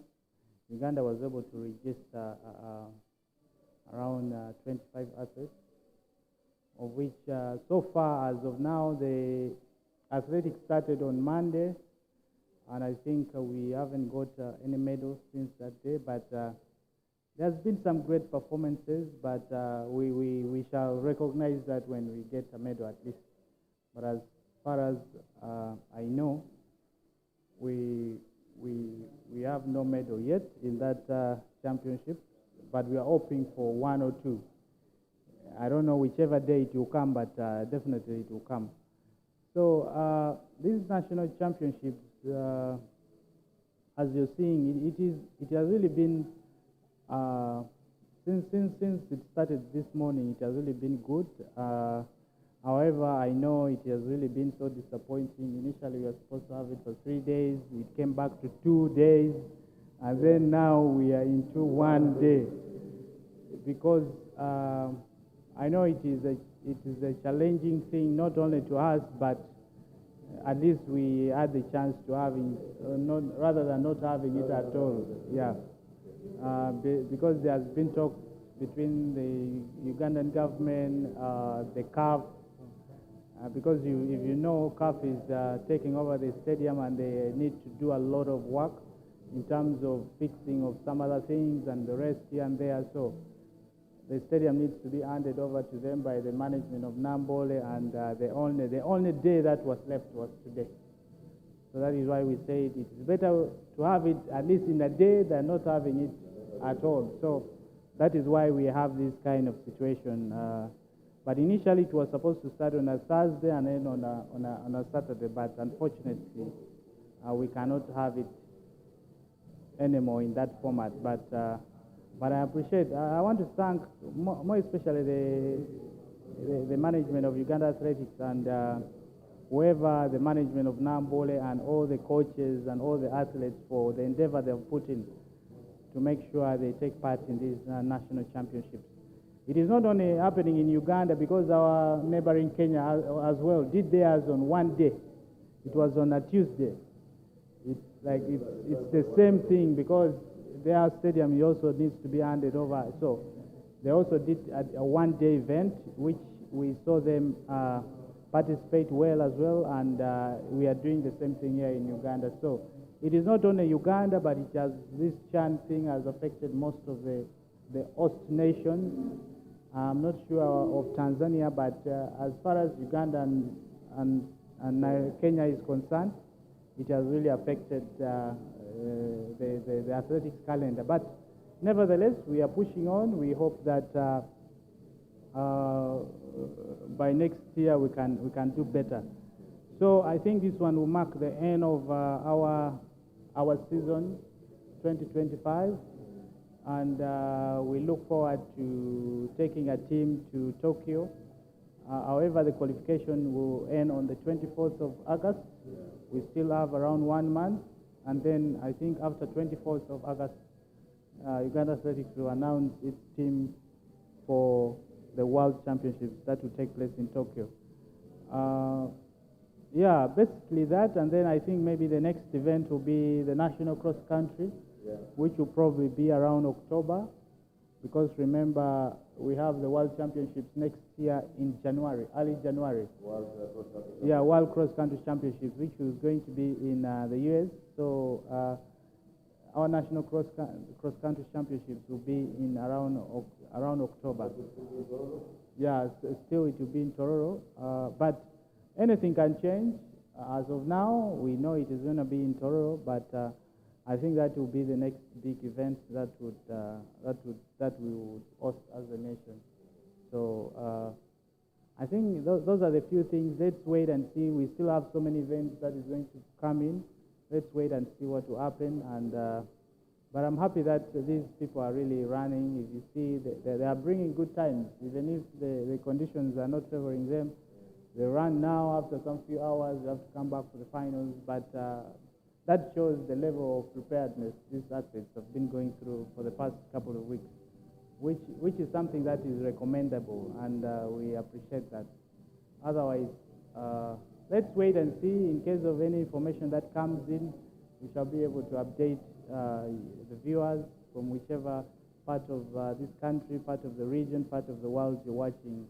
But we really appreciate you. Keep watching, keep supporting athletics, keep supporting Uganda Athletics, and we see how to move forward.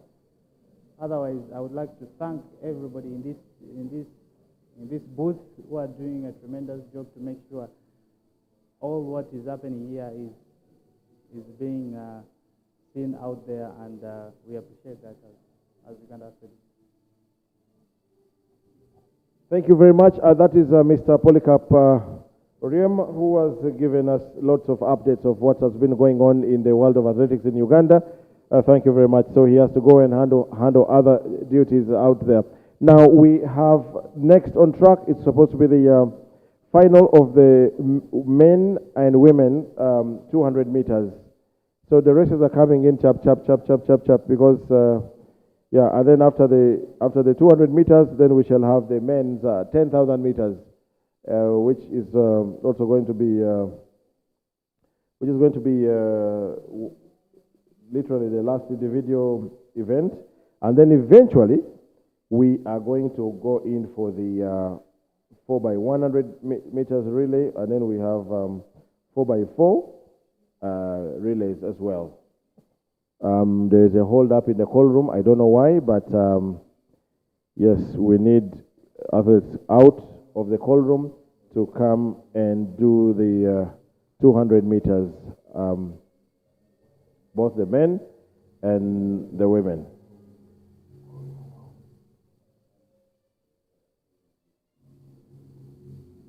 So let's hang in there and wait for the 200 meters, men and women, to come on, and we'll continue with the program.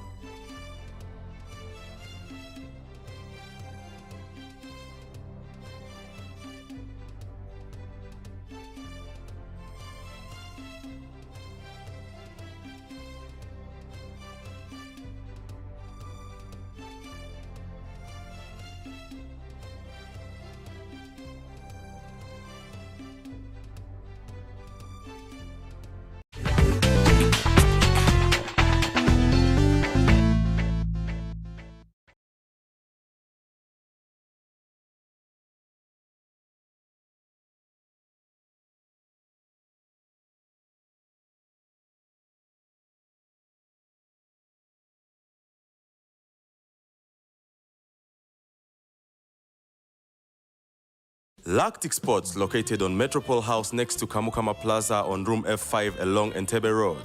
UGathletix Sports is a fully authentic sports company dealing in all original sports equipment like jerseys, playing boots, tracksuits, sneakers, joggers, yoga mats, and many more from UK. We do delivery around the country. You can reach UGathletix Sports on 0779 57 67 46.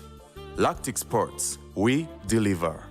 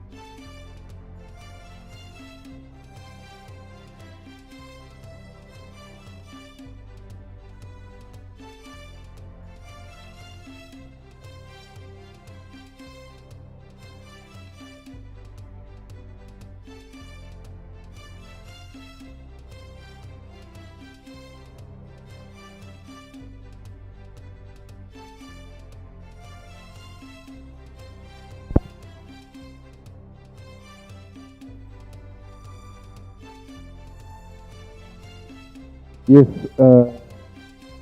ladies and gentlemen, we are back from that commercial break. On our program, they call it health break. So I don't know how healthy it was, but we are back, and we are back with the 200 meters men final. So we are starting with the men, and they are already walking to the starting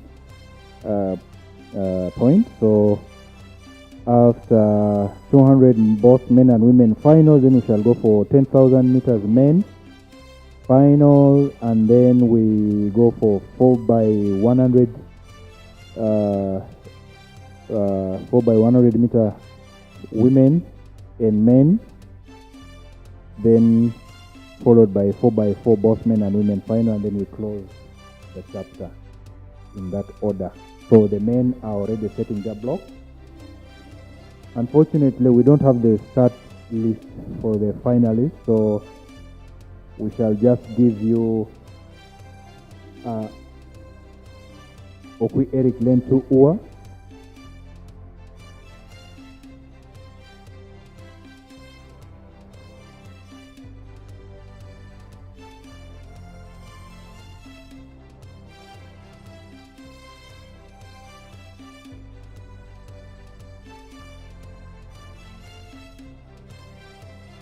Unfortunately, the gentleman down there is reading the list so quick that I am not able to pick names well, and from where we are seated it's quite a distance. So, but what I know is Issa Virie Musa of Uganda Prisons is in lane 6. And lane 7 is a gentleman from South Sudan. Okwi Eric is in lane 2. Eric of Uganda Wildlife Authority. Then in lane 5, there's an athlete from UPDF. Yeah, in that order. So they are setting their blocks. And they are... The battle is between Okwi Eric, Musa Issa Virie, and then the gentleman from South Sudan. That's where I'm placing my bet.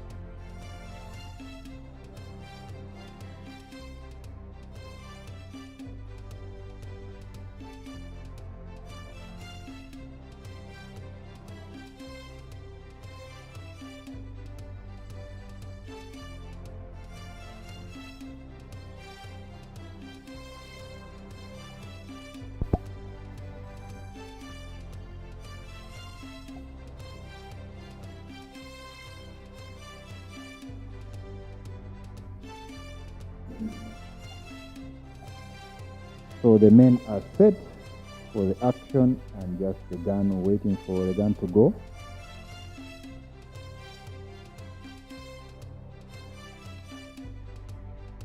And there they go. And like I said, the battle is, there's a Dome Pius of Uganda Police in lane 3. And it is Adome to lose the race. And by the look of things, Adome is in the lead. followed tightly by Isabire Musa and Eric Okwi and Adometex. Today, Adome is the national champion 200 meters men 2025 season. Congratulations to Adome Pius. He lost the 100 meters, but he went and walked around the corner to make sure that he corrects the mistakes that cost him his 100-meter title, and he has come out victorious in 200 meters.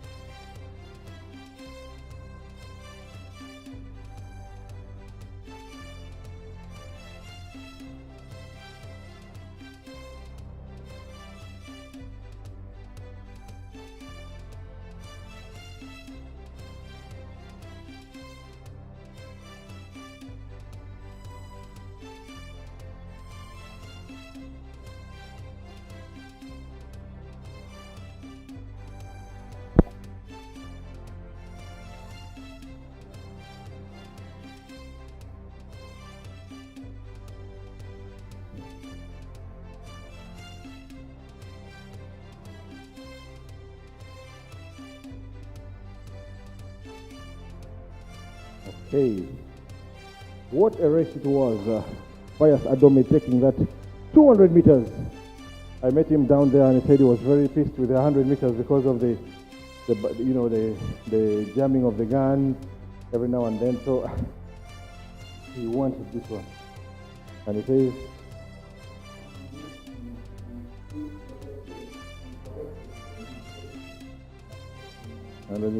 yeah, because 100 meters he didn't start.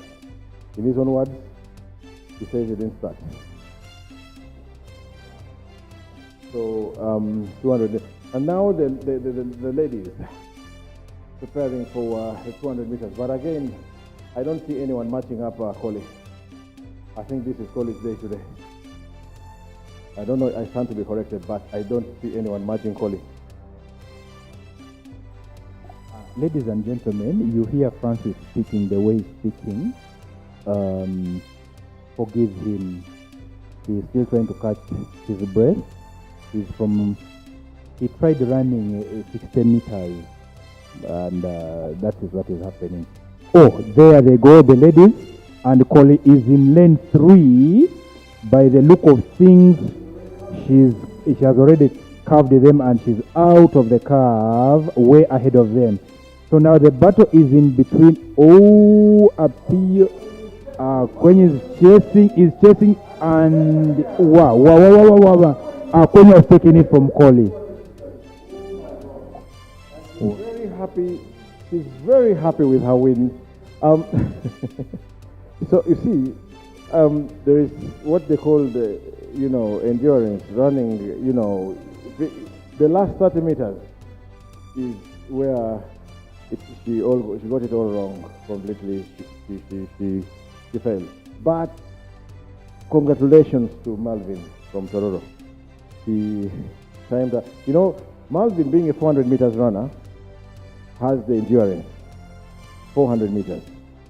And this one, being a short sprinter, she's used to 100.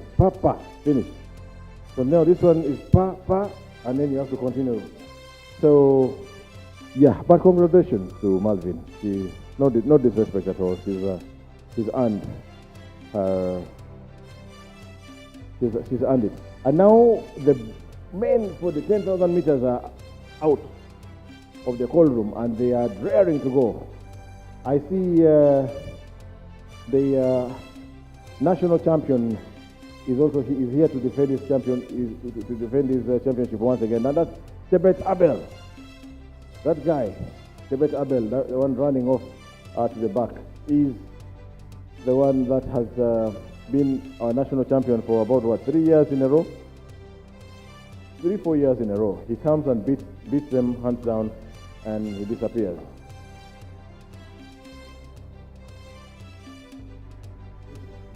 Tebet Abel from Uganda Police.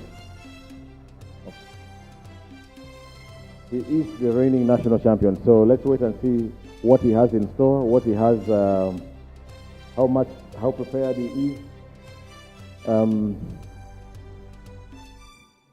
These guys know each other. They train together. They live together. They live in the same community. So usually when they come here, it's a battle that they're always raring to go into.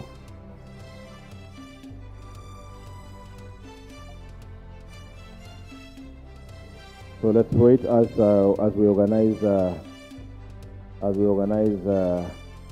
ourselves, as the timers and everybody else gets organized, the officials, and then we proceed with the 10,000 meters right here in Namboole. We are live and we're proceeding, and we're going to we're covering this forever. This is the end. This will mark the end of the individual races, because after the 10,000 meters, then we have the relays, both the 4x4 and then the 4x1. Both are men and women.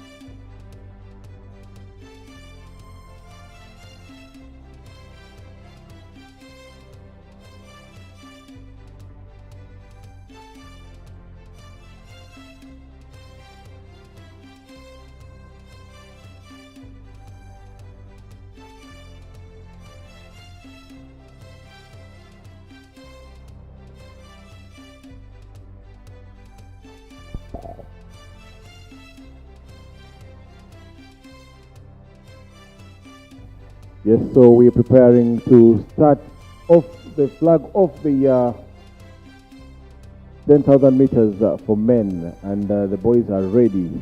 They're ready to rumble.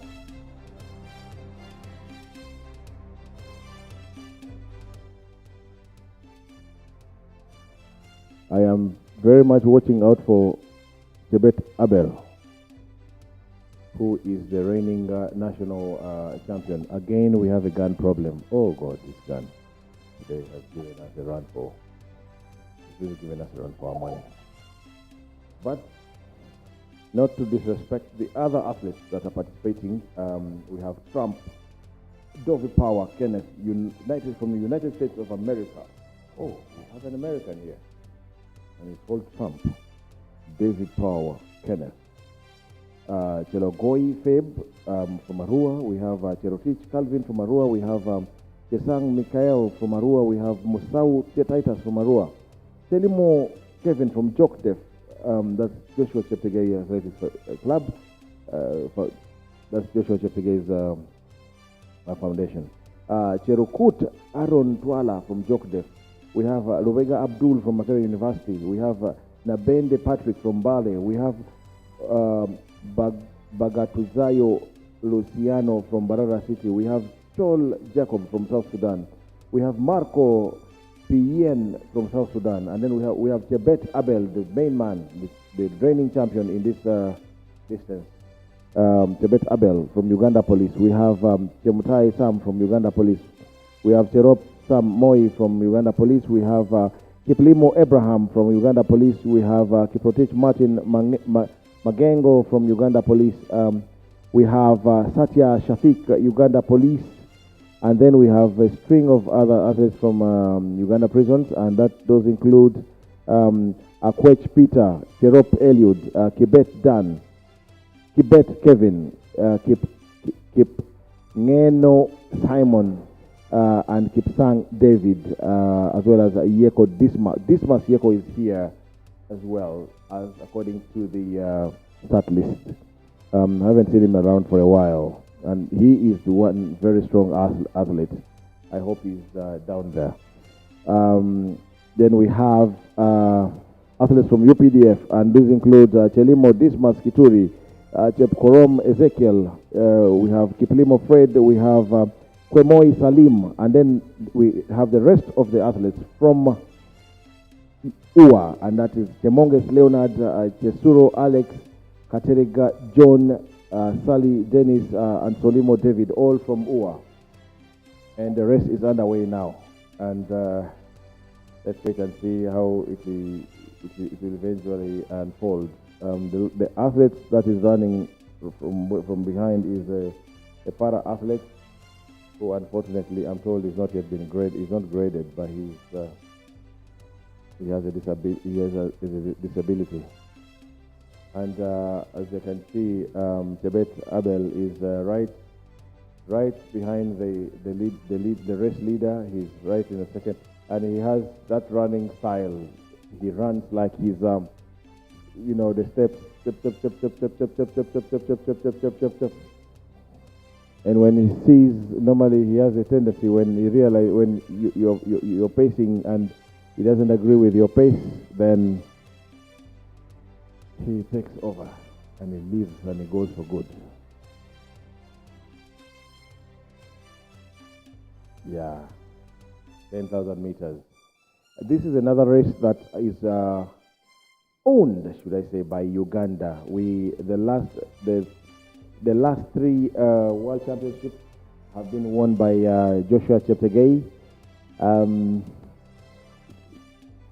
We've had double glory. We've had Jacob Kiplimo do the double in the Commonwealth Games. We've had them win. We've had Joshua win the Olympics, and we've also seen him win silver. So basically, I didn't mention that he is the world record holder in the 10,000 meters as well. So it's pretty much a Ugandan affair, the 10K.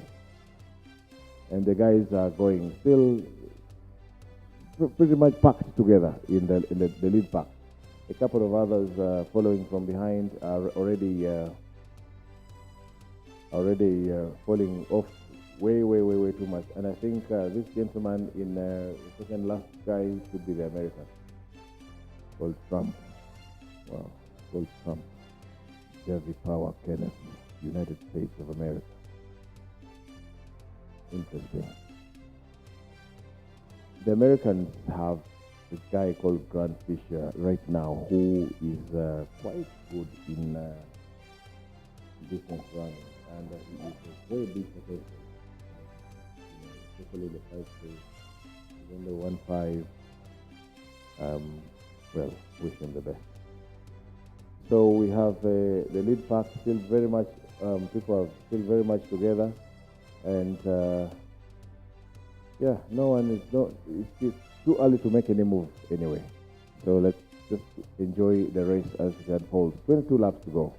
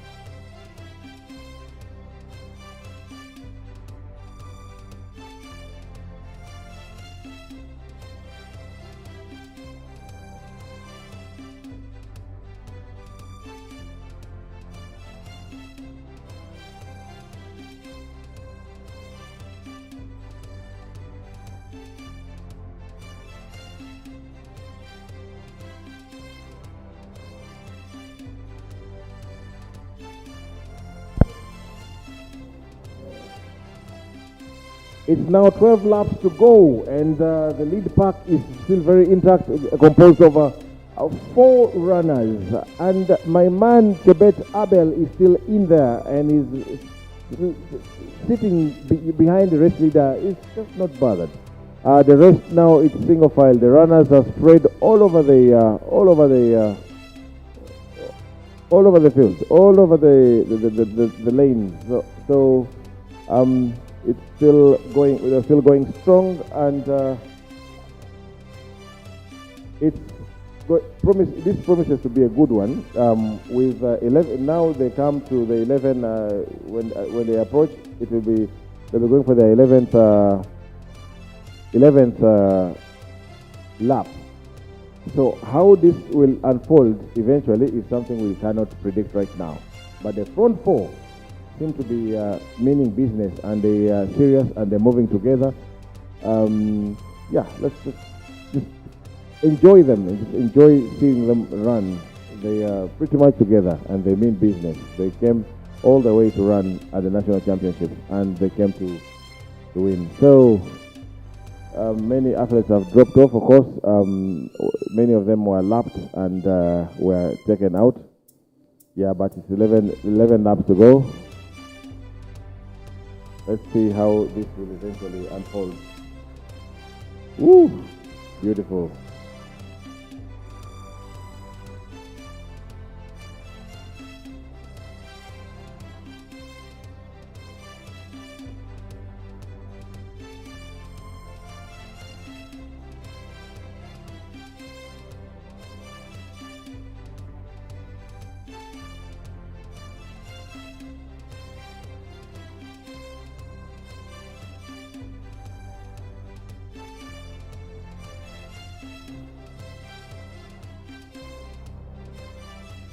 Yeah, the front runners, as you see them, still very much together, and they're moving. And I hope they stay like this up to the end of the race. We'd like to see a sprint finish. It would not be very nice if we have a lone ranger, move alone. You break away and move alone. Sometimes I much prefer a race that ends with with multiple people in contention. And right now we have 4 people in contention, and if I wish they would hold up and stay together like this, and push to the end. So far so good. They are in one line, and yeah, no one seems to be struggling at the moment. I hope it stays that way. We are coming to the end of the day today. This day, when we've had our national championships held in one day, from a 3-day event to 2-day event to now 1 day, and we also narrowly missed being we missed cancellation, but.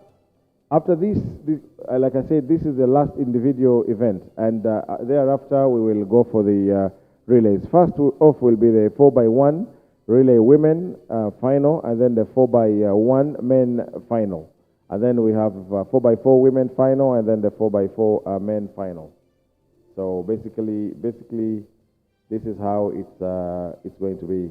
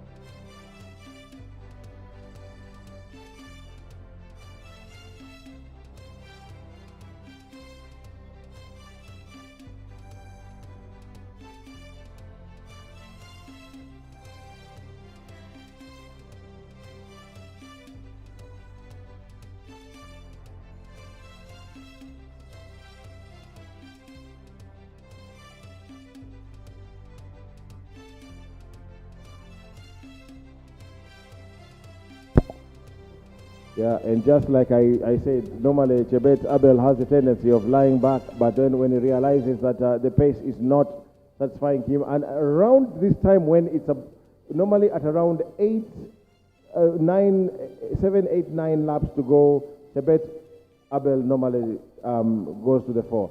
And now it's turning out to be a three-man race, or pretty much two-man race, because now the front two, Chebet, they've broken off pretty much, and I don't think the other guys have the response to Chebet's surge in pace. And now there they go. 6 laps to go. 6 laps to go. 6 laps to go.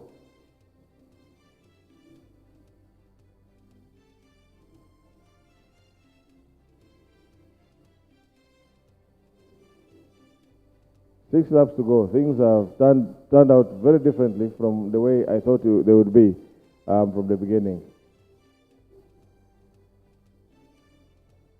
And now this becomes so confusing for the lap, the guys that are monitoring the laps. So, and especially when they keep lapping these athletes every now and then. So Chebet Abel, if all goes well, will retain his title once again. And unfortunately, because we've had only 1 day of competition, there is no way he would have doubled. But he is in the last few years, if from Mokono, he doubled. He was the champion in the 5K and also the champion in 10K. Wow. What a way to end the local season. And I know these guys will be at each other's neck again in October at the national cross country championships that will happen most likely in Tororo. The front two are moving pretty much together, and perhaps, maybe just perhaps, we may achieve the sprint finish we were talking about. I was saying earlier on, I would be very happy to see sprint finishes in the 10,000 meters. This is something we used to sing. We used to sing those at the international level, at the Olympics, World Championships, where we've seen countless times Joshua tussling it out with many guys. You know, you've got the Ethiopians in there, we've got the Kenyans in there, we've got and all the others. And normally the race goes on and on and on, and then in the final lap, yes, that's where the race is won.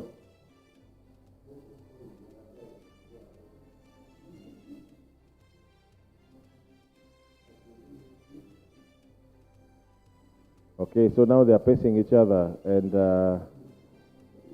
you know, the beauty with distance running is that you have those opportunities.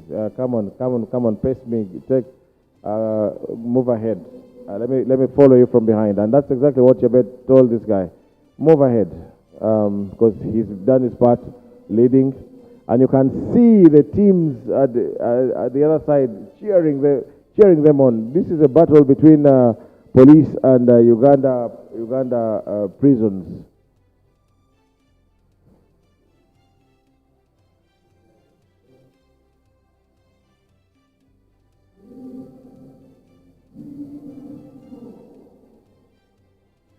So with 3 laps to go, what should we expect? It's not going to be easy. It's not going to be easy. But let's wait and see how things turn out. 10,000 meters, 25 laps around the field. Not a joking subject. One of those races that you just probably dream about, and you have nothing to do about it. But yes.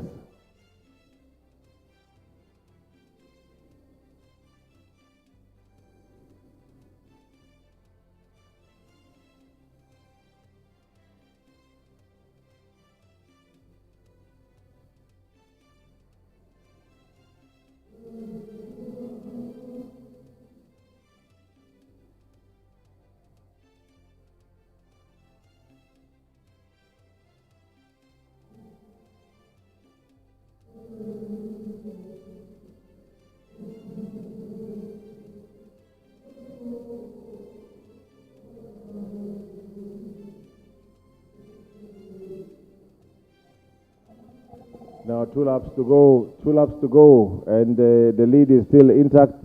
The lead is with 2 people. It's very, very difficult to tell who is in which position.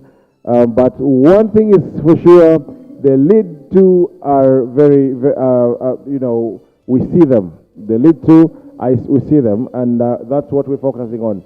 And those are the ones but all over the track, there are athletes spread all over. And I really pity the guys managing the guys managing the lap controllers, and because it gets confusing at times. But now the front 2 will come. The front 2 will come to the bell, and that is okay. Now they hit the bell. Let's see who. Let's see who has the legs, who has the grit. It's now going to be a competition between Chebet and this guy whose bib number I'm failing to see, but they are moving very much together.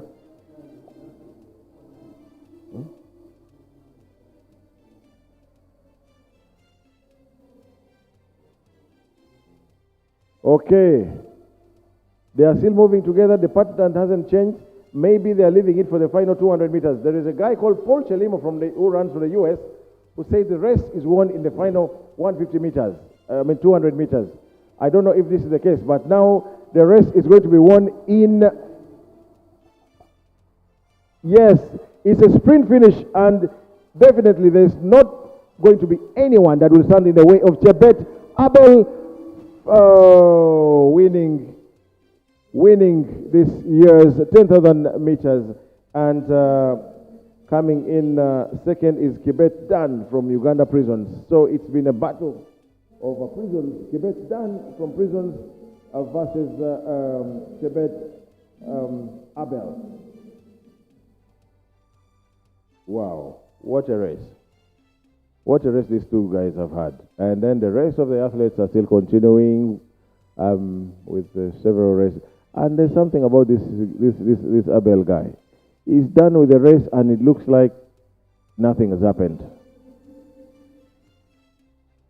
Congratulations to Chebet. And now, as the rest of the athletes come to finish, okay, slowly they are finishing.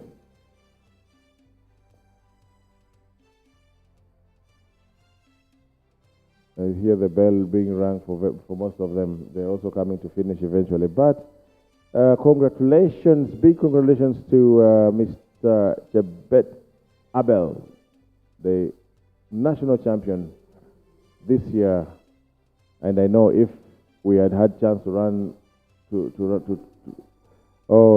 how people come sprinting to the end.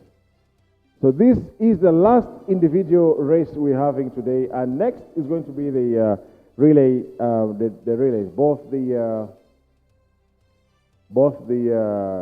4x1 and the 4x4 relay.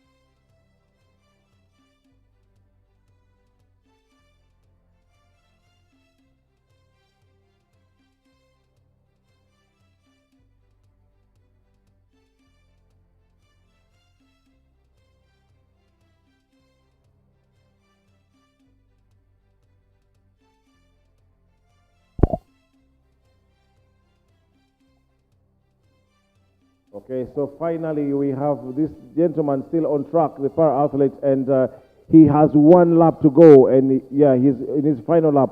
But it's good to note that the ladies for the 4x4 relays are all out. The teams are out and only waiting for this gentleman to clear the track, and then we get the action underway. We unfortunately from here have not failed. We've not managed to get the start list. I don't know what teams there, but I know for sure. Yes, we have team police. We have team prisons. I think we should be having team UPDF.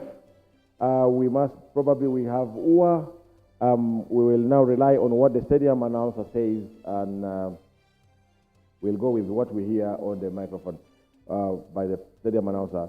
This guy is coming to finish his race, and you can see the ladies are all looking, wondering, asking themselves, "Oh, guy, when are you finishing?" Yeah. And yes, we have UA. So when I look down here, I see, I know Pamela Anguparu is running for UA. So that is easy to see. I am seeing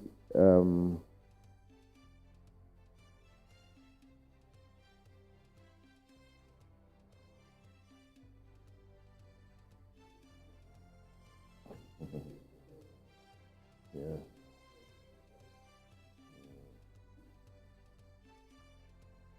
Okay, so we wait to get the proper details of the different teams from the stadium announcer, because I'm sure at least he has the details, he has the names of the teams, and then we enjoy the relay action. It's been wonderful.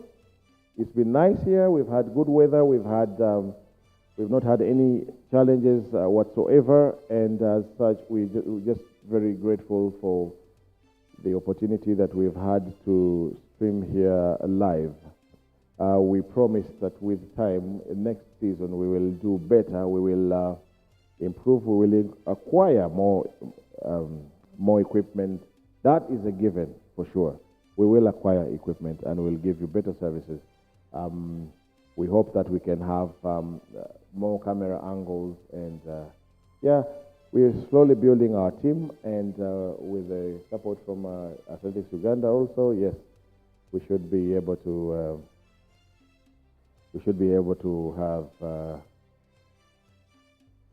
yeah, more stuff, more equipment to help us.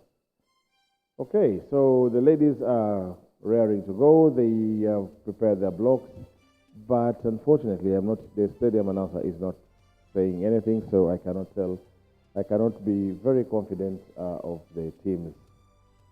But yes, I know that in lane 1 is prisons. Lane 4 is UA. Lane... Oh.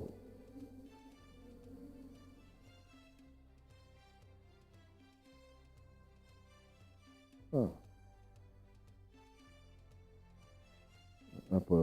That's a mistake. He's a stadium announcer. I thought so.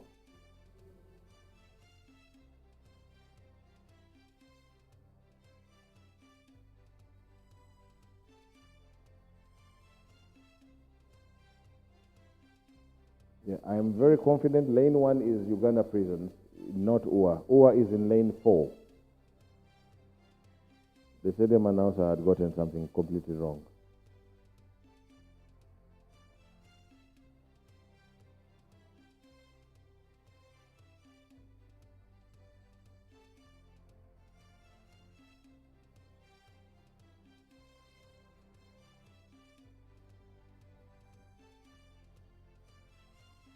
Well, the announcer has not been able to put the announcement of all the teams, and yes, now the girls have been asked to go on their marks.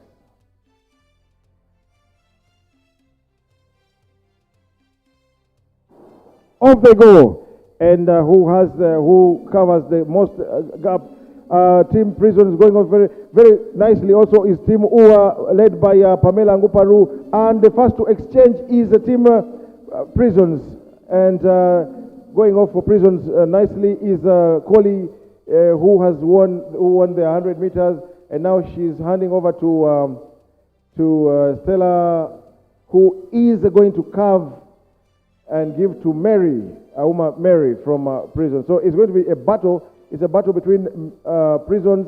Oh, and Team Police dropped the baton, and Mary is anchoring Team Prisons to the victory, followed by Team UA in lane number 4, and Uganda Police comes third, but they dropped their baton.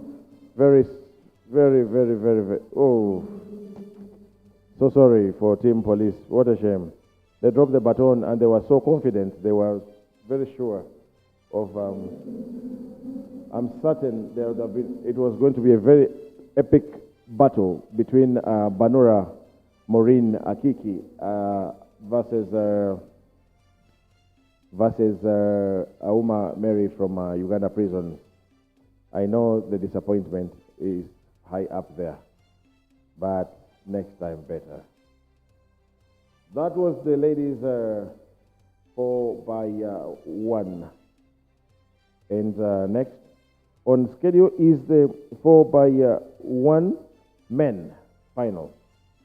And ideally, they should have been out here. Wow, what a race. So the starter for Team Prisons actually I think, was a game changer, because she she was the first to exchange the baton, give to Coley Evelyn, and then Coley to Stella Wonroku, who eventually handed over to Mary, and the rest is history, like they say.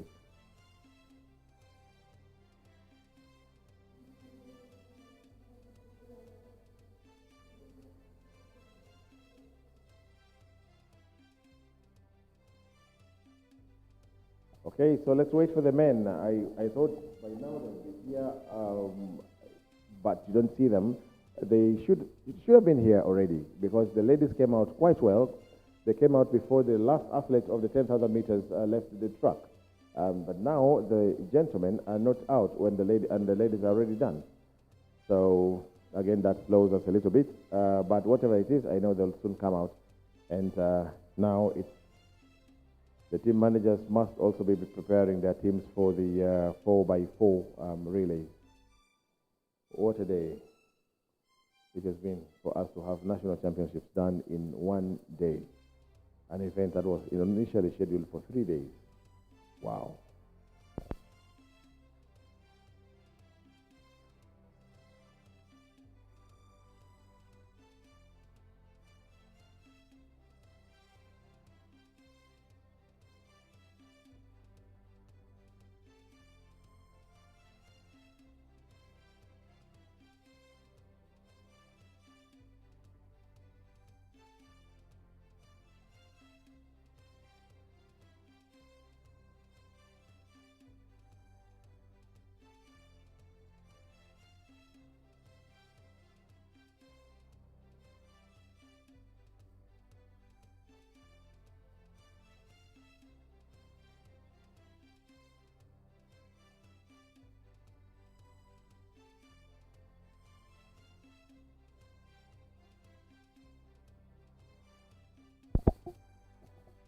Okay, so we have the teams coming out now, the relay team for the men. And yes, I can see clearly a team from Uganda Christian University in lane 6.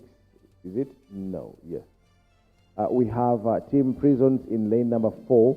We have Masaba Peter leading off Team Police.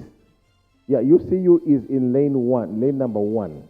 Lane number 2, I'm not certain what team it is, but and lane number 3, I think lane number 2 is UPDF, and in lane number 3, I'm not very sure what team it is, but then we have lane number 4, Uganda Prisons, being led off by Isabel Musa, and we will have in lane number 5, that is Masaba Peter for Police, and then in lane 6, Lane number 6, I'm not very certain. This is going to be a good one. The athlete from Uganda Christian University in lane 1 is very good. And I know he has a good start. I don't know. But also, moving on, Isabe Musa is another one to watch out in the starting, among the team that is starting.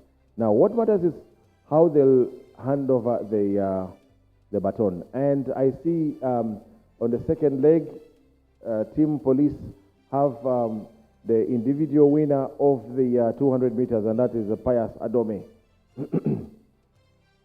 And I know he's raring to go. He loves that backstretch. And Team Prisons, I don't see some of the very renowned athletes that I thought would be here. But well, I don't know. Let's wait and see how they have prepared themselves. Usually the problem is in the exchange of the baton. Most times, this is where we fail, where relay teams struggle.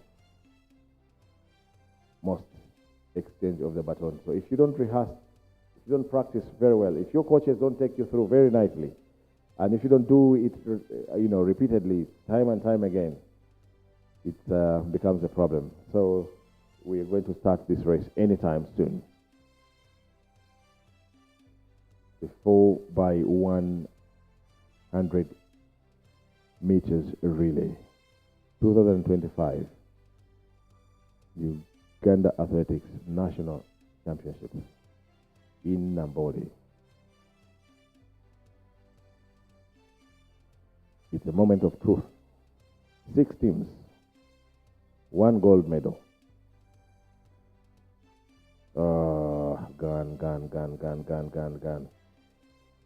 So the momentum is built so nicely, but then the gun. Yes.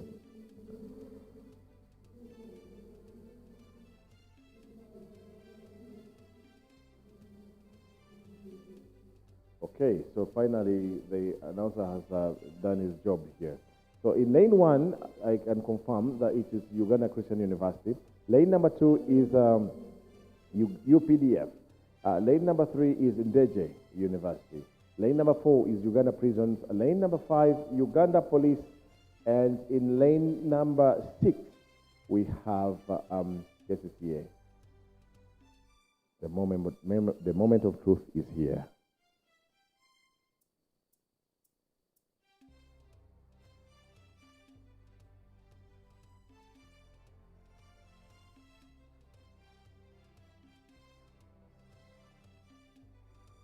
Okay, off they go. Let's see who will exchange the baton first. But going off very nicely is the guy from UCU. Like I told you, he's a very strong athlete.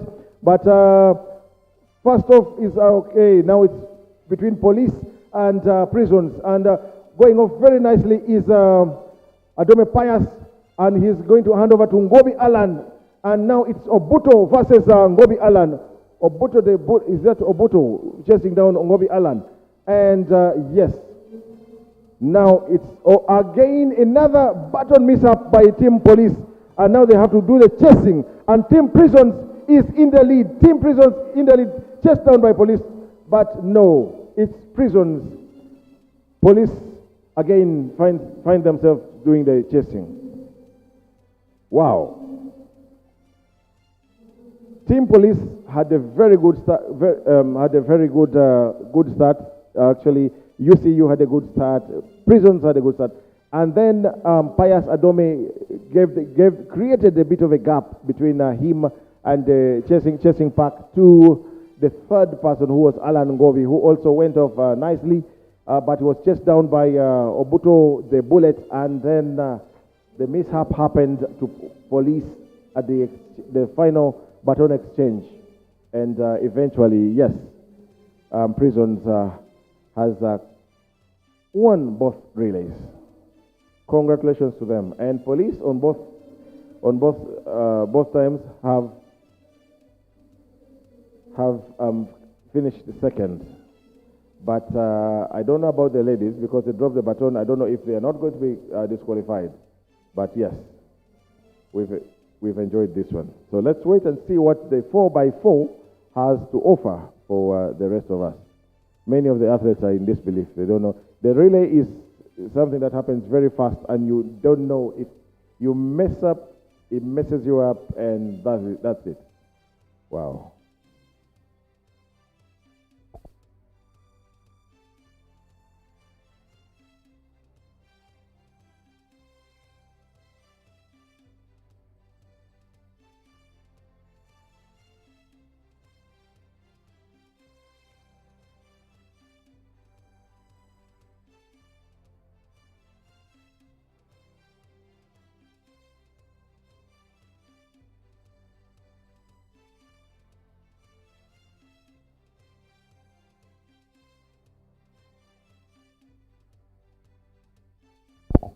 There on your screen, Team Prisons with their flag. The ladies are still celebrating as well. You know, they've had this sweet victory. Any victory against police for prisons is very sweet. They really enjoy.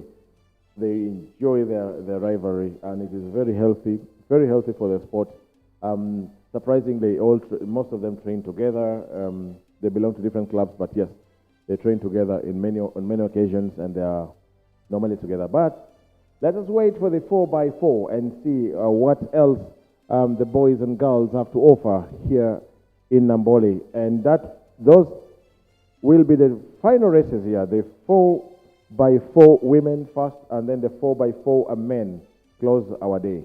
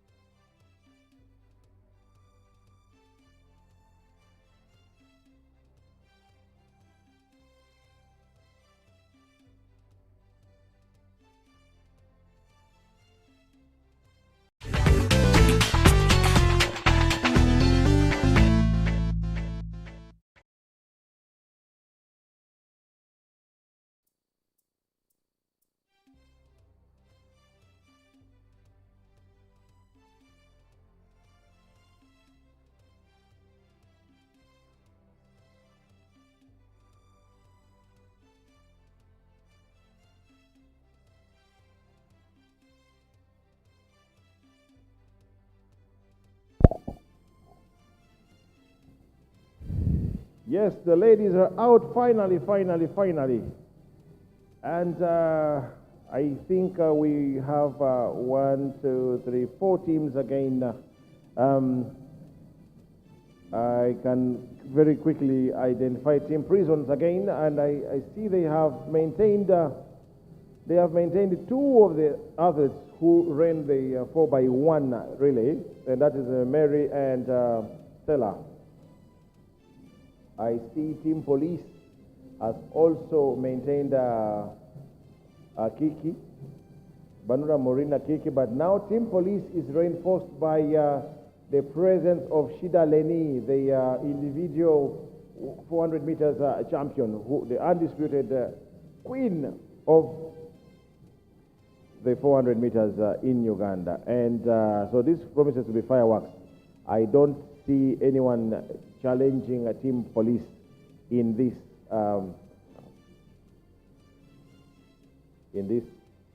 4x4 relays.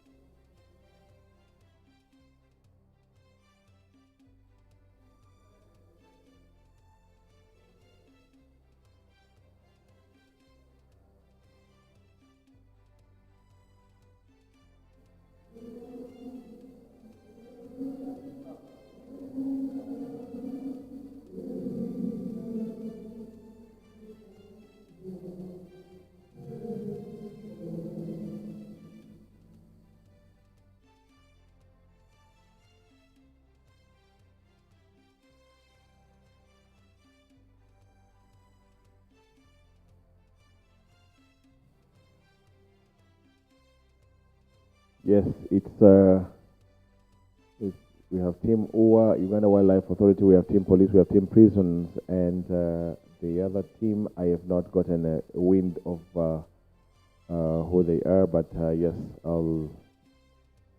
I continue listening to the stadium announcer. And the women's 4x4 is here, and this is the second last event. And what do we know? Halima Nakai started out as a 400 meters runner, as a sprinter basically, and I can see she's going to run, I think she's likely going to run the anchor leg for Team UWA, that's the Uganda Wildlife Authority.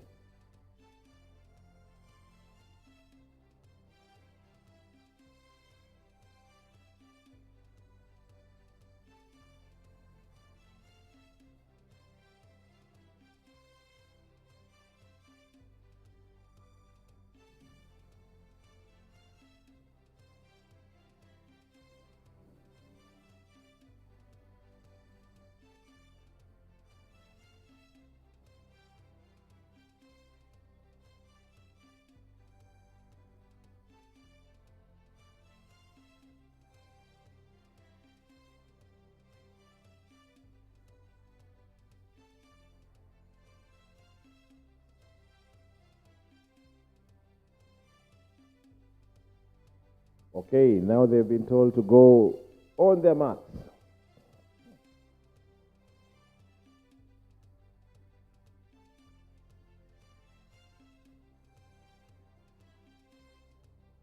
No, Halima is just right on the second leg. Oh. And off they go. One long lap. And let's wait, let's see who...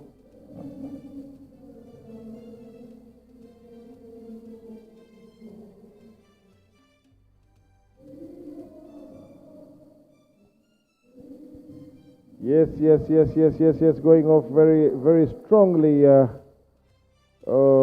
is the athlete in lane 1, and that is, I think this is team Prisons, not so sure. Yes, but he's gone off very nicely, and he's got the lead. She's got the lead, and the rest are chasing her. The chasing pack is trying its best, but nobody is making any ground on her. And oh yes.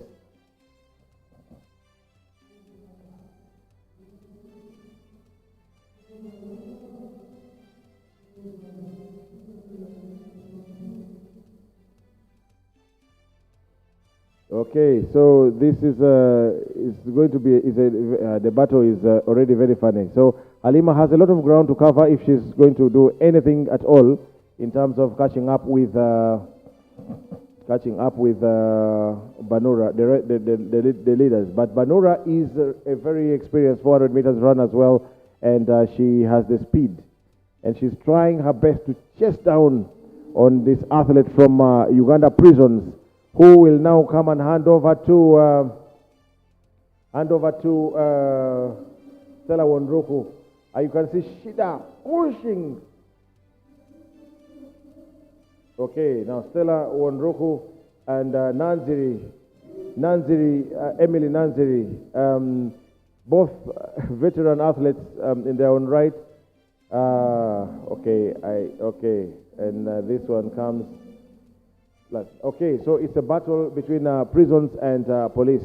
Let's wait and see what the outcome of this leg is going to be between the two leading runners. And in the lead is Stella Wondruku, who is a very experienced 400 meters runner, all being followed by Naziri Emily, a veteran of the sport. And most of the people she used to run with are now retired, long retired, but she's still here and she's pushing. But yes, Stella is widening the gap more and more and more and more. And now it's up to Mary, Auma Mary, to maintain the gap or get chased. Or so Shida Leni has some work to do. Last year in Mukono, Shida Leni closed a very big gap, and it was still Team Prisons in the lead. And now she finds herself in a similar situation. And funnily enough, last year Shida was coming from Nairobi, and she had a lot of work to do catching up with Coley. And you can see she's closing in very much on Mary. I don't see Mary engaging any extra gear to counter Shida's advance. Shida is coming. Shida is coming for Mary. Shida is coming, and she is catching up with Mary. 2 meters, 1 meter, and she is there. And she bypasses Mary, and this is a win for Police Athletics Club. Finally, Police has won the relay for women, and Team Prisons comes second. And now coming in third place is going to be Team UA, that's Uganda Wildlife Authority. And yes, the rest of the teams like that. But wow, what a race. What a race. Shida had to dig deep into her experience, dig deep into her speed, and do everything humanly possible to catch up with Team Prisons, who had a considerable lead. Actually, she's closed down about 15 meters, because Mary was about 15 to 20 meters ahead when Shida got a baton, and then she closed her down. Now coming out of the cold room are the men for the 4x4 meters relay, and they are raring to go. I can see first out is Team Prisons, then Team UA. UA has Eric Okwi, the individual 400 meters champion. What do they have to offer? Team UA has Eric Okwi. Team UA has Leonard Opin, I can see. But that is not to say the other teams are sleeping. Wow. And we have UPDF in the mix, and they are not joking. They're not joking. They're yet to win anything in terms of they've not won anything in the relays. But here they are. Perhaps, just perhaps, they probably will have something to smile home about. But yes, the teams are out.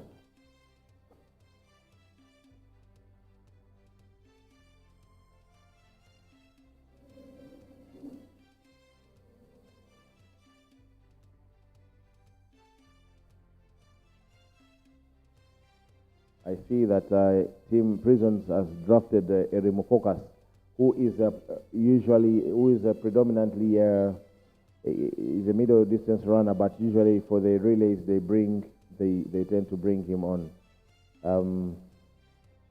And they have they have Omoka Kenneth, Team Prisons. That will be something. This is going to be very interesting, the way I see it.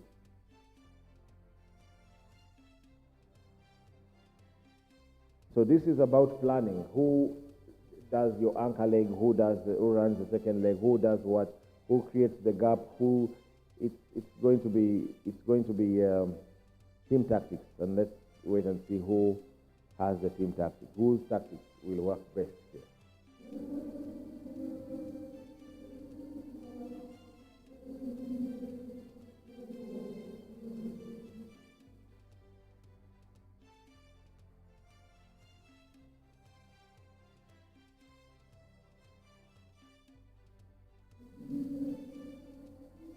This is the final event of the day, the penultimate event of the day. It's the very last event that we're going to see on track today, and this will mark the end of our being in Namboole this season until next season, perhaps, depending on what will be happening, depending on whether we will have the construction works going or not going. Because after Chan, the stadium will be closed off because there will be more works, there will be more advanced things coming to Namboole, including roofing the stadium. It will be roofed, as we were reliably informed in the media. So for now, I can see, even now when I look around, you look at people doing lots of things. I think this is all in preparation for Chan. I see network boosters. I see lots of things. I think this is for the broadcasters and for communications. They are installing a lot of things here. Wow. So again, we find ourselves in this fix. We have Team Prisons in lane 4, UPDF in lane 3. We have Team Police, not certain which is Team Police in between lane 1 and lane 2.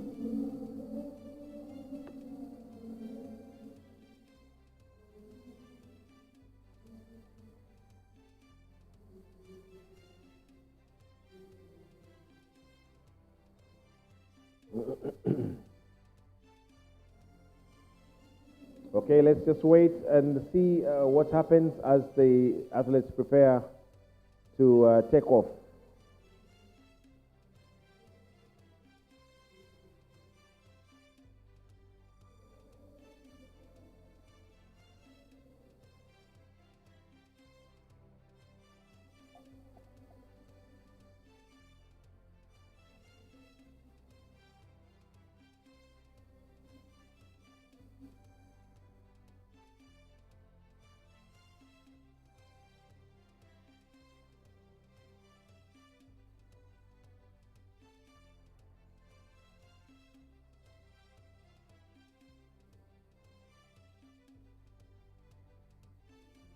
Of course, Team Prisons missing the services of Adoli Haron, missing the services of Chanwengo Godfrey, two of their best. Okay, gun failure. The gun has decided that it will fail one more time before we. Oh God, man, it is not nice.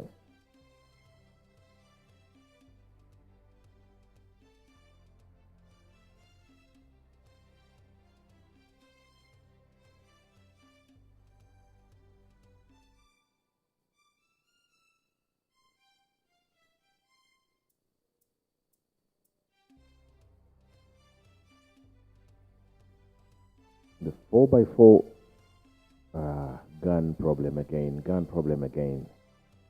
It really kills the vibe. It kills everything. It kills the spirit.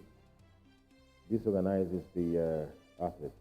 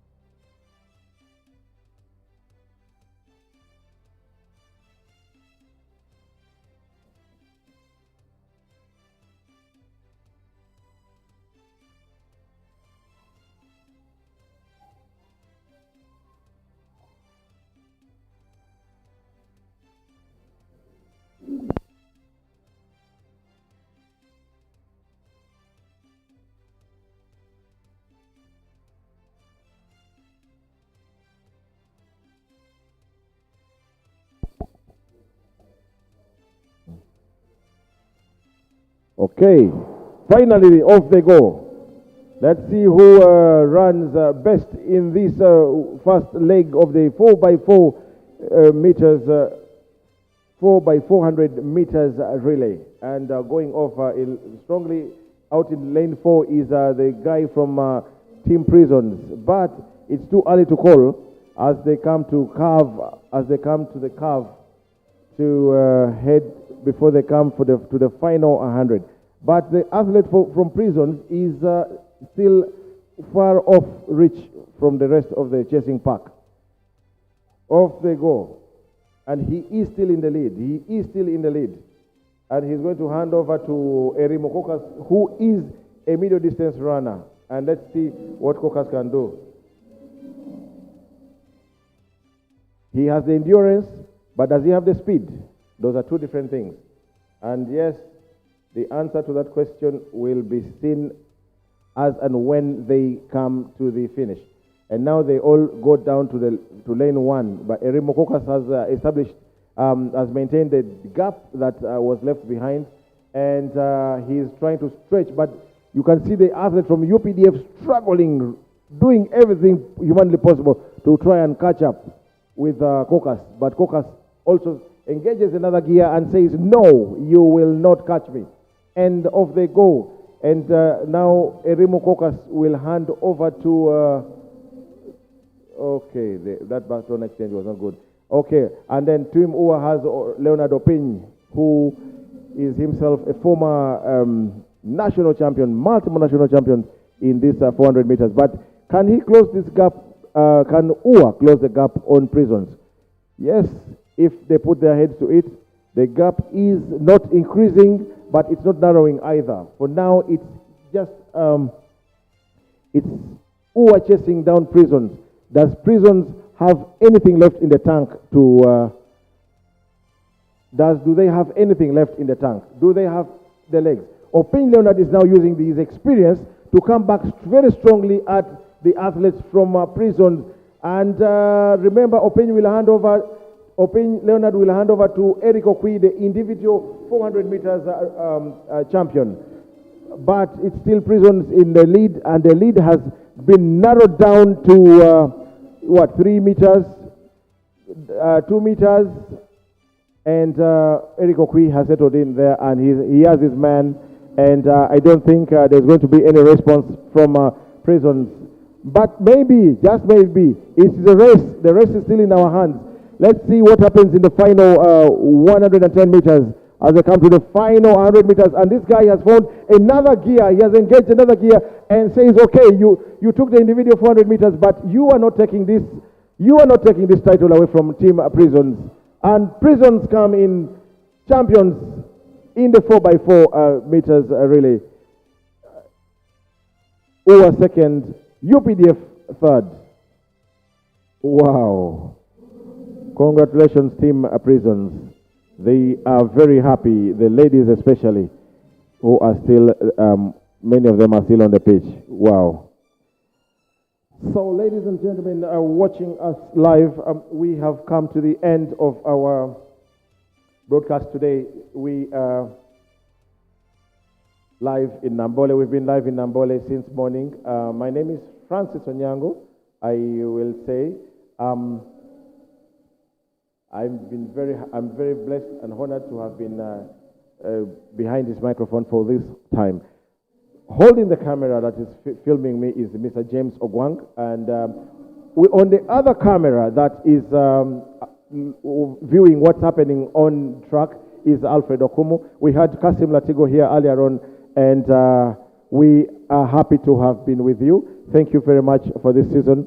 We will be back, and we'll be back better, bigger, better in all ways.